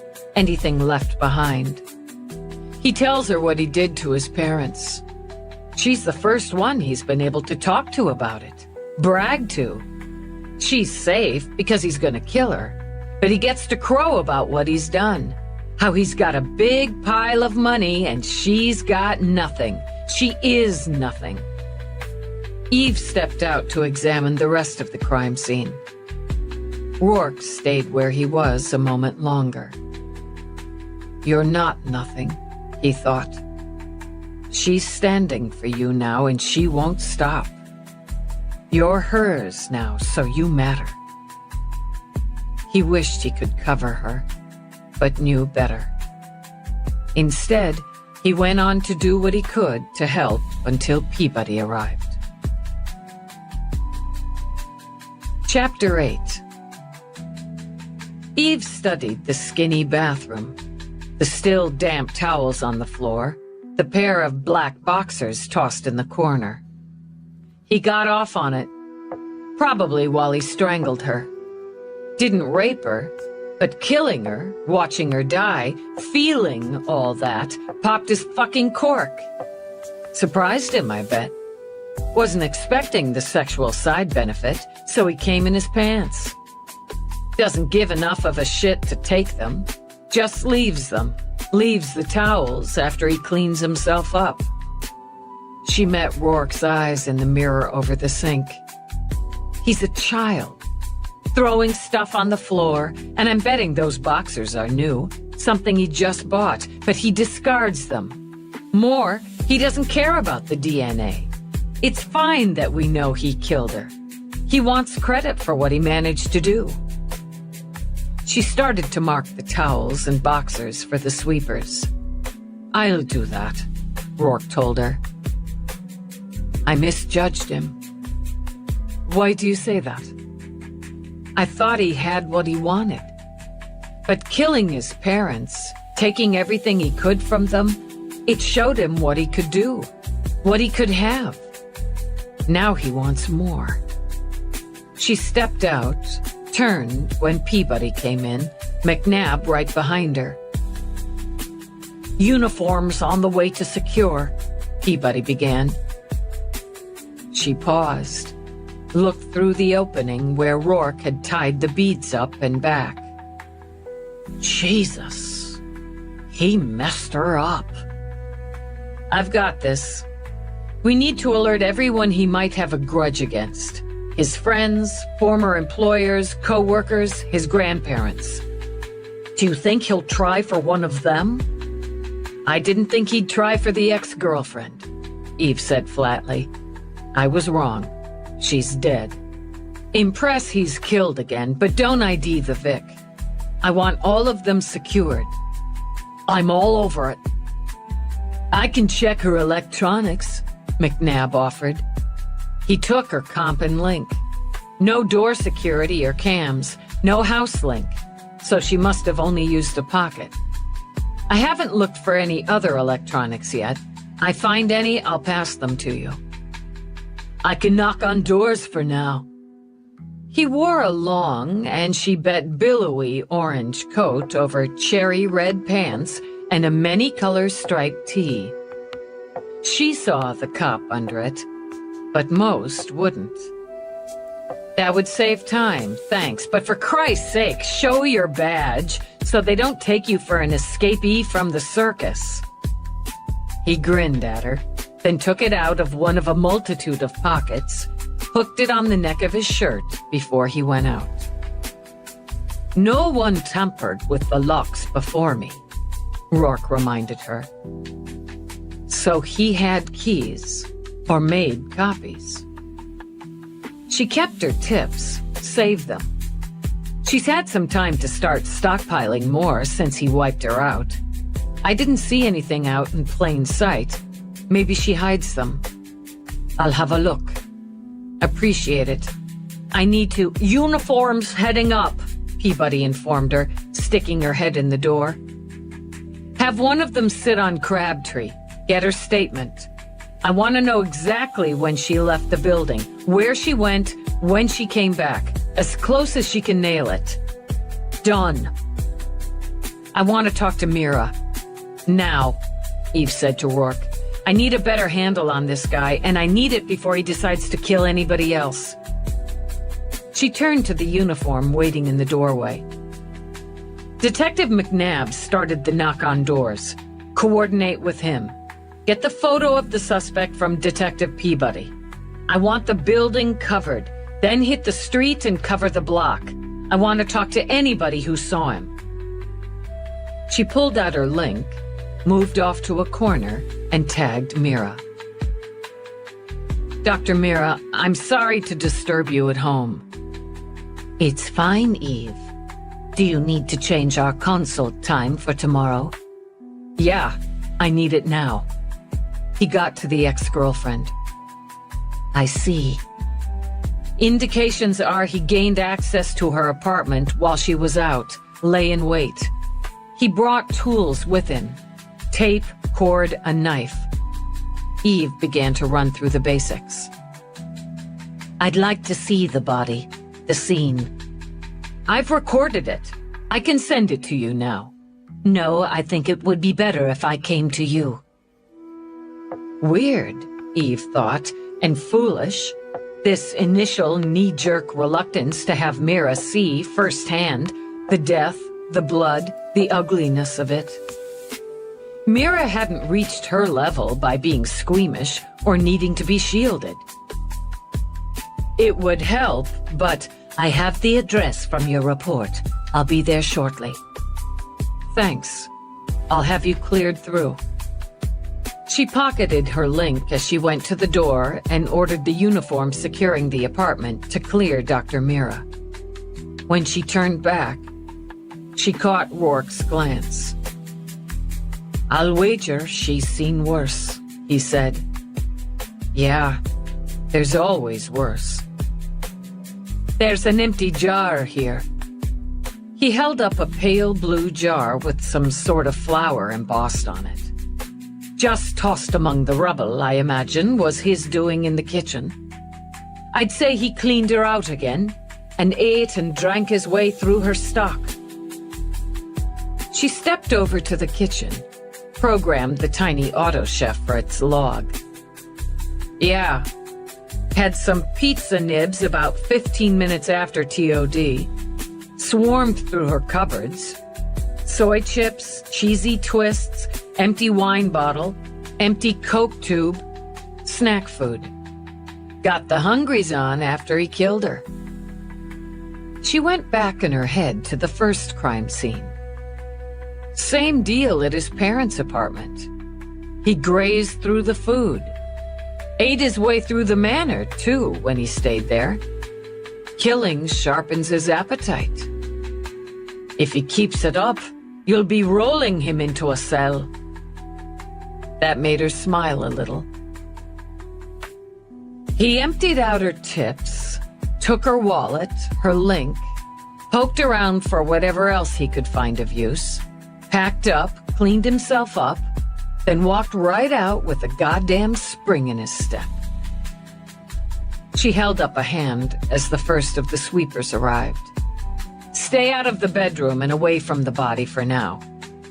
Moving over, she gave them more detailed instructions. Let them by. I contacted everyone. Peabody edged back in the room. Gold's heading over to his parents. He freaked, and now he's afraid Reinhold might go after them. I caught asshole Joe at some club. He did seem moderately surprised, but not especially upset or uneasy. He lives up to his name. Oh, yeah. I also contacted Dave Hildebrand, former employers and supervisors from this past year. I tagged Casey Ryder, too. I thought maybe Reinhold knew her, knew she was tight with the Vic and might want to pay her a visit. That's good thinking. She's a wreck, Dallas. I went ahead, called in a grief counselor and a female officer. We'll probably need to talk to her at some point, but she'll feel safer in the meantime. Good. She's been trying the Vic on the new link since McNabb and I tracked her down, and says it just bounced to V-mail. He took it. We haven't found it on scene, haven't heard its signal. Brand new link. He figured he'd get a few extra bucks out of it. I'll add it to the alert. McNabb's got a wit on the ground floor. He saw the suspect come in. He doesn't know him or the Vic, but he's seen them, given them the nod. Being used to seeing him and not knowing he wasn't supposed to be here, the wit just gave him the nod and went on into his own place. Time? He saw Reinhold come in about 5, take the stairs. He didn't see him go out again. Crabtree said she'd gone out to run some errands about that time and was back here by about 1/4 after. No coincidence. He'd been watching the building, working out how to get in and up without anyone who knew about the breakup spotting him. Or maybe he was just watching for the Vic, then took the opportunity to slither in when Crabtree left. 15-minute window, Peabody commented. He hit some luck on that. And we didn't, Eve thought. I want the uniforms to check out any place across the street or close enough where he could have waited it out. Relay that. Talk to the wit again. Mira's coming in, and I need to be here when she gets here. Coming in here? Peabody glanced toward the body, winced. For whatever reason, it made Eve feel less foolish to know Peabody had the same reaction she'd had herself. She's seen DBs before. Yeah. I'll relay to the uniforms and go talk to the wit. No link on the premises, as you thought. Rourke stepped up beside her. I ran a quick check on her financials to see where she used her cards today, so you can follow her steps. I sent the list to you. I can use that. Did he try any siphoning that you can see? No, not as yet. But he may, as he has her come. EDD can watch for that easily enough. Maybe we'll catch a break, and he'll be just that stupid. You don't think so? No, I don't. I have to go into Central when I'm done here. You should go home, get some sleep. I'll see what pieces I can pick at around here and leave when you do. I've sent for your vehicle, so it'll be here for you when you're ready. You're pretty handy. Just consider it all part of our non-date date night. She managed a smile that faded when she spotted Mira. Thanks for coming down. It wasn't a problem. Rourke? Apparently, Mira didn't consider the cheek kiss she and Rourke exchanged before he helped her off with her coat unprofessional behavior at a crime scene. Mira wasn't in one of her pretty, stylish suits and ankle breakers. Instead, she wore slim, dark pants with a steel blue sweater and short gray boots that looked soft as melting butter. Her mink brown hair fluffed around her attractive face, and her lovely blue eyes stayed cool and assessing as they scanned the scene. I saw Peabody downstairs, and she helped me seal up. Am I cleared to examine the body? Yeah, you're clear. Eve went with her, rattling off basic information. Age, name, TOD, COD. I haven't found whatever he used to knock her out. He may have taken it with him, may have brought it with him.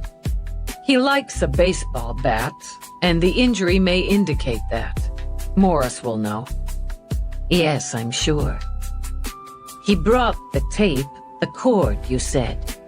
Yeah, he prepped for it. Plan rather than impulse. More like his father than his mother, but different than that too. He didn't just want to kill her, destroy her. He wanted to hurt her, terrorize her, humiliate her. And I imagine you've concluded the same. Yeah, but it's good to have the opinion. Cutting her hair this way. There's a meanness there, a small-minded one, from one who understands what a woman's hair means to her. Yes, I agree. I'm pretty sure she'd just gotten it done. Changed the color and style. Ah, even more so. She isn't allowed to look attractive. I see no overt signs of sexual abuse, but for this bruise on her right nipple. He came in his pants. Left his boxers in the bathroom after he cleaned up. Mira nodded. The killing aroused him, or the torture. Both would have. He left evidence of that as well as his DNA behind. He wants you to know he's a man.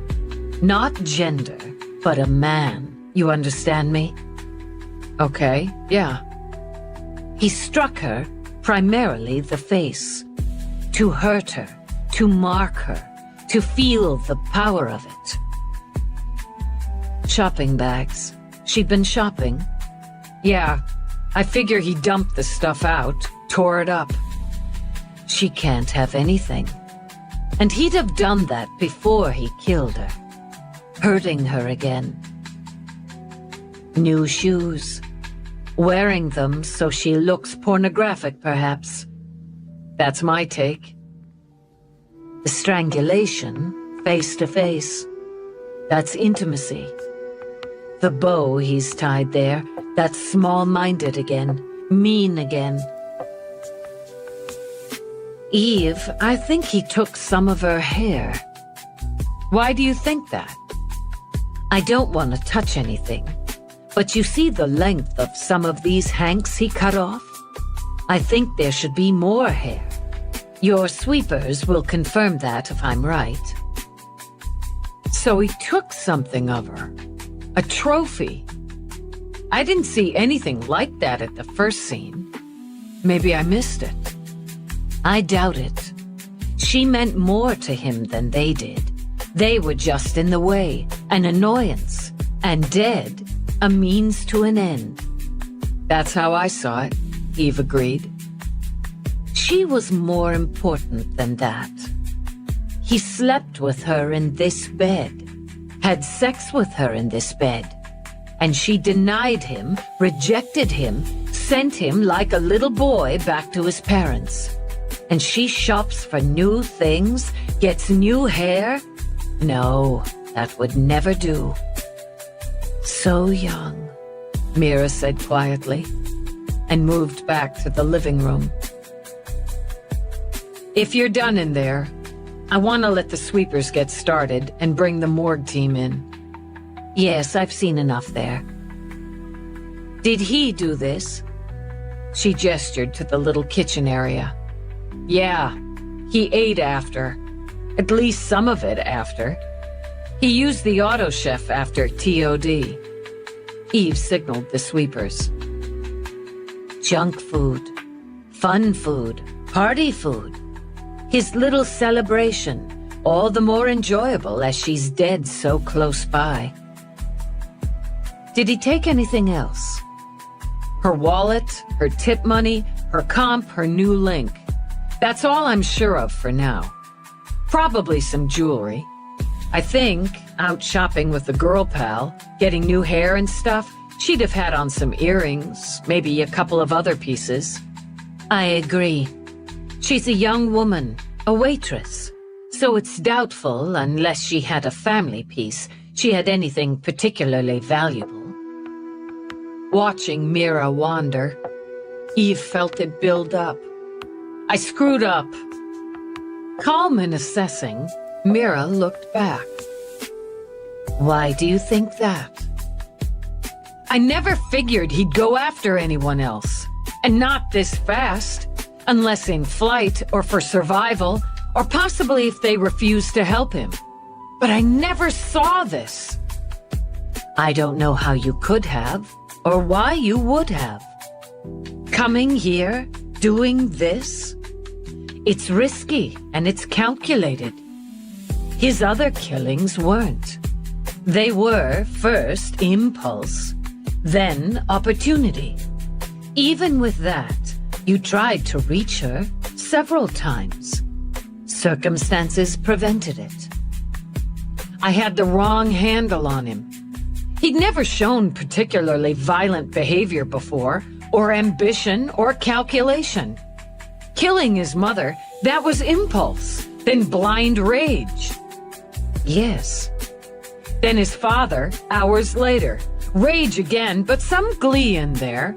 And the cold-blooded ability to stay in that apartment, first waiting for his father, making plans, then with both of them dead by his hand while he completed the plans. He ate, slept, plotted, with their bodies only a few feet away. He felt nothing, Mira said. He's a sociopath, a narcissist. He believes everything revolves around him and his needs, or that it should.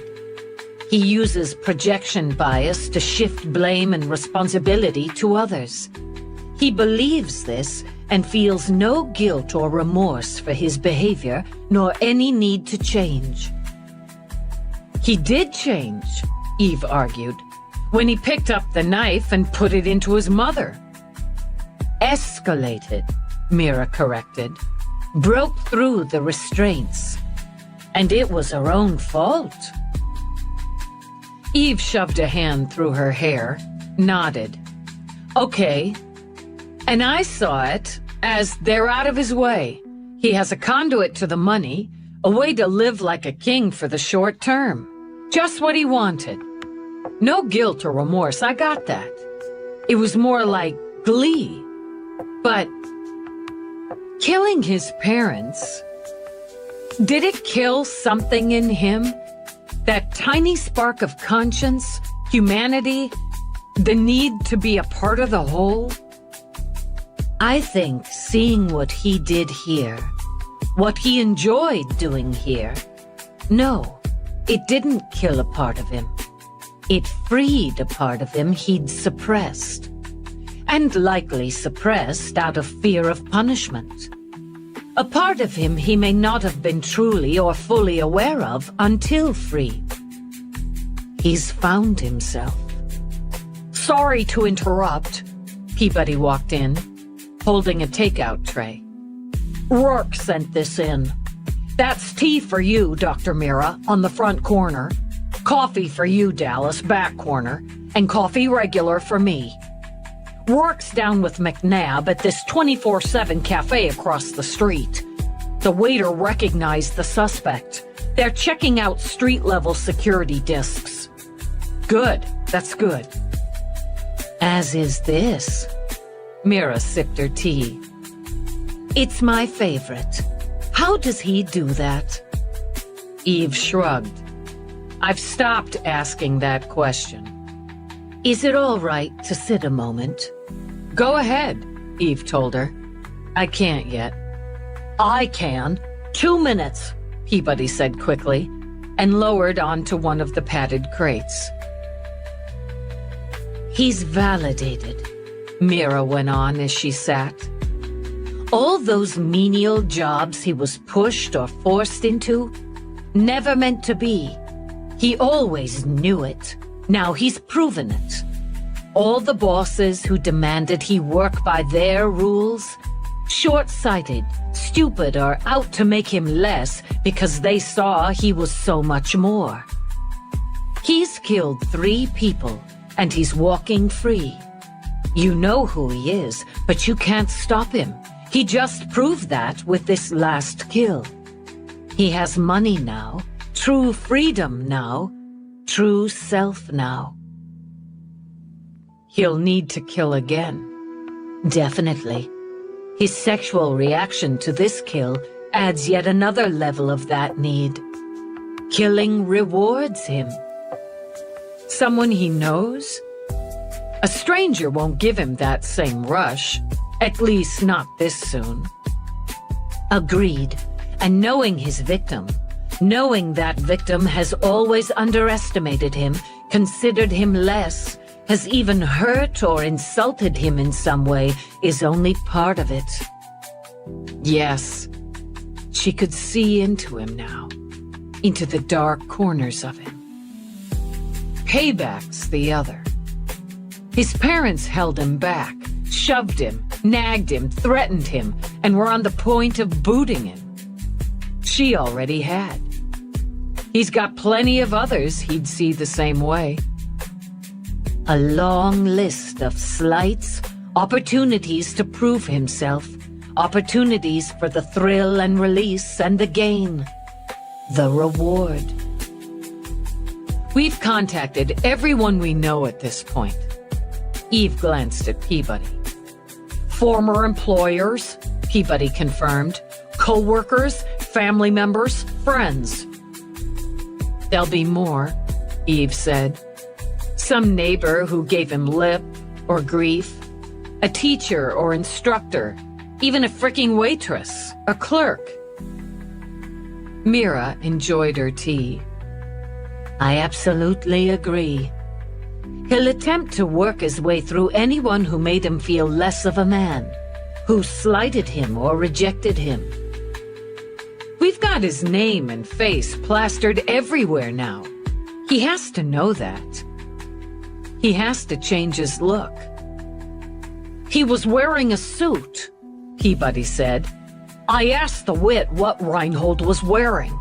At first he said he didn't notice, but I worked on him a little, and he remembered because he said he'd never seen Reinhold in one before, that he was wearing a suit. Interesting, Mira murmured. He wanted to look professional. Spruced himself up for this kill, Eve added. Slicked up for the X. Look at me, bitch. I'm high-end now. Salons, she told Peabody. Anywhere he can get a hair job, a treatment, new eye color. He changes his method. Knife to bat to strangulation. Experimenting? She asked Mira. It could be, yes. Or tailoring. Method to fit the kill and the sin against him. Yeah, more that, I'll bet. That would make him feel skilled and smart. He has to stay somewhere, sleep somewhere, live somewhere. He won't settle for a flop. That would be beneath him, Mira concurred. Maybe in the very short term if he was on the run, but I don't see it. Not now that he's tasted the big time. A lot of hotels in New York, Peabody commented. We cover them. He'll spend a lot of time watching and reading the reports on him, Mira added. It's another validation. People know his name now, respect and fear him now. They know he's a man, a dangerous one. The way he's spending the money he has, he'll need more soon. He'd figured out how to get it, and more. He'd forgotten to get bald Lori. He'd always think of her that way now, to transfer her savings to an account for him. He got caught up, Reinhold thought.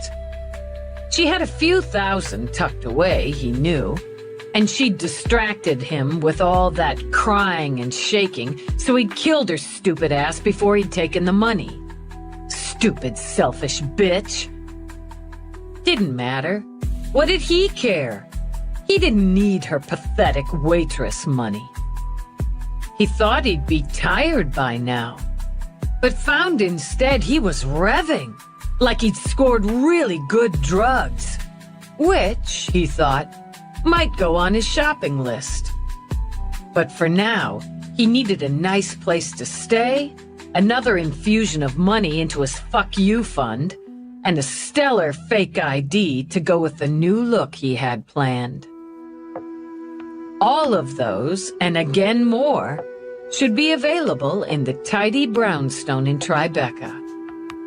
No, he didn't need bald Lori's pitiful savings. He'd do a lot better than that. He just had to wait for the bitch Miss Farnsworth to take her dog, the little shit pile Snuffy, out for his last walk of the night. Or should we say, his last walk ever. God, this was fun. He couldn't keep the place in view from a cafe the way he had for Bald Lorry, so he had to stay out of sight, in shadows, or pretend to talk on his link. Just after 11, he saw the door open, and fat-ass Ms. Farnsworth came waddling out with the ugly little mutt on a leash. She talked to the dog in that high, annoying voice of hers, the same voice she'd ragged on him with when she'd screwed him over in computer science in high school. They'd made a big deal of her when she'd retired. He'd even gotten a damn Evite to a retirement party. Hell of a nerve, after she'd flunked him out of spite. When she'd made it half a block away, stopped for the dog to take a shit on the square of ground around some tree, he slipped through the gate of her narrow front yard and back into the shadows near her front door. Nice house, he thought. He'd be happy here for a couple days. Bitch inherited the place when her real estate daddy died. Lived alone since her stupid husband croaked.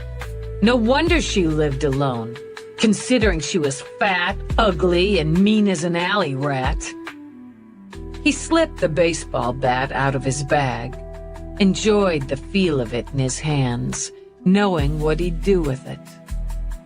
He thought how he could have been an assassin, one of those special operatives, licensed to kill, the government ran. Maybe he still could, after he'd finished what he needed to do. It might be fun to kill people he didn't even know.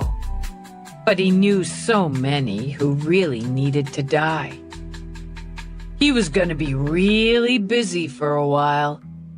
A career opportunity would just have to wait. He watched her come back, ugly dog prancing.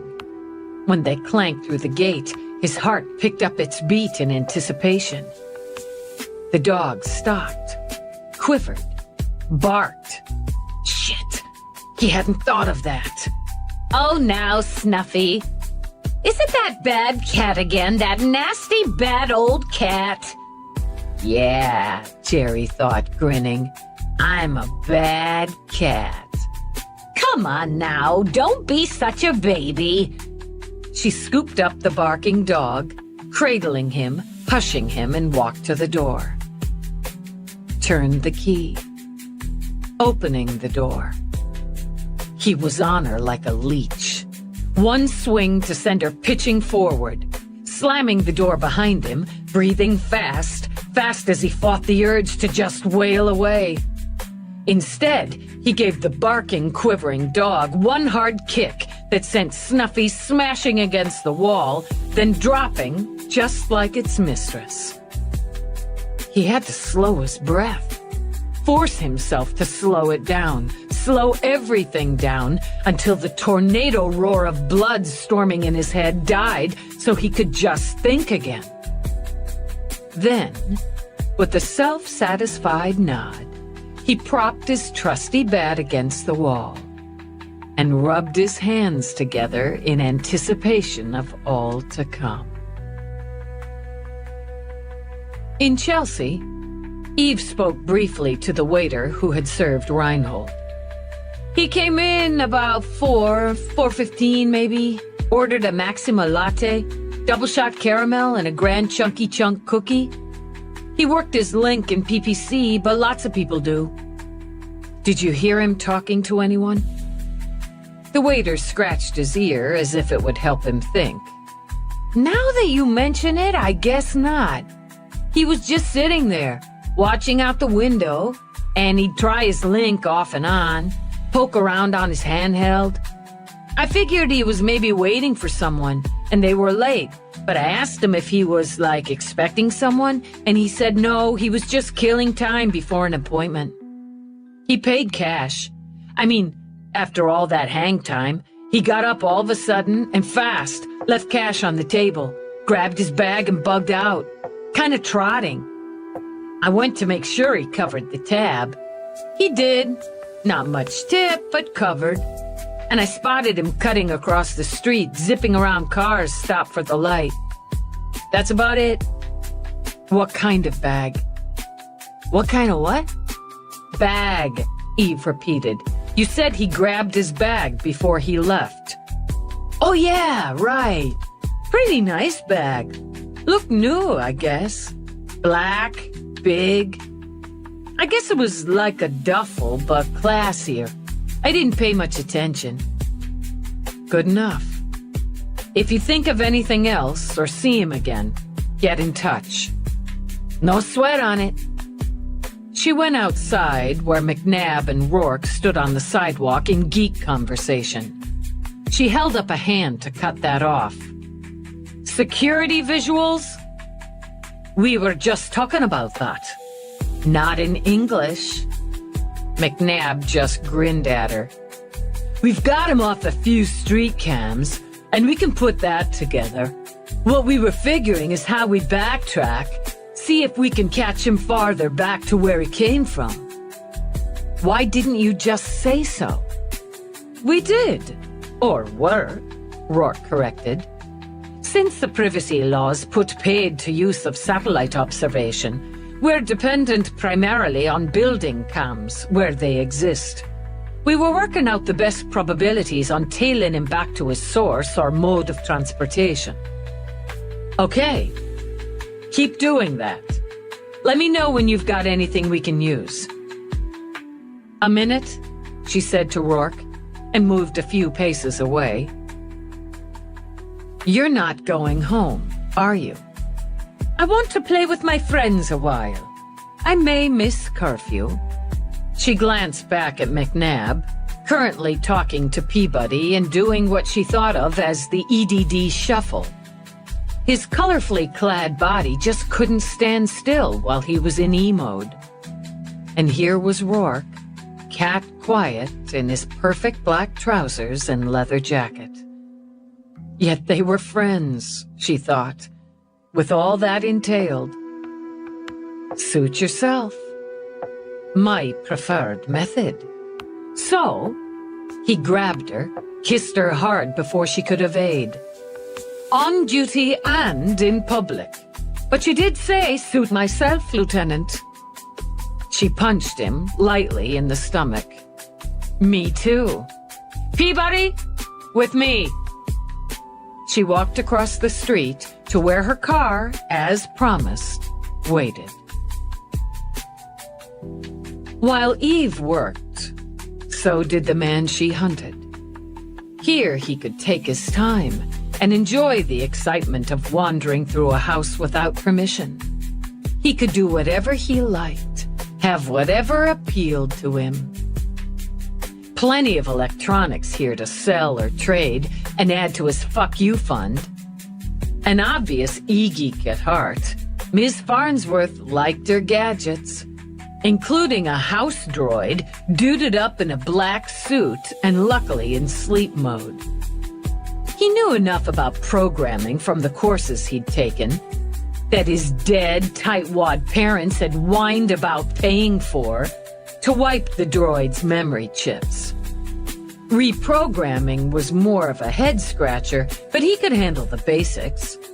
And he'd get fat fuck Farnsworth to walk him through the fancy stuff later if he needed it. He helped himself to a snack after he'd tied and gagged the old bitch to a chair in her home office. They'd work there, so he'd ordered the rebooted droid to haul her fat ass up the stairs, then shut down again. Then Reinhold took his tour. The place smelled like old lady, and of the dog currently quivering and glassy-eyed in the corner. Probably broke something inside the little turd head with the kick, he decided, and stuffed more salt and vinegar chips into his mouth. A treat he washed down with Coke. Now and again, he wiped his salty hands on some of her fussy curtains or the back of a chair. He poked through her bedroom. Big-ass screen there. The old bitch was loaded. Not the sort of thing he could get down and out by himself. Maybe use the droid for that, he considered. And he could send the droid out to hawk some of the E-stuff. Not too close to the house, though. Not where the old bitch shopped. He'd have to think about that one. But for the meantime, he'd enjoy the big screen while he was in residence. He cackled over his good luck when he discovered she not only had a jet tub, but a big fancy shower, multi-jets. Now this was living. He didn't know dick about art or give a shit, but he thought maybe he could take a couple of the paintings to a gallery, spin a tale about his dead Aunt Martha, and see if he could get some cash. But his biggest discovery and thrill was the safe. A good-sized one, built into the wall behind a painting of a dumbass farmhouse and a field of some farming shit. An old safe, at least it looked old, with its classic combo lock. Probably been in the house for decades, maybe more. And whatever was inside now belonged to him.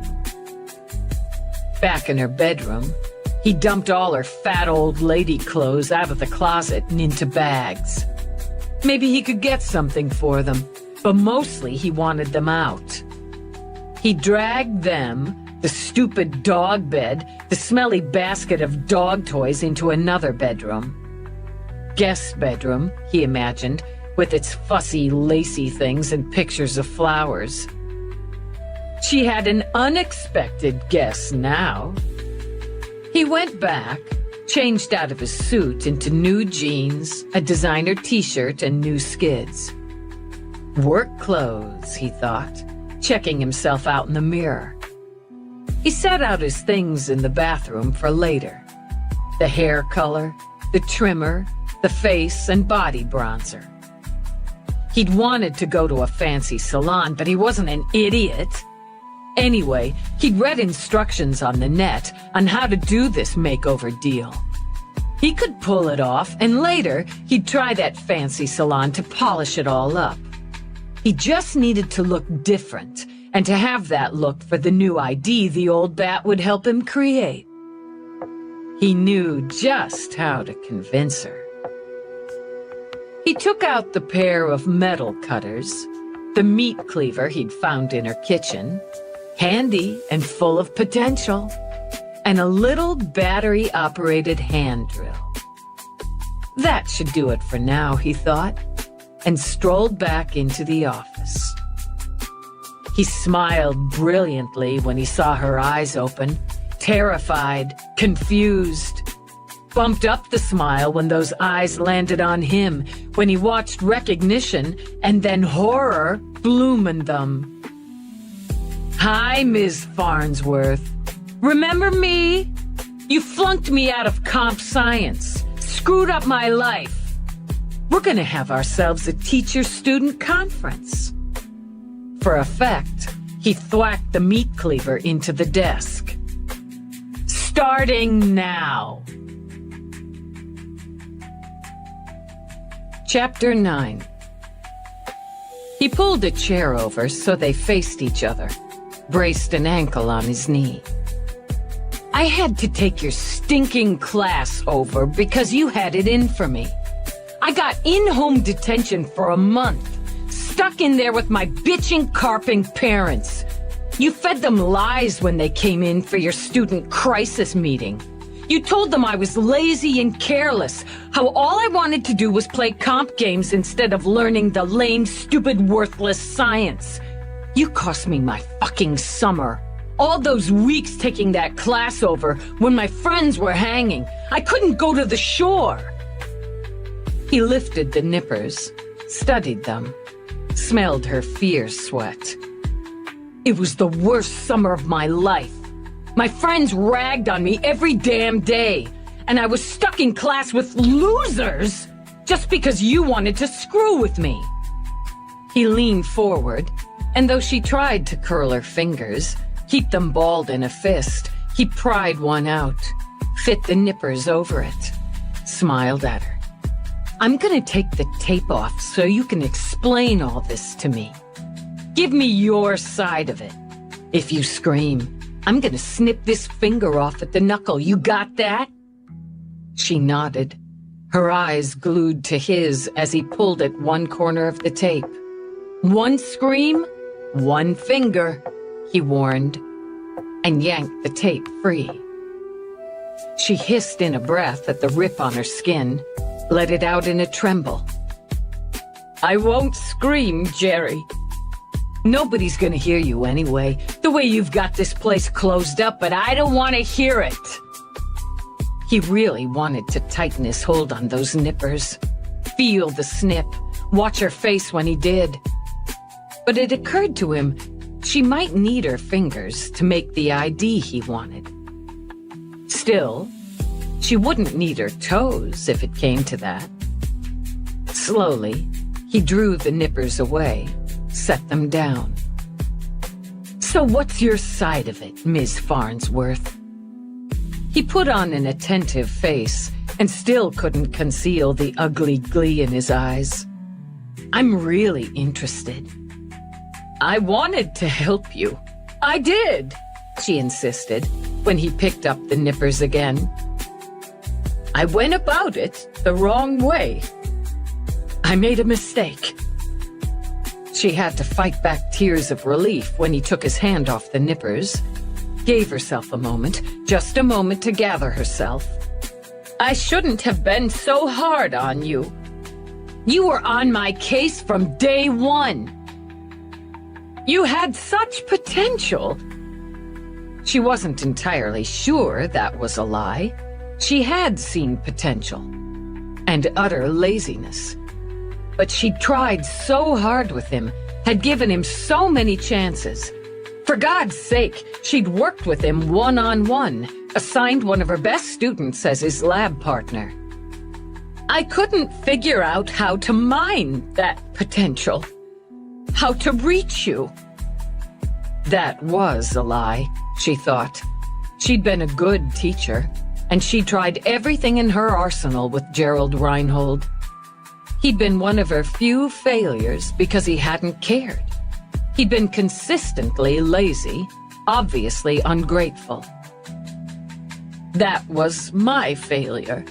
My fault. You marked down my work.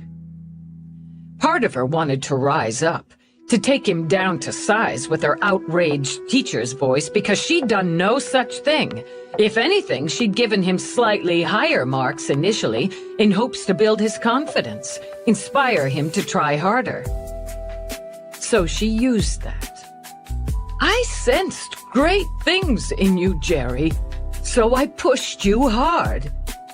Too hard. I didn't see that until it was too late. I regret that. I'm sorry for that. I wish I could go back and do it all over. Do-over! He snorted the term, but she'd confused him. He'd never expected her to admit all of it. Never expected her to see she'd been the one at fault. Didn't matter, he thought. The plan was the plan. Give me the combination to your safe. He snapped it out so fast, she jolted, and though her stomach clenched, she told him, slowly and clearly. If that's not it, you lose a finger. He slapped the tape back in place, walked out.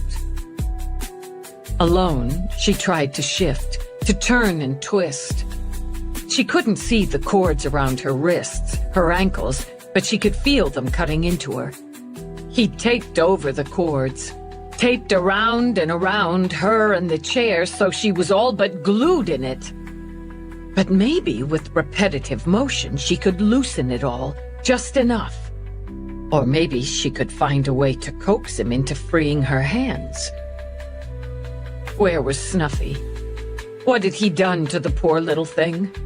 Harmless as a lamb, she thought, and fought tears again. He'd killed his parents. She'd heard all about it on the media reports, killed them and stolen their money. He'd kill her, too, unless she found a way to talk him out of it, or get away. When she heard him coming back, she went very still. Cooperate, she ordered herself. Agree with him. Be contrite. She'd spent more than half her life teaching, and primarily teens, which could often be a frustrating, thankless job, until they bloomed a bit, turned the corner off that avenue of self-involvement. Watching them bloom had been one of her greatest joys. With Jerry Reinhold, she'd never seen the first tiny bud. "You got a hoard in there, don't you, Miss Farnsworth? Cash, jewelry, heirloom shit, right? That's worth a lot. Bunch of discs. You're gonna explain the ones to me marked insurance. I bet some of the shit you've got sitting around here's worth plenty. You owe me plenty, so we'll get started on that. We may just have to pull an all-nighter." He shoved her chair to the side a bit, brought himself up to the computer. "First thing, I'm gonna need your passcodes. Let's start with your bank accounts." Because he wanted to, he gave her a hard, careless backhand. "I said, I need your passcodes." "Oh, sorry," he laughed. "I guess you can't talk with your mouth taped up." He yanked the tape free, watched tears form in the corners of her eyes. "It's payback time, Ms. Farnsworth." At her desk, Eve expanded her notes into a detailed report. She focused on it, setting aside the dregs of the emotional upheaval she'd caused, witnessed when she'd knocked on the door of Lori Nuccio's parents to tell them their daughter was dead. She couldn't stop their grief, and knew she couldn't take it on. What she could do, would do, was pursue and catch the man who'd taken their daughter and forever changed their lives. Lori's face had its spot on her board now, as she'd been, and as Reinhold had left her. The media would have that face by morning, the before, and would run it over and over. But she'd make damn sure they never got their hands on how Lori had looked when she died. Who else was on his list? Who would he target next? She got up for more coffee, drank it standing at her window, looking out at New York. All those lights. Windows, sidewalks, the beams from traffic cutting through the dark. All those people going, coming, settling down, partying, having sex, looking for action, looking for quiet. How many of them had somehow offended or pissed off Reinhold in his 26 years? And how many might he get to in his payback spree before she stopped him? She turned to her board. Mother, father, ex-lover. Personal. Intimate. Would he stick with that? Grandparents? Did they make the grade? Cousins? Would it be family first? Payback for childhood slights, for lack of support, for criticisms? Friends would come next, wouldn't they, if he followed that sort of pattern? Would it be the one who won big in Vegas while he lost? The one who kicked him out for not paying the rent? He'd need opportunity, a way to get to them. She sat again, ran probabilities, then sat back, frowning, drumming her fingers over the results. The computer liked the Brooklyn grandparents, highest probability. Out of town set, very low. Friends got an even split. She wouldn't chance it. She'd have the grandparents under protection. But it didn't fit well in her gut, not yet. Weren't grandparents typically or generally more indulgent than parents? And wouldn't Reinhold see the pattern too? Then again, the Brooklyn set had some money from what she dug up. Not roll in it and sing happy songs money, but a solid foundation. He'd need and want more money. Offsetting it? Traveling to Brooklyn, getting out of Manhattan, taking that time, making those plans. Not your next stop. I just don't feel it. The friends didn't have real money. But Asshole Joe, as Peabody dubbed him, had hit it in Vegas. He could get 2 birds with 1 stone, couldn't he? Payback and the money he'd lost, and his friend won. Maybe 3 birds, she considered, as he'd be happy to brag to Asshole Joe about killing Lori. Someone who'd known her, a friend who'd probably agreed after the breakup that she'd been a bitch. Of friends and family, though she needed to dig deeper into the cousins. Asshole Joe topped her list for targets. But even he didn't sit quite perfectly. "Dallas?" Peabody began as she started into the office. "McNabb, isn't he going to want to circle back to his friends at some point?" "What?" "Reinhold. He's not a loner. Everything we've got on him indicates he likes to hang with his friends, go to bars, clubs. He wants somebody, and somebody familiar, to drink with, to bitch to. He's pumped right now. Adrenaline's flowing. Everything's gone his way. He's having his personal little celebration, but eventually he's gonna need to bump fists with his buds, right?" I don't know. He's killed 3 people. His friends probably aren't gonna want to bump fists. You're not thinking like him. He's rich on his scale. He's famous. He's got power and glory. If you can't rub that in the faces of your friends, then who? Right now, it's fancy hotels and food, new clothes, but he's got to see already that takes more money than he's got to maintain for long. Maybe, but we're about the same age. If, say, I had 175 odd grand fall into my lap, my initial reaction would be, "Holy shit, I'm rich!" And I'd celebrate too. I'd buy new stuff, toss some of it around. I couldn't help it. But then you'd stop because you're not an asshole. Yeah, but he is. Considering, Peabody stepped closer to the board. He's not going to be thinking of investing for the future or paying his bills off or whatever things mature people do with windfalls. I get that. I get it. Eve pointed at Peabody, then because she saw her partner's gaze shift to the auto chef, pointed at it. But he's found an ambition, she continued, while Peabody scurried over to program coffee. He's never had one before. That's something I got from Mira. Something broke free inside him and released this killer from the lazy asshole. Now he's got ambition, and I think on some level he is thinking about the future. Like an investment fund? No, like how he's going to keep doing what he's discovered he really likes doing, and how to make enough money at it to keep up a high lifestyle.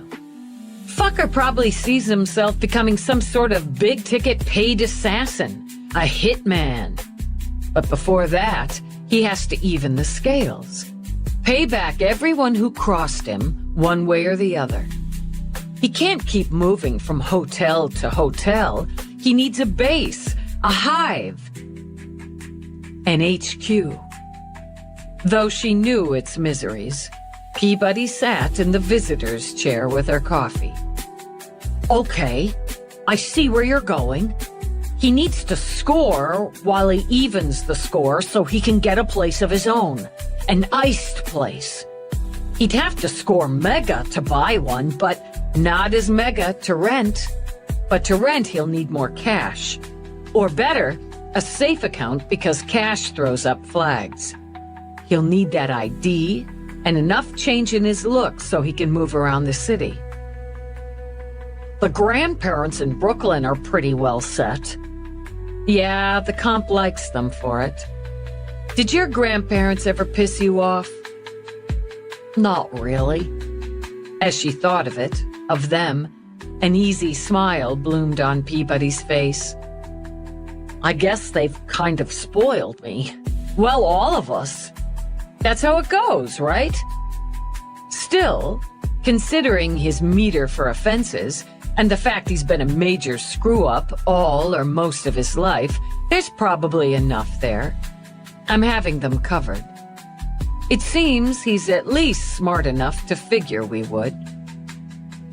Asshole Joe hit big in Vegas. Eve nodded, rubbing at the tension in the back of her neck. Could go for him, especially since that's pretty fresh. But odds are Joe's already burned through a chunk of the big. He needs more than that. Another major infusion. In his place, I'd start on former employers. Even if they're not well set, wouldn't he see them that way? They own or run a business. They have authority over him, like his parents. It's a good angle. I think we push that one.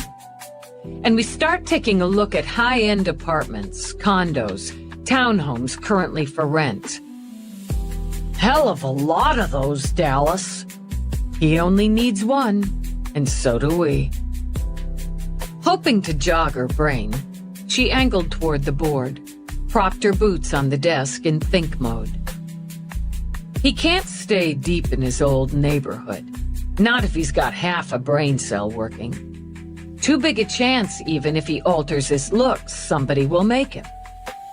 Not the ex's neighborhood either, she decided, but somewhere close. He'd want the familiar, the comfort of it, at least while he's still developing. And it's more satisfying to lord it over everyone, to have a fancy, expensive place close to where his friends have their cheap ones.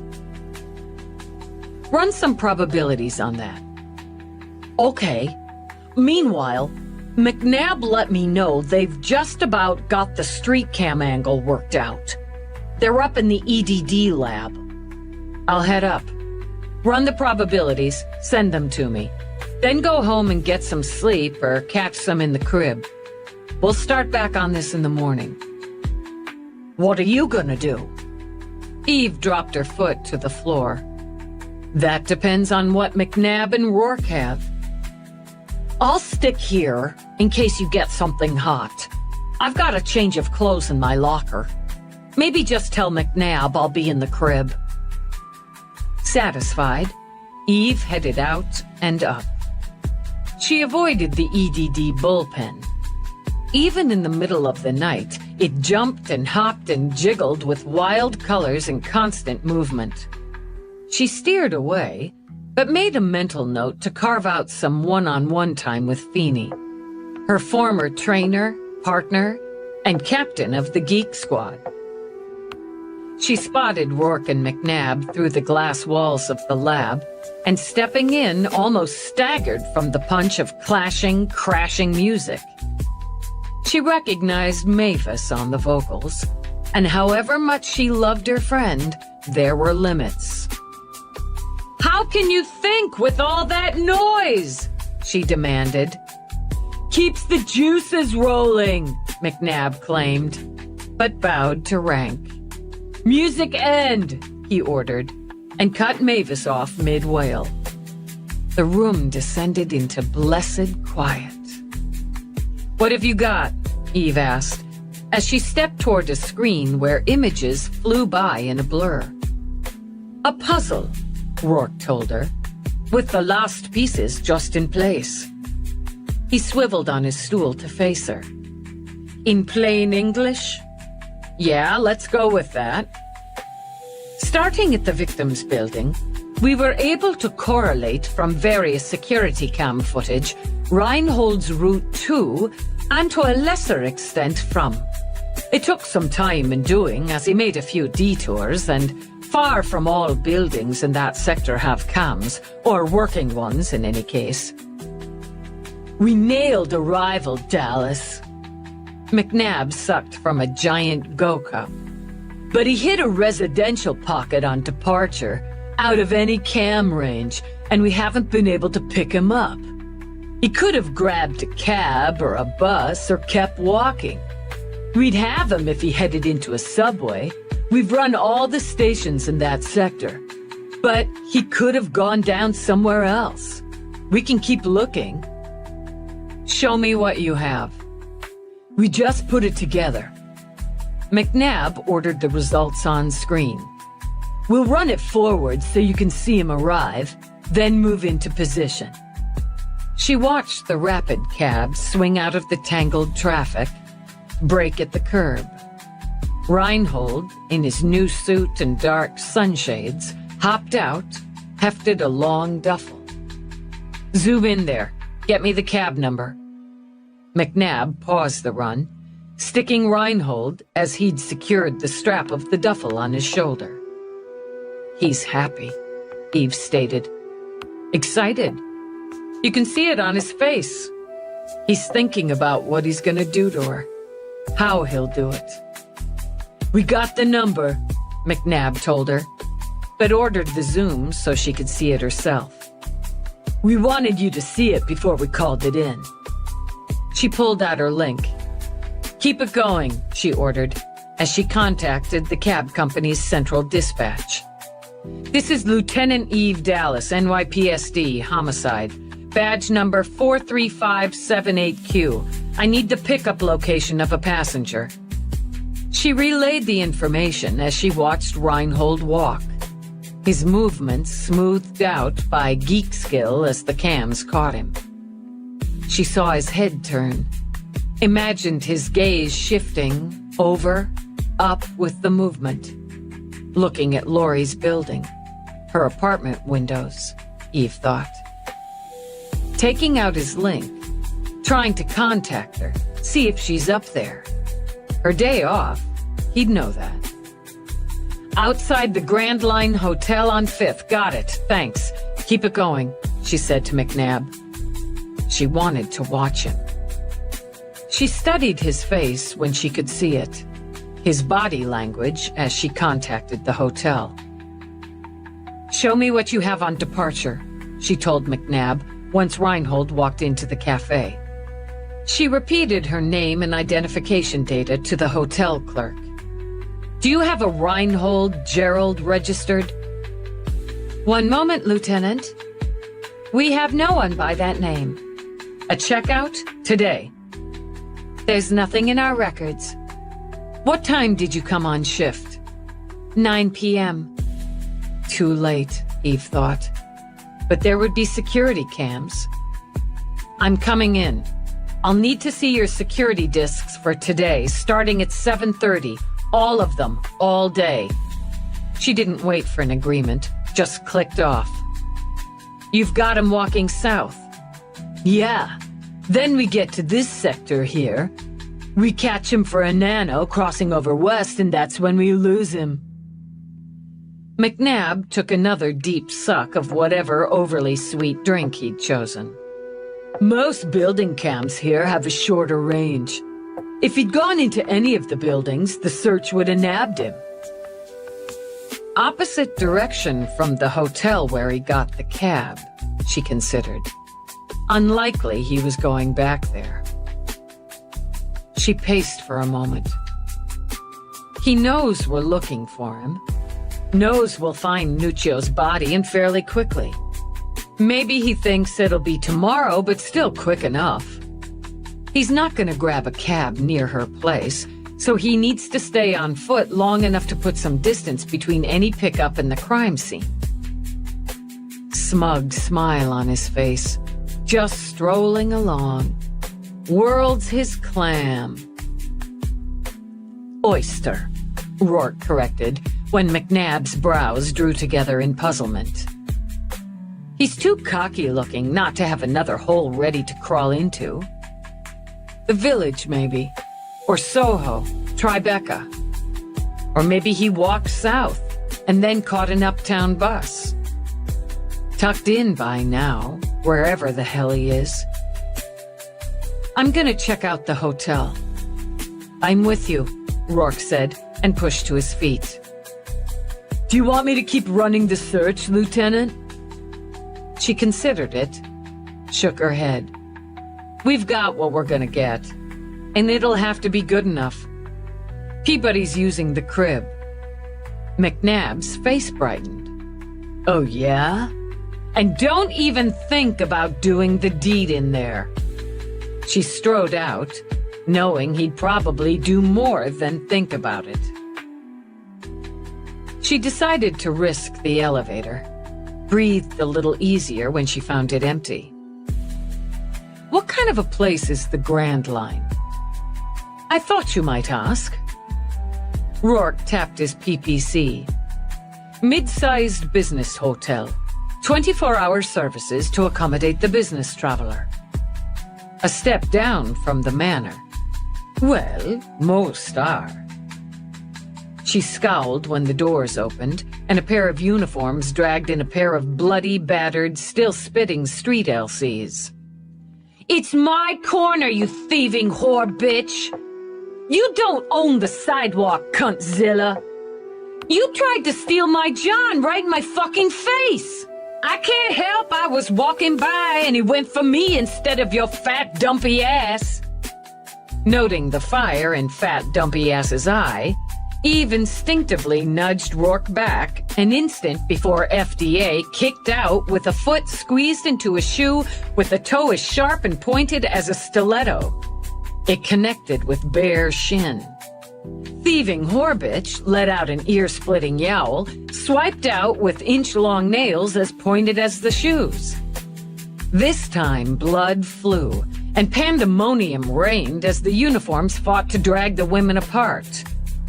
TWB tore FDA's sparkly pink shirt, exposing one impressive man-made breast. And you ask why men enjoy watching women fight, Rourke commented. Oh, for the sake of silicone Jesus! Eve grabbed one of them by the hair. She didn't know or care which one. Yanked, dragged, and managed to plant a boot on the other one's neck. Knock it off! Her voice echoed in the confines of the elevator. Or I'll stun the pair of you. And shut the fuck up, she added when the pair of them screamed out their curses and complaints. Secure these two, damn it! Come on, Dory, what the hell? One of the uniforms crouched to slap restraints on one pair of wrists, while her partner did the other. The elevator doors opened. Get them off! We're actually taking them down to now! Yes, sir. Hauling them up, the uniforms pulled the now weeping and wailing LCs off the car. Well, now, that was entertaining. Rourke took out a handkerchief, caught Eve's chin in his hand. What? Just a little back blow from the nail swipe. There, that's better. God, was all she said until they reached the garage level. You drive, she told him. I want to check on some things on the way. He got behind the wheel. Such as? I want to make sure Morris is on the 3rd DB. I can put together how and when. I sure as hell know who and why. But it keeps it consistent. And I want to alert Harpo, hair and fiber queen at the lab. Mira thinks he took some of the Vic's hair. That's a personal trophy, if so. And I want to check on the probabilities I had Peabody run on his next victim. You believe there'll be a next. He's got one picked out. If we don't net him soon, we'll have another DB for Morris. She paused long enough to scrub her hands over her face. If he put half this time, effort, and thought into any one of the jobs he's blown through, he'd be at least middle management by now. This is more fun. You got that right. He's found himself. They have sites, right? Conduits, avenues, to hype yourself as a kill for hire or to look for one. He sent her a sidelong glance. You'd know people who know people. Possibly.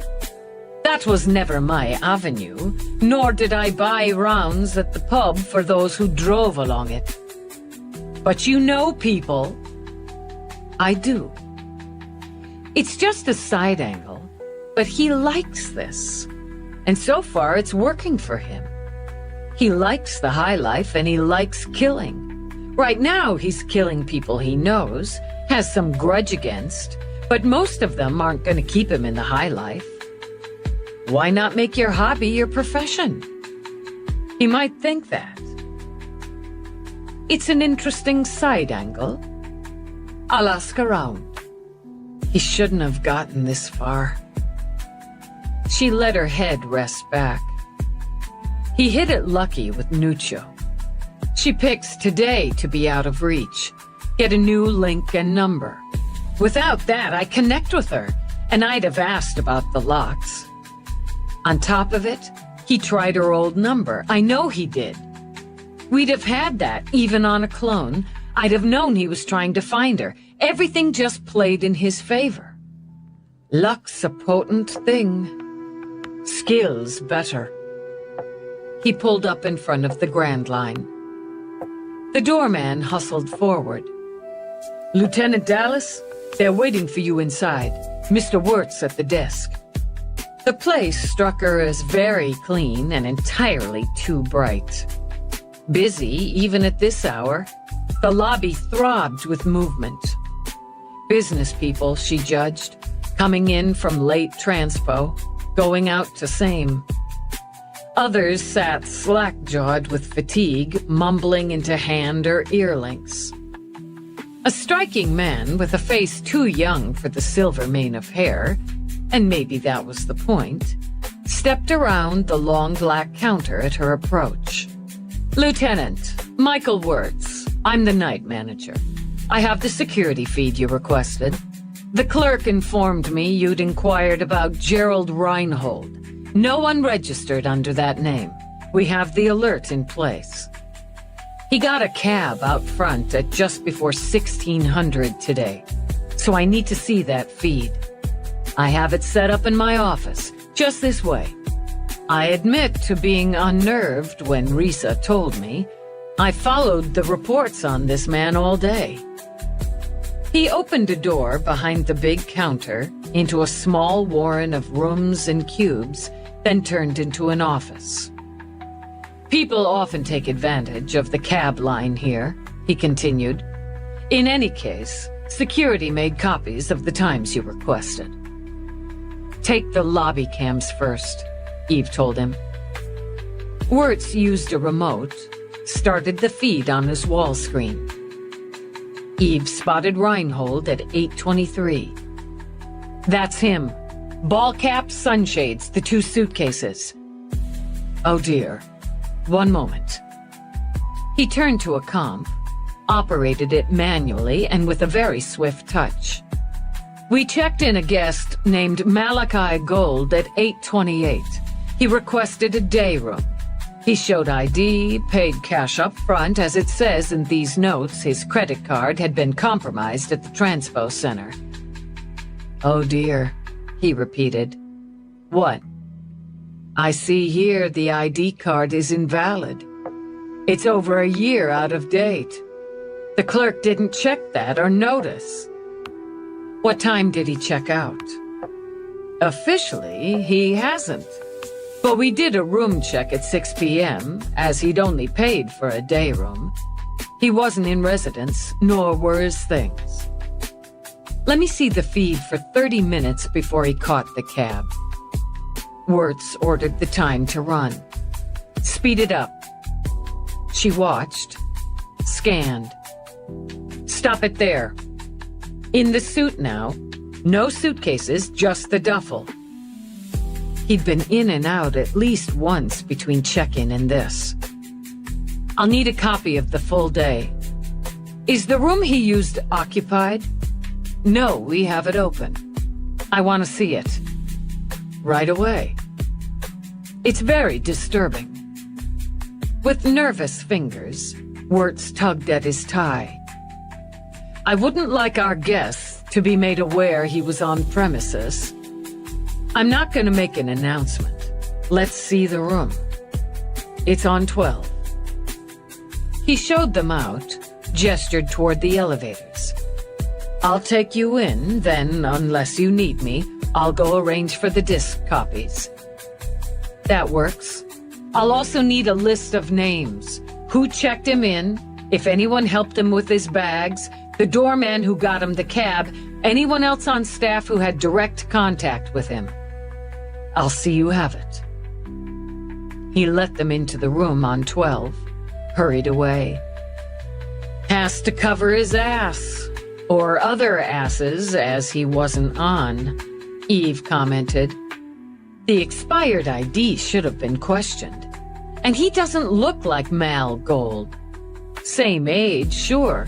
Basically the same height, maybe, but that's it. The clerk wasn't paying attention, so he got lucky again. He doesn't check out, so nobody pays attention. Just a day room for cash. His version of a flop.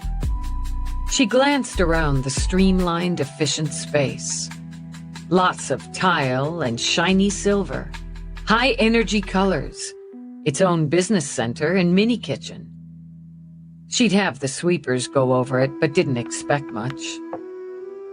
Just a place to stay for a few hours while he ran errands, made plans, showered, changed into his new suit.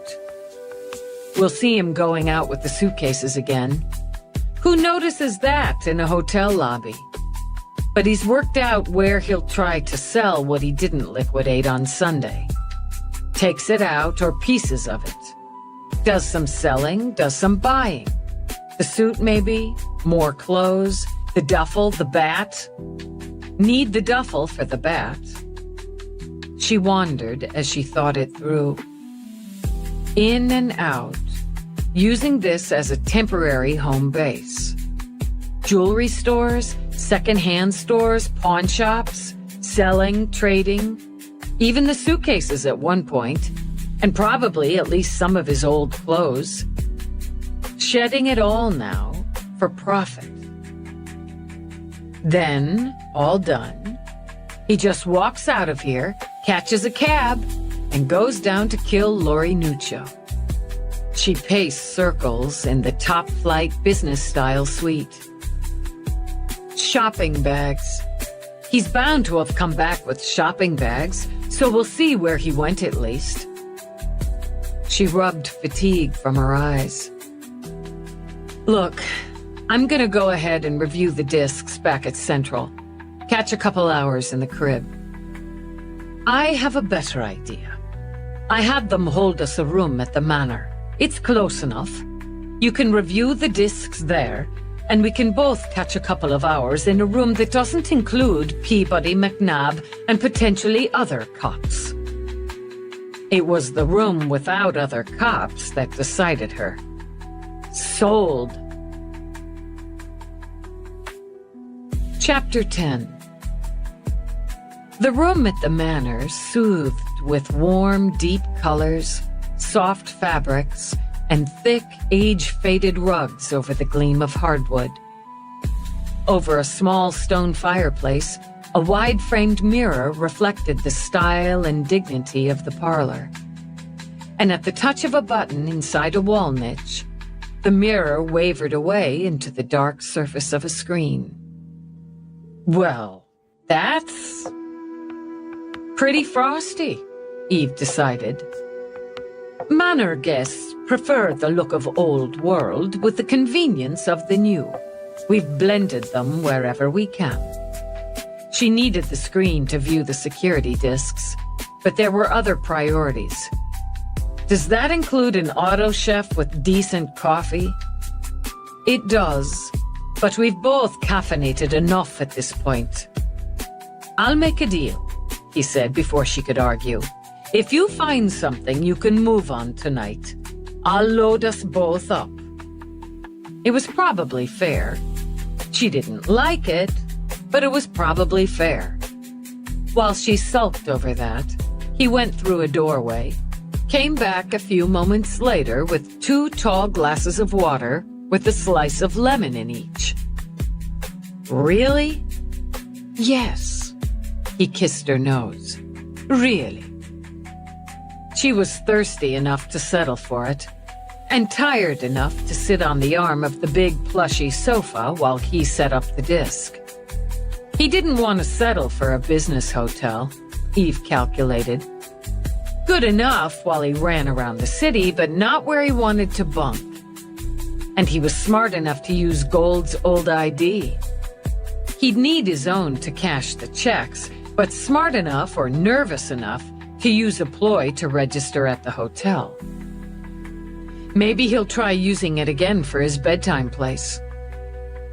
Wiser to spend some of that running around the city time getting a new ID, a fake one. You need to know how. And yeah, he could have found out how. Run it, she told him. Rourke sat on the opposite arm of the sofa, watching with her. Less than 20 minutes after check-in, they spotted him again. Rourke slowed the feed. Same outfit as check-in, just the briefcase. Bank time. Get the cash before the bodies are discovered. He pulled that off, she muttered. She watched him come back through the lobby, a fat, smug smile on his face. Timestamp 9:38. He hit the luck again, she said. Just frigging breezed through the banking, and now the briefcase is full of money and cashier's checks. He all but strutted into the elevator and was back again, strolling out, one suitcase, 11 minutes later. Just one suitcase. Gotta get rid of everything he can. Maybe not the big tickets. He didn't have a suitcase when he went into Ursa's, but the smaller ones. Cash those checks before the bodies are discovered and his face and name hit the media. He's still ahead of the game by just enough. Speed it up again. He came back without the suitcase, but wearing a suit and carrying a garment bag. Mission accomplished. And a little shopping, too. Can you... I am, Rourke said, and anticipating her, zoomed and magnified. On the rack for men, she read on the side of the bag. Do you know it? No, but give us a moment and I will. He's moving fast, Eve noted. And look at his body language, his expression. He's digging on the suit, likes how he feels in it. They have a location a block from the hotel. Good location for the business crowd who needs a change quickly. Alterations done on site, and within the hour for an additional fee. They run from suits to casual wear, shoes, accessories, and so on. We'll pay them a visit. She watched, waited for the next appearance. There. Timing-wise, he must be heading out with the watches. Suit and briefcase, and Ursa looks and thinks a nice young man. Busy, busy. We'll check with the day man on the door. Probably got a cab. Why not? He's pretty damn flush. She got up to pace, eyes on the screen, as Rourke ran it forward. There again. Out nearly 3.5 hours this time. Lots to do. What are those bags? Village Paint and Hardware, in style, Running Man, that's one of mine. Specializes in athletic shoes, clothing, accessories for men again. The duffel might have come from there. It fits. He's a man now. He likes shopping in male-specific stores. Hardware. He could have bought the cord and tape there. We'll check it out. What's in style?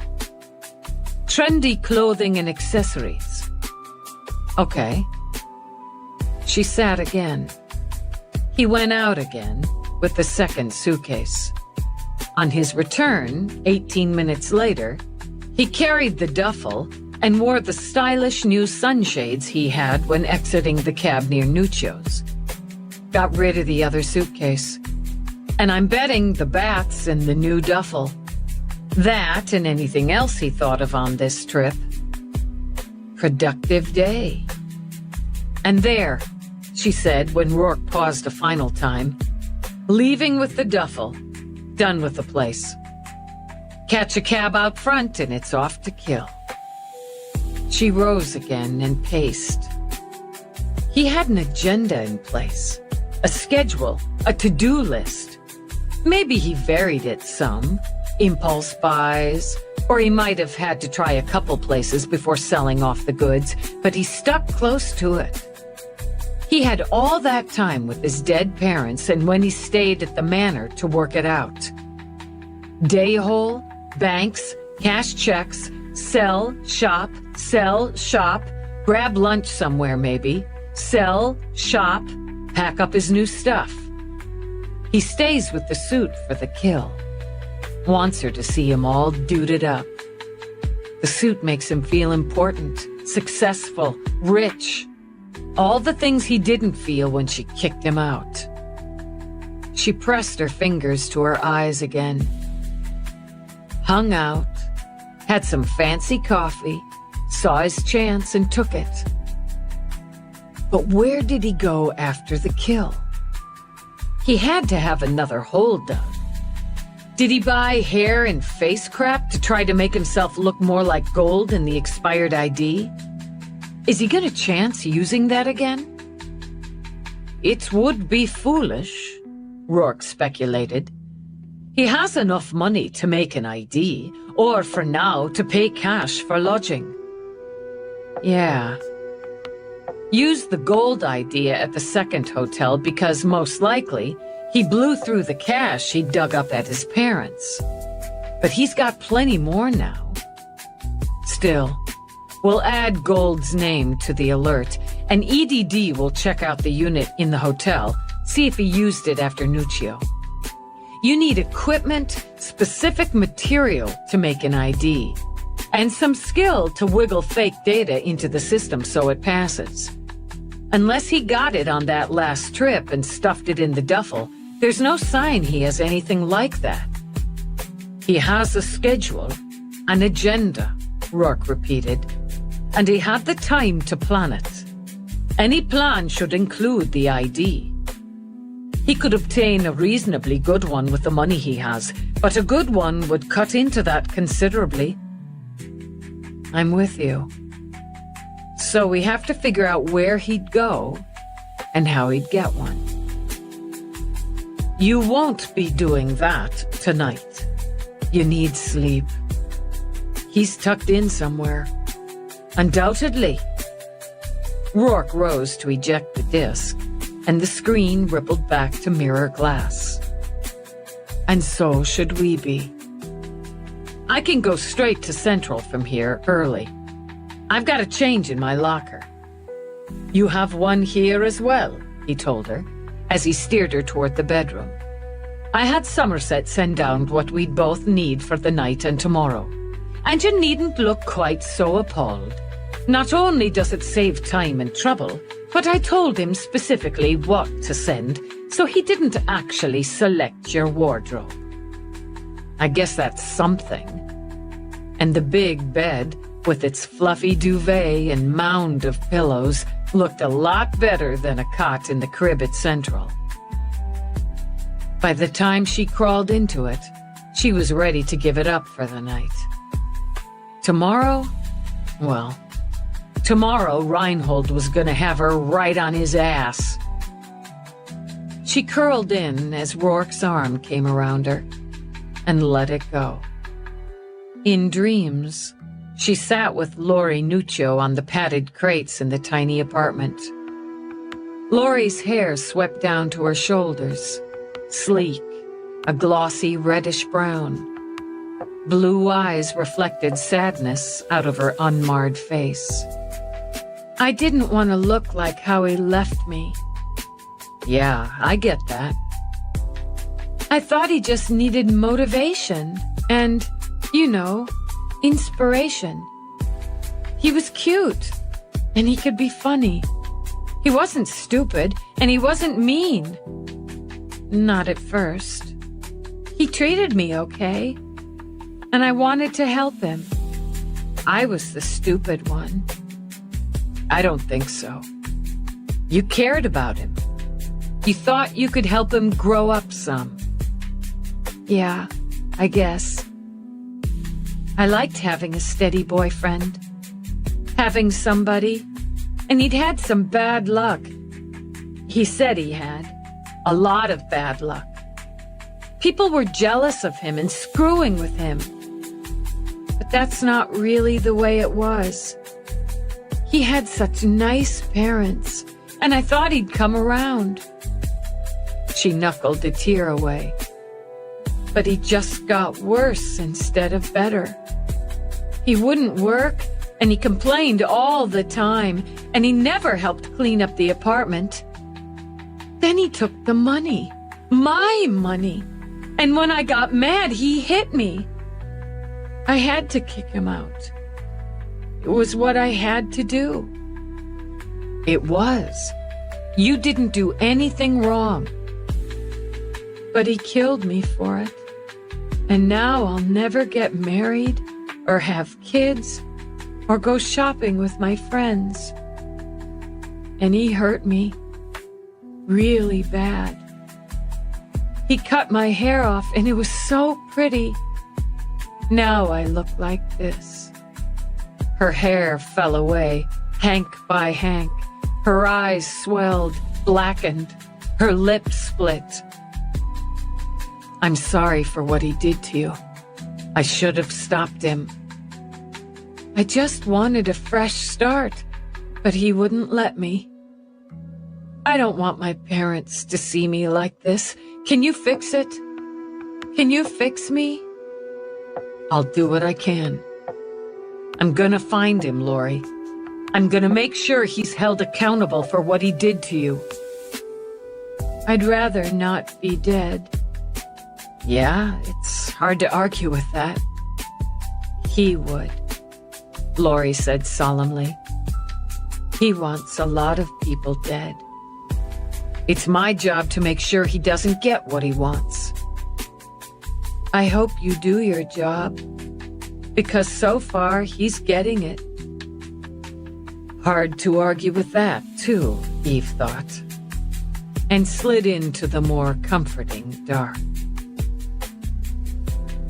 While Eve talked to the dead in dreams, Reinhold gloated over his latest luck.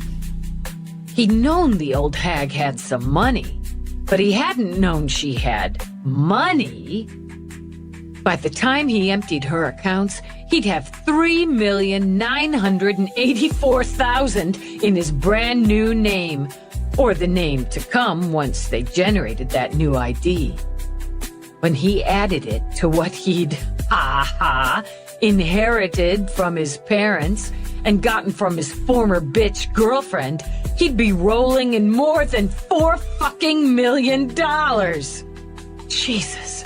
He thought the $175,000 he'd had, minus what he'd spent, was a big deal. It was nothing compared to this. He could have anything he wanted now.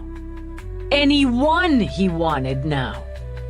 He'd never have to work a day in his life to live like a king. Except for the killing, that is. But what was that old bullshit his father always tossed around? If you love your work, you're never working, something like that. Who knew the stupid bastard would actually be right about anything? And now he had a droid, a pretty classy one, reprogrammed to follow his orders and only his. He'd really enjoyed that when he'd ordered up a midnight snack. Miss Farnsworth, you sneaky bitch! You've been sitting on all this money with that fat ass of yours. Why the hell did you waste all that time dragging it around the classroom? She only stared at him with dead, tired eyes, rimmed with red from fatigue and tears, and from the occasional backhand he delivered to keep her sharp. She'd love teaching, she thought. He'd never understand the satisfaction and fulfillment of honest work. He was rotten down to the core, and she knew now he'd kill her before he was done. He'd make her suffer first. He'd hurt her in every way he could devise. Then he'd kill her. We've still got work to do, but some of it's gonna have to wait. I've gotta get some shut-eye. He rose, stretched luxuriously. You ought to get some too. You look like hell. He laughed, cracking himself up so much he bent over from the waist. Tomorrow we're gonna finish routing all that money. And the big new assignment? We're gonna work on that ID. I need your best work now, remember that? Remember how you said that 1,000,000 times? I need your best work, Jerry. Stupid bitch. He gave her a last backhand, in case she forgot. See you in the morning. He gave her chair a good shove, so it slammed against the wall, then strolled out, calling for lights off on the way. She sat quivering in the dark, then steeling herself, began to squirm, rock, twist her aching limbs in the faint hope she could loosen her bonds. Eve woke to the familiar and the not. The life-affirming scent of coffee hit first, to her eternal gratitude. The sense of an empty bed with Rourke close by. Those were every morning things. But the bed wasn't her bed, and no sky window above it showed her the filtered roof of the world. Hotel, she thought. Downtown, near work. And a dead body waiting for her at the morgue. She sat up, glanced blearily around at the muted gold of the walls, the single white orchid, she thought it was an orchid, arching out of a deep blue pot on a dresser, and caught the muted mumble from the parlor beyond. Media reports, stock reports, she concluded. Rourke usually kept the sound off as he reviewed all that from the bedroom sitting area. She rolled out, snagged the robe draped at the foot of the bed where the cat would often be, and shrugging into it, went out to join him. Already showered and dressed for business world domination in a dark suit. Some blonde and hot red sat at a glass counter on screen, talking about the market holding its breath in anticipation of the potential acquisition of Eurocom by Rourke Industries. Eve wandered over to pick up his coffee cup, down the contents. You can have your own, you know. I'm going to. What's Eurocom? Why are you potentially acquiring it? And how come it makes everybody hold their breath? It's been the major player in Europe's joint communication development over the last decade or so. Because I can, and it will slide nicely into other holdings in that region. And because it's been badly mismanaged the last few years, resulting in lost jobs and revenue, and the acquisition should right that ship as well as add to it. Okay. She walked to the table where plates already sat under silver warmers, got a cup of her own, and came back to pour coffee from the pot on the low table in front of Rourke. Why aren't you over there making the deal? Because Eurocom is the one under the gun, and I had them come to me here. Your turf, their handout. Close enough. Much of it's been negotiated through Link and Holo conferences, and my liaison there. As it happens, I just signed off about 10 minutes ago while having my coffee, or what had been my coffee. The announcement should hit shortly. Eve wagged her thumb at the screen. Blondie thinks it's a big deal. Blondie's quite right. He held up his cup so Eve could fill it. After the transition, which on my terms will be swift and clean and final, there'll be some restructuring. Heads rolling. Asses booted, more like. and some retooling. Within the next quarter, we'll generate about 500,000 new jobs. He changed lives, she thought, sitting there in his slick suit, coolly drinking coffee. With an eye toward profit, sure, and expansion, absolutely. But his go-ahead changed the life of someone sitting in a pub or cafe across the Atlantic, worrying about paying the rent. The screen flashed like a sunspot before the banner hyping breaking news swept over it. Even with the sound low, Eve heard the excitement in the blonde's voice as she announced the Eurocom Rourke Industries deal was confirmed. Well then. Rourke got to his feet, gave Eve a light good morning kiss. Let's have breakfast. They do a fine full Irish here. Just like that, she thought. She sat with him, uncovered the plate to reveal the abundance of food. Jesus, what starving Irishman had first come up with the concept of the full deal? How much of it goes to Ireland? She asked him. The Eurocom thing. He shot her an amused smile. Want the figures, do you? Should I have a report sent over? She picked up her fork. Definitely not. I'm just curious if any of this plays in with your family. Most of my people are farmers, as you know. But there are some who don't work the land, and they may find their way onto the payroll. You don't look as rested as I'd hoped. Weird dream. Dream, she repeated, so he understood there'd been no nightmare. The latest Vic and I had this conversation in her apartment. She's pretty bummed out about being dead. It's difficult to fault her for that.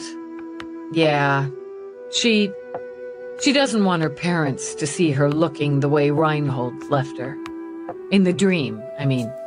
Projecting, Eve said as she began to eat, and I shouldn't be. Why not? You feel for her. It's not my job to feel for her. It's my job to find and stop Reinhold. You do both. And that's what makes you, you. My subconscious is putting words in her mouth. Watching her, Rourke cut into meaty Irish-style bacon. Your subconscious, driven by your innate observation skills and your unique sensitivity. I wouldn't discount it. None of that tells me where he is now or what he's planning next. You've generated considerable data in a short amount of time. She had. They had, she knew, but time's the problem.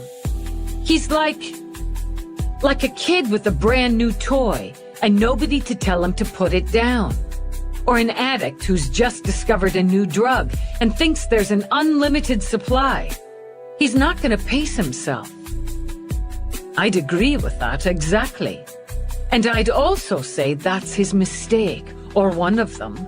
It'll be the rush, the gorging on it that trips him.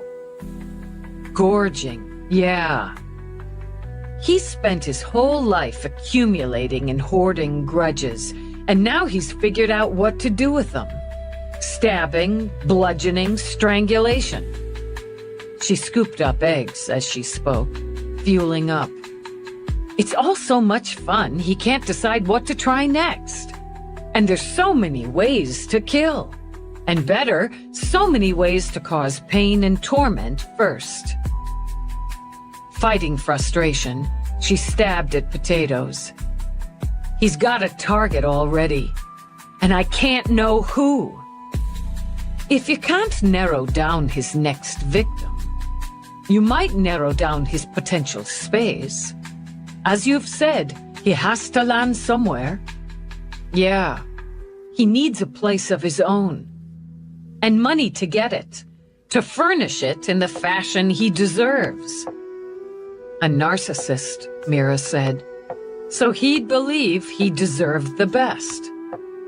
Maybe he'll blow a big chunk of what he's got on his headquarters.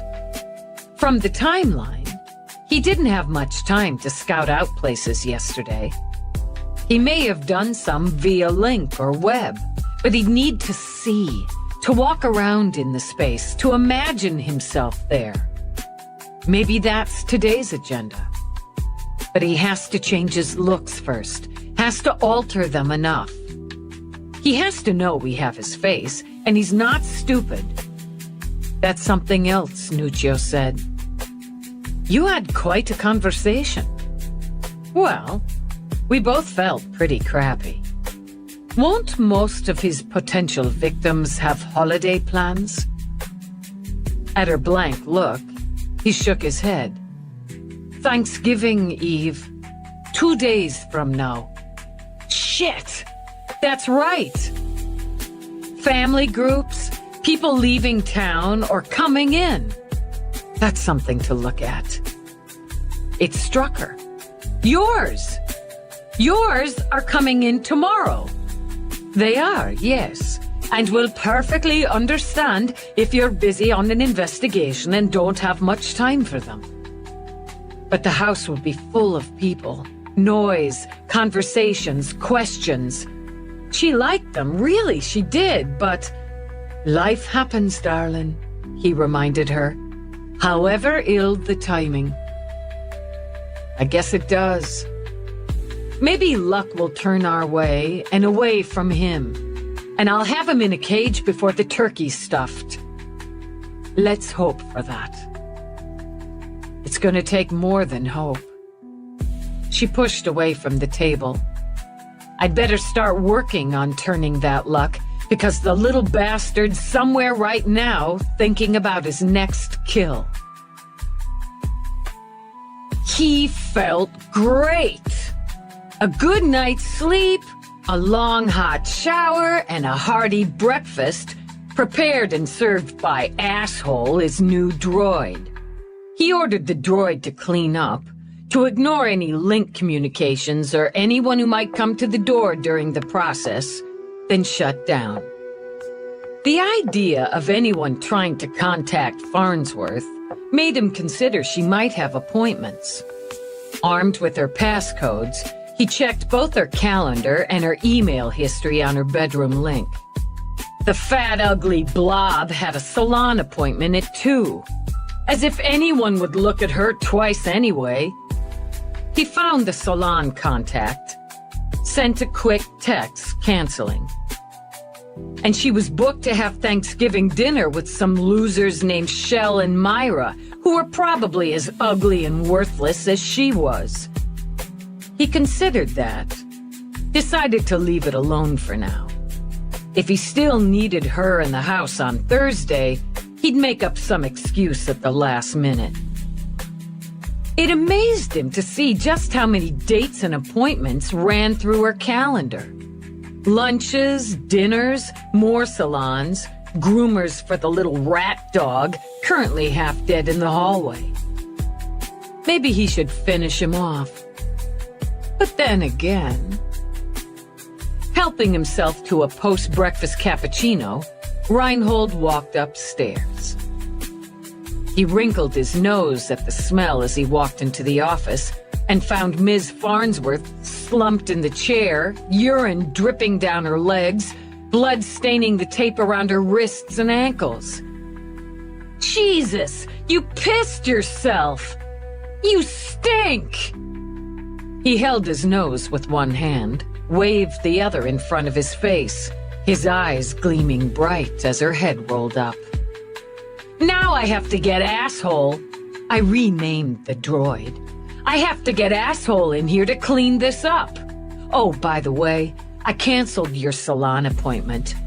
Saved you money, because no amount of it could make you less ugly, fat, and disgusting.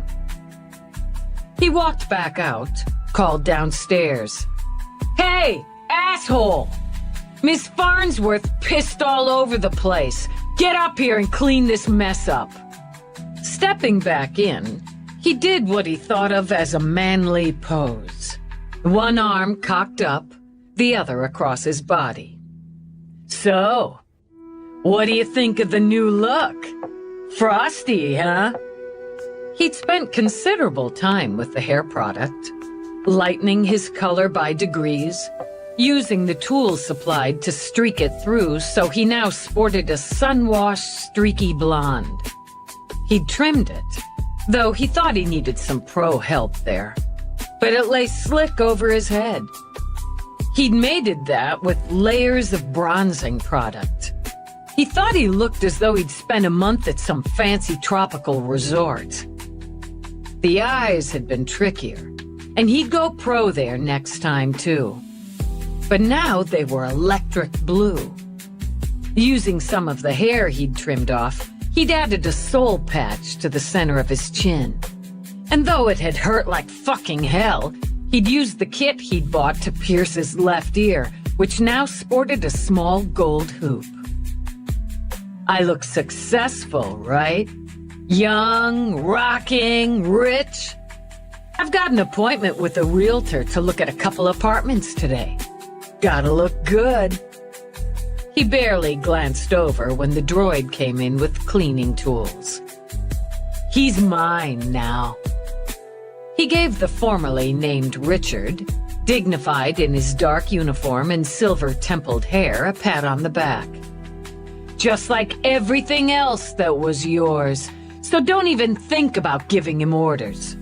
Oh, that's right. Still can't talk. I'll fix that as soon as asshole's done here. Be right back. When he strolled out, Miss Farnsworth rolled her eyes toward the droid. She screamed, "Help me!" But all that sounded was a weak moan. It went about its business efficiently, as she'd programmed its domestic duties herself. She tried rocking and bucking in the chair, but her limbs were numb.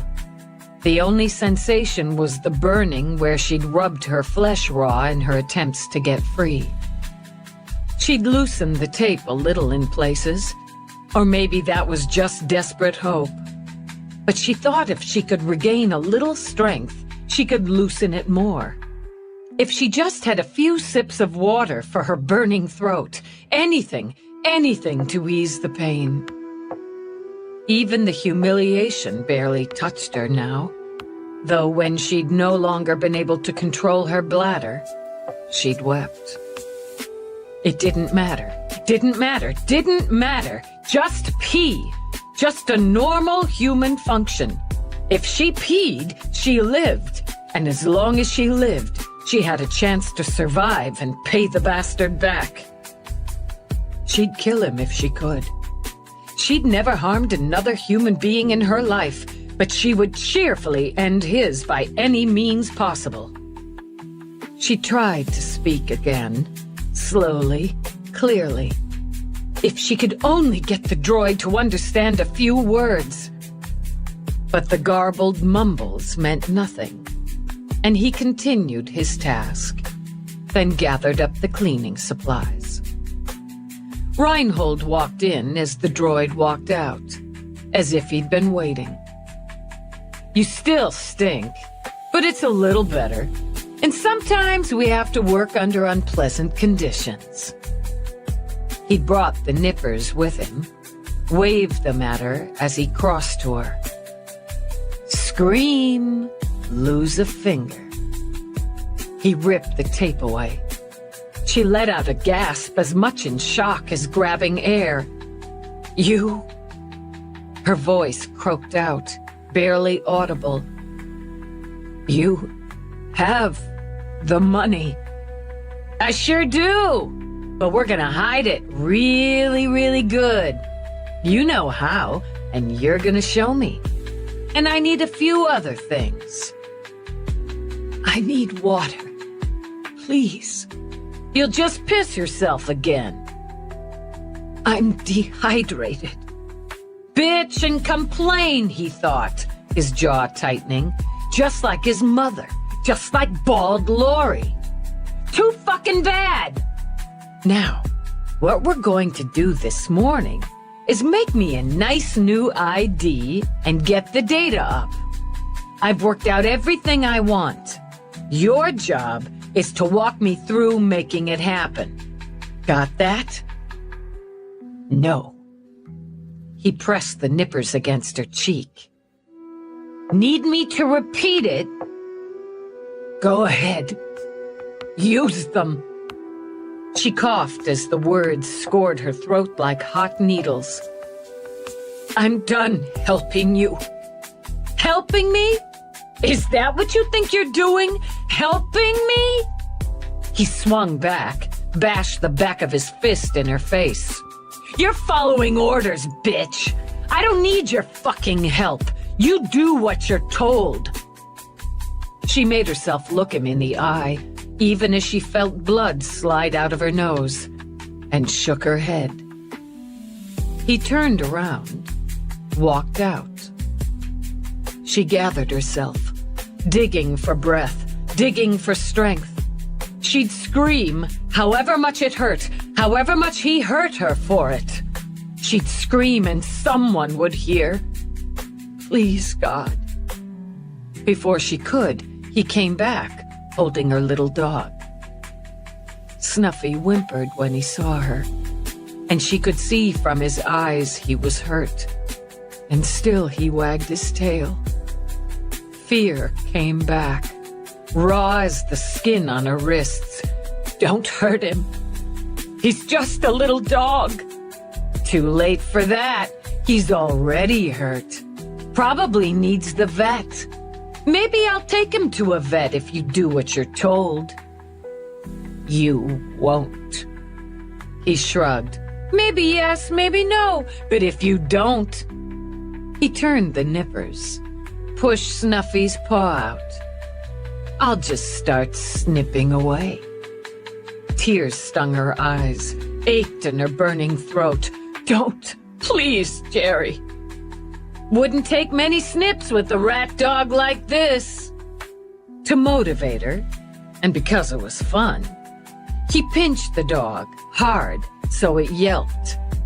But I'd start small. This paw, that paw. Maybe his tongue so he can't yap. I'll do it. Don't hurt him, and I'll do it. Smiling, he closed the snips a little more. Maybe I'll snip just one paw because you said no first. Please, please. The tears rolled now. She couldn't stop them. He was a sweet old dog. He was family. He was defenseless. I'm sorry. I'll make the ID for you and upload all the data you want. I'll make it perfect. I'll hide the money. I'll bury it so nobody can trace it.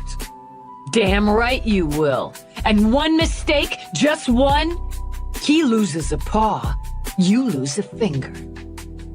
He dumped the dog in her lap, where Snuffy whimpered at her. Reinhold sat at the desk, cracked his knuckles. Let's get started!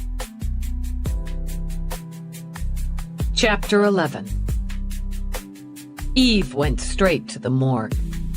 No need that she could see to pull Peabody in, not for this. The investigation was better served with her partner checking out the shops they knew Reinhold had visited, and at her desk, tracking down pawnbrokers who might be slow or reluctant to report the purchase of items sold by a murderer. She traveled the white tunnel as she had the day before, and thought, yeah, it was past time for luck to turn. She found Morris with Laurie Nuccio. As he often did, he'd chosen music to suit either his mood or the victim. This was light, kind of breezy, with a high, clear female voice singing hopefully about what lay behind the bend in the road. He looked up from his work when Eve entered, ordered the music to low volume. I'd hoped not to see you again quite so soon. Same here, she said as she joined him. Young, very pretty. Hard to tell now after he messed her up. Morris shook his head. No, not really. her bone structure, coloring. There's an ugliness to what he did here, but she shows through it. She'd like to know that. Eve lifted her shoulders, let them fall at Morris's arched brows. You know how it is. They get in your head and you feel like you know. Yes. She mattered to him, in his own twisted way. He hated her for that. He didn't rape her. No, Morris confirmed. There was no sexual activity, consensual or forced. He might go there with another if he gets the chance. He orgasmed during the kill, so now he has a sexual connection. A bonus round. This one's difficult for you. I don't know why this one, especially, except we kept missing her. It's like everything was weighted on his side. We're trying to contact her, her neighbors looking out for her, and still he gets in, does this, walks away. Studying the body as he did, Eve hooked her thumbs in her front pockets. She was living cheap, you know. Padded crates, stringed beads for curtains in this little box apartment, but she kept it nice, kept herself nice, worked hard, had friends, had family. He took it all because she wouldn't let him sponge off her anymore, do nothing anymore. Her parents are wrecked. She paused, pinched the bridge of her nose as if to release tension. They told me her older sister and her spouse, their baby, were all in from Ohio for Thanksgiving. They were having a big family dinner. And this one here was getting some fancy dish from the restaurant where she works. I don't know why they told me all that.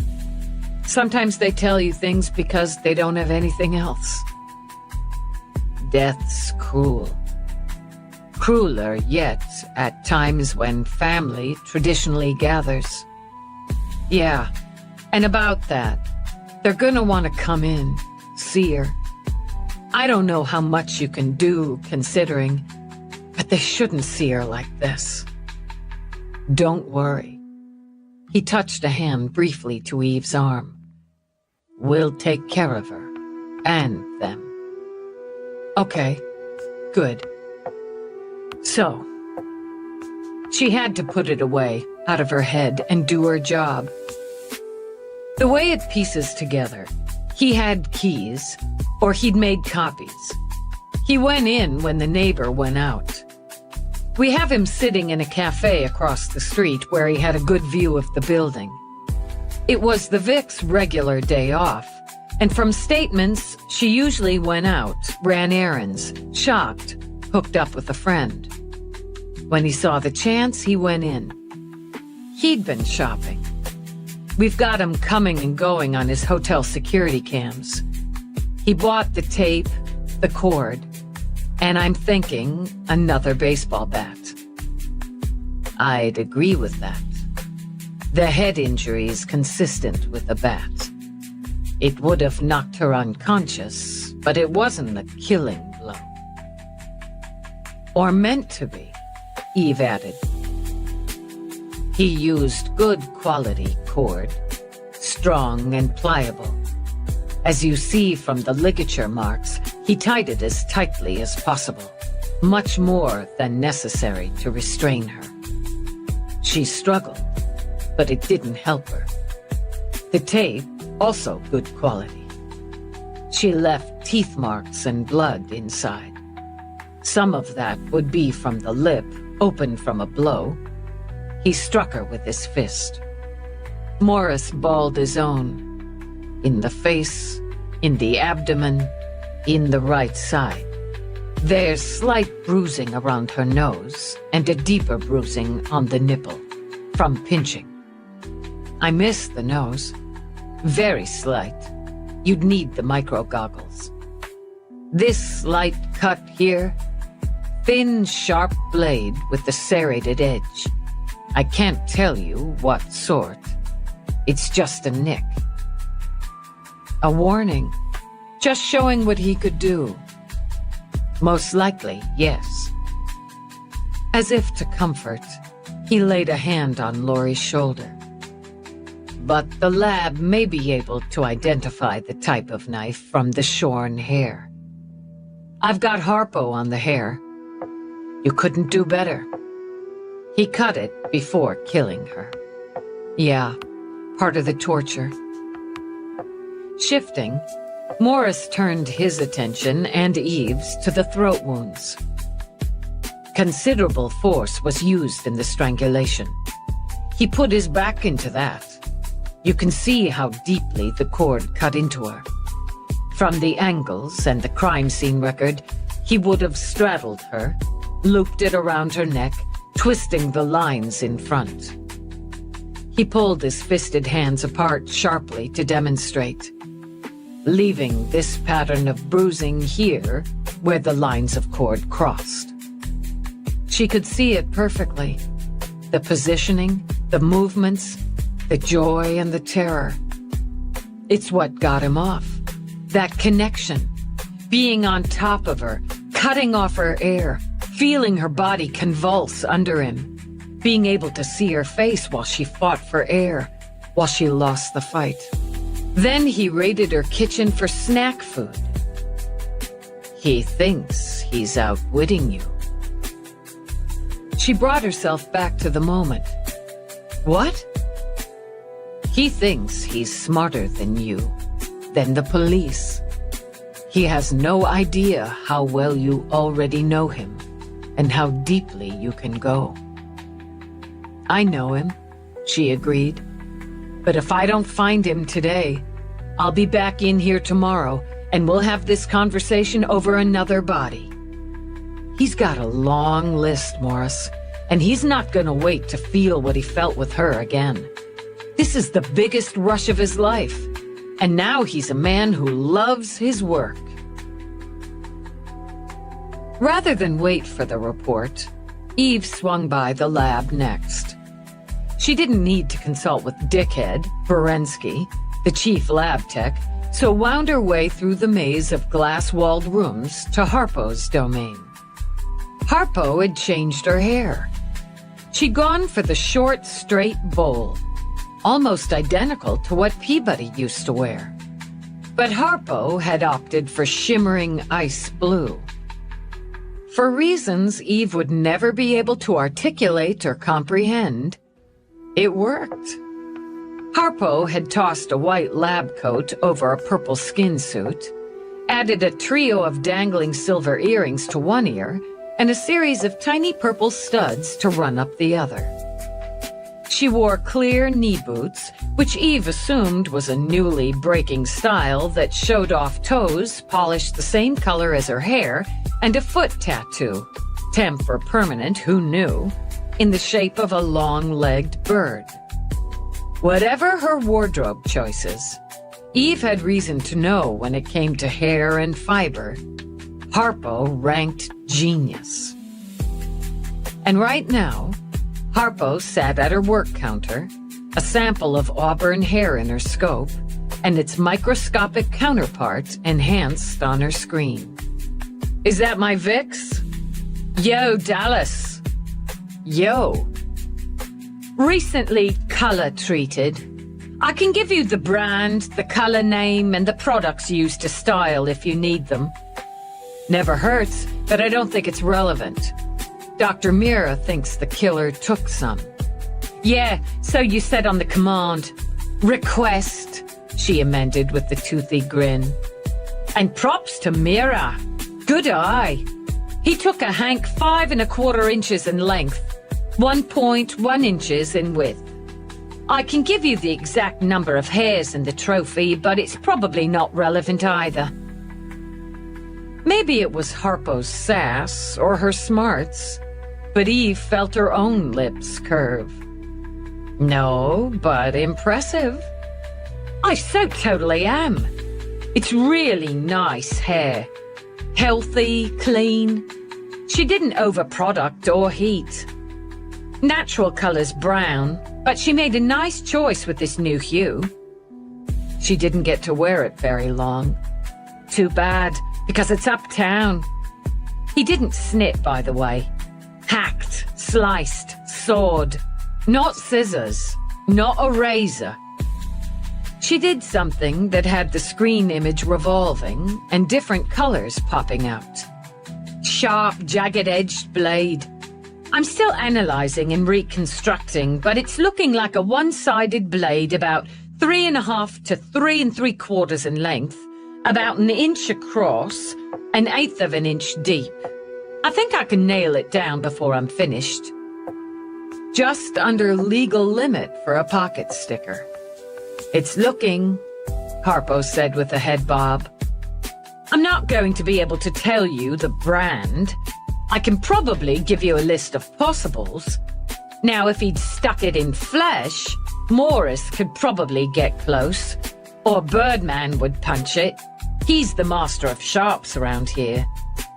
Good to know. Sweeper sent in some fibers from the body, but you said no rush on them. We know what he was wearing and where he bought it. I needed to know if he took the trophy. Definitely. My money-back guarantee on it. And I could use the list of knives when you have it. No prob. I'll have Birdman take a look. He may be able to cut it down some. Speaking of birds, Eve glanced down at the one visible through the boot. You like? I crush on flamingos, but I'm not so sure this is it. It's a tempt because you gotta be sure. Eve couldn't argue with that. Thanks, Harpo. Good, quick work. Our house specialty. She went back to it as Eve walked out. 2 steps into her bullpen, she stopped dead, pinned to the spot by Sanchez's tie.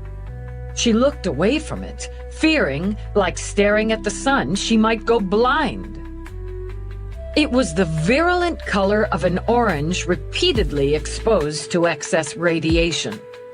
On it floated searing yellow dots, unless they just floated in front of her eyes due to the 5 seconds she'd exposed her corneas.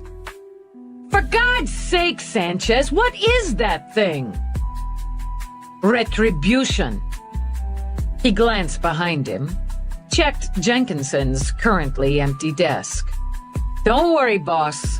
I'm not going to wear it out in the field. I mean, come on, I could blind people. We're people too, Baxter said behind the safety of his sunshades.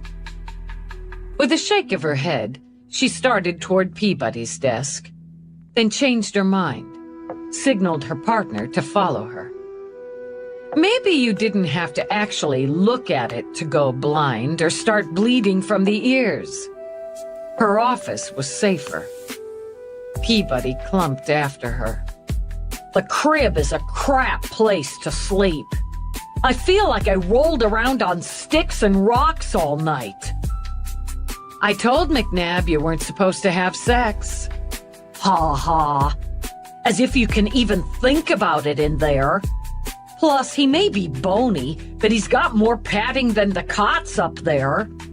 Anyway, I'm going to start calling the stores we ID'd, but in the meantime, I got a couple hits on items from the Reinhold apartment. What and where? I could think more clearly if I had real coffee. For Christ's sake, get some then. What and where? The Crystal Bowl. A shop just around the corner from the Grand Line. The thing with that, oh, mama! She added, after the first big gulp of caffeine laced with milk and sugar. The thing with that is, he didn't think it was worth all that much. Pawnbroker had a good eye, played him. That's my take from the way the guy danced around things when I pushed him on it. Try for coherency, or I'm taking that coffee and pouring what's left over your head. Right. I started making contacts, and when I hit this place, the guy got nervous. I got the Didn't see the alert until a few minutes ago, bullshit. But he came clean, mostly, I think, because he heard enough media reports on the murders to get edgy. He hit that shop in the morning, not long after he hit the banks. About 10. Yeah, right about 10. With the bowl and the diamond star earrings, the bangles in one of the suitcases. He grabbed the first offer of $900 on the bowl and $650 on the earrings, $325 on the gold bangles. Turns out the bowl is worth about 10 times what Reinhold took for it. Small satisfaction on that. We need that evidence picked up. I sent out Uniform Carmichael, Peabody confirmed. And right after I did, another shop contacted me. I don't know, maybe the word went out or it was just good timing. Reinhold sold the rest of the jewelry there. Got another $2,200 for that, then another $15 for the menorah, and $2,600 for the silver, the flatware. Adding to his pile. Yeah, not a lot, but decent when you add it up. The second shop is in the same area, about 5 blocks from the hotel. He kept it close in, easy for walking. But he went out of his comfort zone for the big-ticket items, the watches and the pearls. I tagged Cardinini, Peabody added. She got the list from the neighbor, so she's hooking up with Carmichael, and they'll hit both shops to pick up the evidence. That works, Eve answered absently, her mind still on the route, the choices of liquidation sites. He sold the bowl for a fraction of the worth, but he probably got more than he'd figured on. To confirm, Peabody pulled out her PPC, brought up her notes.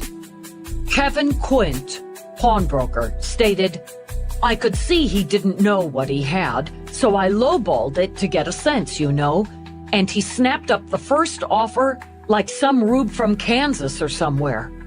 I figured him to negotiate some or whine how it was his dead old granny's, but he just said, pay me, like that, so I did. Almost $1,000 for a stupid bowl. That's what he thought. His lucky day. But when he gets more than he figured for all the rest, it's a pattern even he can see, so he picks a classier place for the pieces he knows have real value. Trading up, Peabody suggested. Exactly. 3 generations in business, estate sales a specialty, and the sob story about his dead parents. It dawned on his stupid ass his parents had better stuff than he'd thought. It was all crap to him, just something to sell. He went to a higher class place because he wanted to make sure he got all he could get. She took a moment to get herself coffee. I bet he was pissed he hadn't taken more. The old stuff, the wedding canopy, the music box, everything he considered junk. The second small satisfaction of the day, she murmured. What else have you got? I'm still working on finding the electronics, Peabody told her. He'd have to stick to the same area. What's the point in running all over hauling comps and links? I just finished generating a map and timeline of what I've got so far. Send it to me. I'll merge it with what I got from his second hotel. Let's get it up on the board. Wait! Peabody stooped over Eve's computer, fiddled. You've got it. Keep on the electronics and the stores we nailed down. Give me a sense if we need to go by those stores for a face-to-face. We'll work on finding a pattern.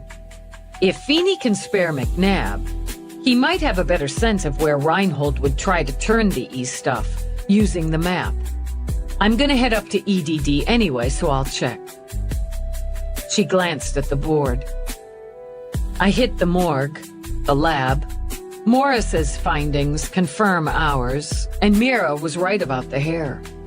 According to Harpo, he took a good hank of it with him. And with her hair magic, she's working on IDing the knife he used to whack it off. She's got some blade guy on tap to assist. Birdman? Eve frowned. Yeah. Who the hell is Birdman? He transferred from Chicago about 6 months ago.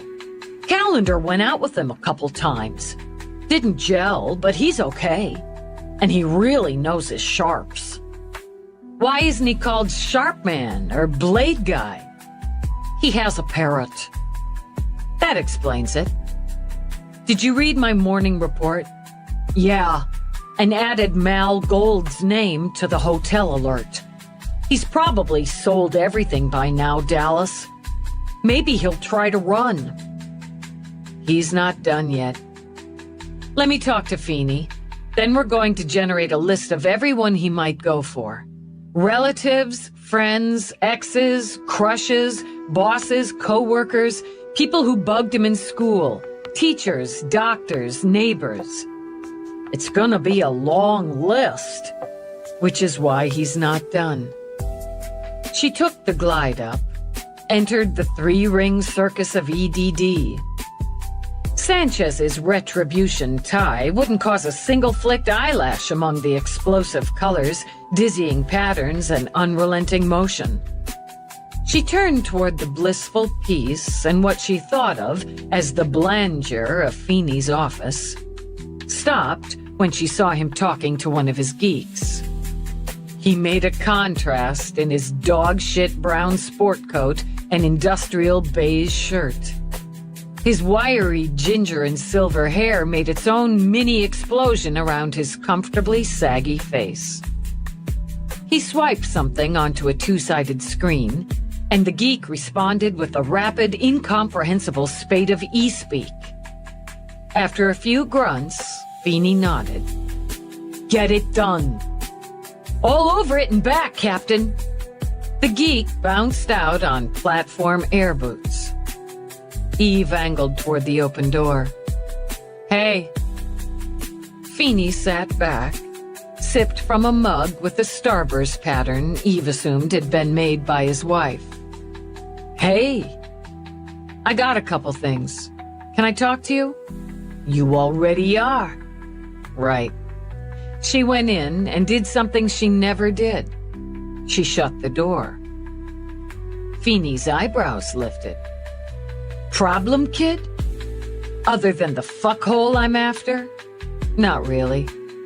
I'd like to borrow McNabb if you can spare him. I'm trying to track electronics the fuckhole took from his Vicks. He's been scattering his loot over lower Manhattan, heavy on the west side. We're generating a route map. If we pin the electronics, it may give us more. The boy's good at juggling. If he can keep his balls in the air, you can have him. Appreciate it. Did his parents, huh? Slaughtered them. Then tortured and strangled his ex. He's a fucking moron, Feeney. She slid her hands in her pockets, jingling loose credits. But he's cannier than I gave him credit for initially. Right now, he's having the best time of his life. He's not going to want to give that up, to give up his good time. Who's next? That's the question. You want to walk me through? It was generous of him. He had his own work, but he'd listen. He'd bounce things off her, let her bounce them off him, and it might come to that. Actually, I had something else. Unrelated. Or maybe, in a way, it's not altogether unrelated. This is what you want, right? What you worked for. This department, this desk, the bars. Watching her, Feeney dipped his hand into a bowl and popped a candied almond. I wouldn't be sitting here otherwise. That's just right. She nodded, pacing, jiggling credits. You were a hell of a murder cop, Feeney. Knew how to train them, too. She smiled a little. That's just right. Medal of Honor, he said. and his basset hound face lit up. Ain't that a kick in the head? Yeah, it is. I guess word's out. They don't hand those out like gumdrops, kid. You did real good. And your man's getting something shiny too. I'm real proud of both of you. Thanks. And that meant more than any medal. It feels weird. It's the bullshit around it feels weird, he corrected with precision accuracy. But they gotta throw the confetti and blow the horn, Dallas. It's a boost for the department and not just the PR blah-de-blah. For morale. She hadn't wound her way through to that, but could see it now. Feeney saw it from the starting gun, she thought. And that's why he was who he was. I could do without the confetti and the blah-de-blah, but you're right. Feeney, you could have taken homicide, Captain, when the bars came to you. But you didn't.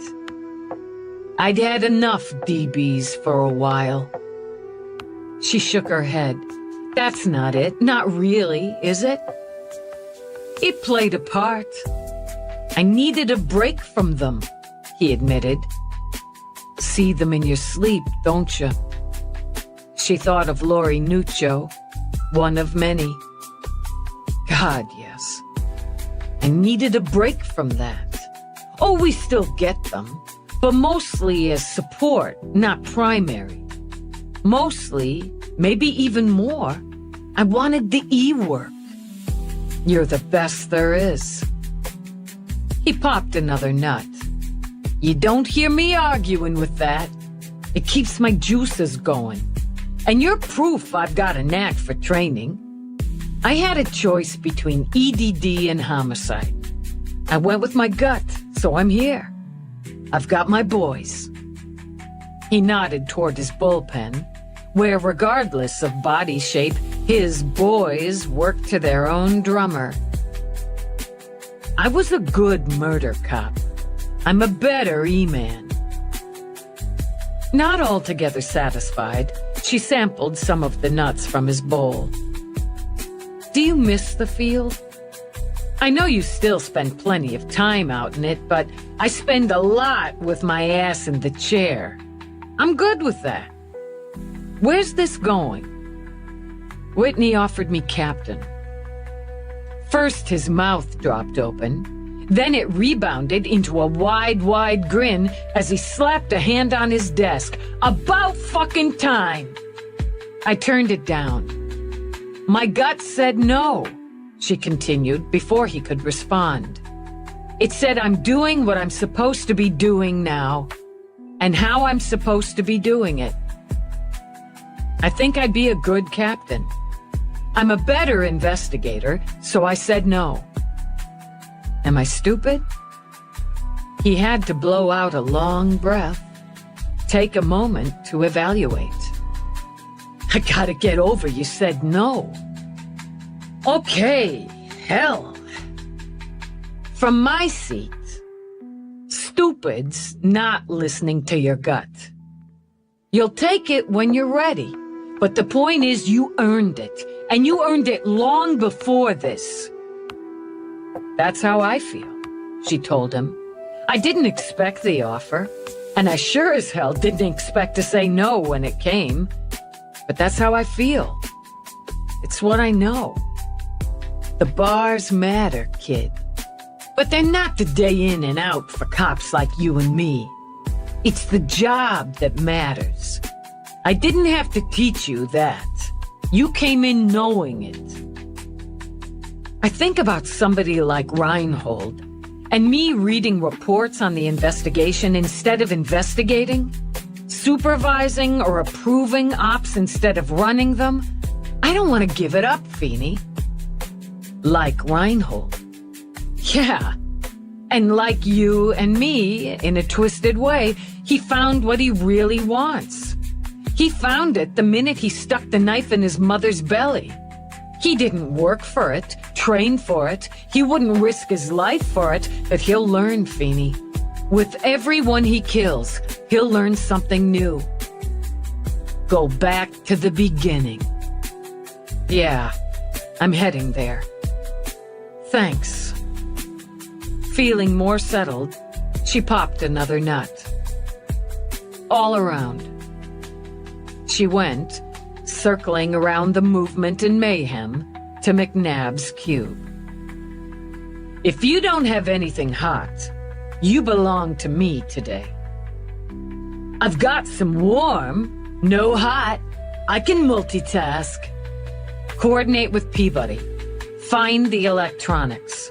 When you do, take them apart. I want anything and everything. He had to use the ones in his parents' place to do some of his research, his financial maneuvers. He'd have wiped them. McNabb smiled. He'd think he wiped them. Nothing's ever all the way clean. Find them, she repeated. She went back down to homicide, and Peabody got up to follow her into her office. Suit store? On the rack. He went in on Sunday, bought the suit, a couple shirts, some ties, socks. He had the suit altered, arranged to pick it up on Monday morning. Said he had other shopping to do. The clerk described him, once I loosened him up, as a snotty little jerk. Sounds like a good judge of character. I've got a list of what Reinhold bought there, and at Running Man. They were ready with it. It's Rourke's, Eve said simply. Yeah, I got that. Reports already sent to your unit. Good. McNabb's gonna coordinate with you on the electronics. Keep at it. We're open all day, Peabody said, and headed back to her desk. Eve closed herself in her office. She worked with the maps, expanded her board, then sat, drinking coffee, studying the route he'd taken, his timing. Scanning Peabody's reports on his purchases, she cemented her image of him. Suits, ties, shirts. But beyond that, primarily the trendy. Air skids and boots, jeans, a leather jacket, the cargo pockets McNabb was so fond of, prime athletic wear, silk boxers. Clothes, she thought, that reflected his own image of himself. Important, stylish, edgy, and successful. Rich. He saw himself as a rich man now. She called up the locations of the stores he'd visited, added them in, calculated the most probable route and timing, added that. Skirting his old neighborhood, never going into it or not deep, detouring out to the east side, fresh turf. He buys things along the route for his new look, for his new vocations. A suit, shoes, cord, tape, athletic wear, a knife, a new link, but a drop link at least for now. A tablet? A PPC? Wouldn't he need to continue to research, to keep up with the media reports while on the street? ID's the sticker, she decided. He has to get a new one. Would he, as Rourke suggested, try to create one on his own? Curious, she brought up his file, ran through his employment and education history. No stellar comp skills or experience, she noted, despite the short aborted attempt to work in comp game design. Crapped out there. Barely passed basic comp science in high school, and that with an extra semester. Skin of his teeth in his 2 college e-courses. No, he didn't have the chops to create a passable ID on his own. He had to pay for one, or find someone to do it for him. She added every E-instructor he'd had, grade school to a short college career. Lab partners? She wondered.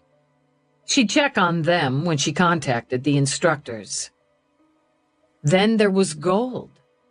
He had the chops, Eve imagined, but he wouldn't cooperate with Reinhold. Still, she took the time to contact him to confirm his safety. She learned he was still at his parents' and intended to stay there. Satisfied with that for now, Eve looked back at her board. Start at the beginning, she reminded herself.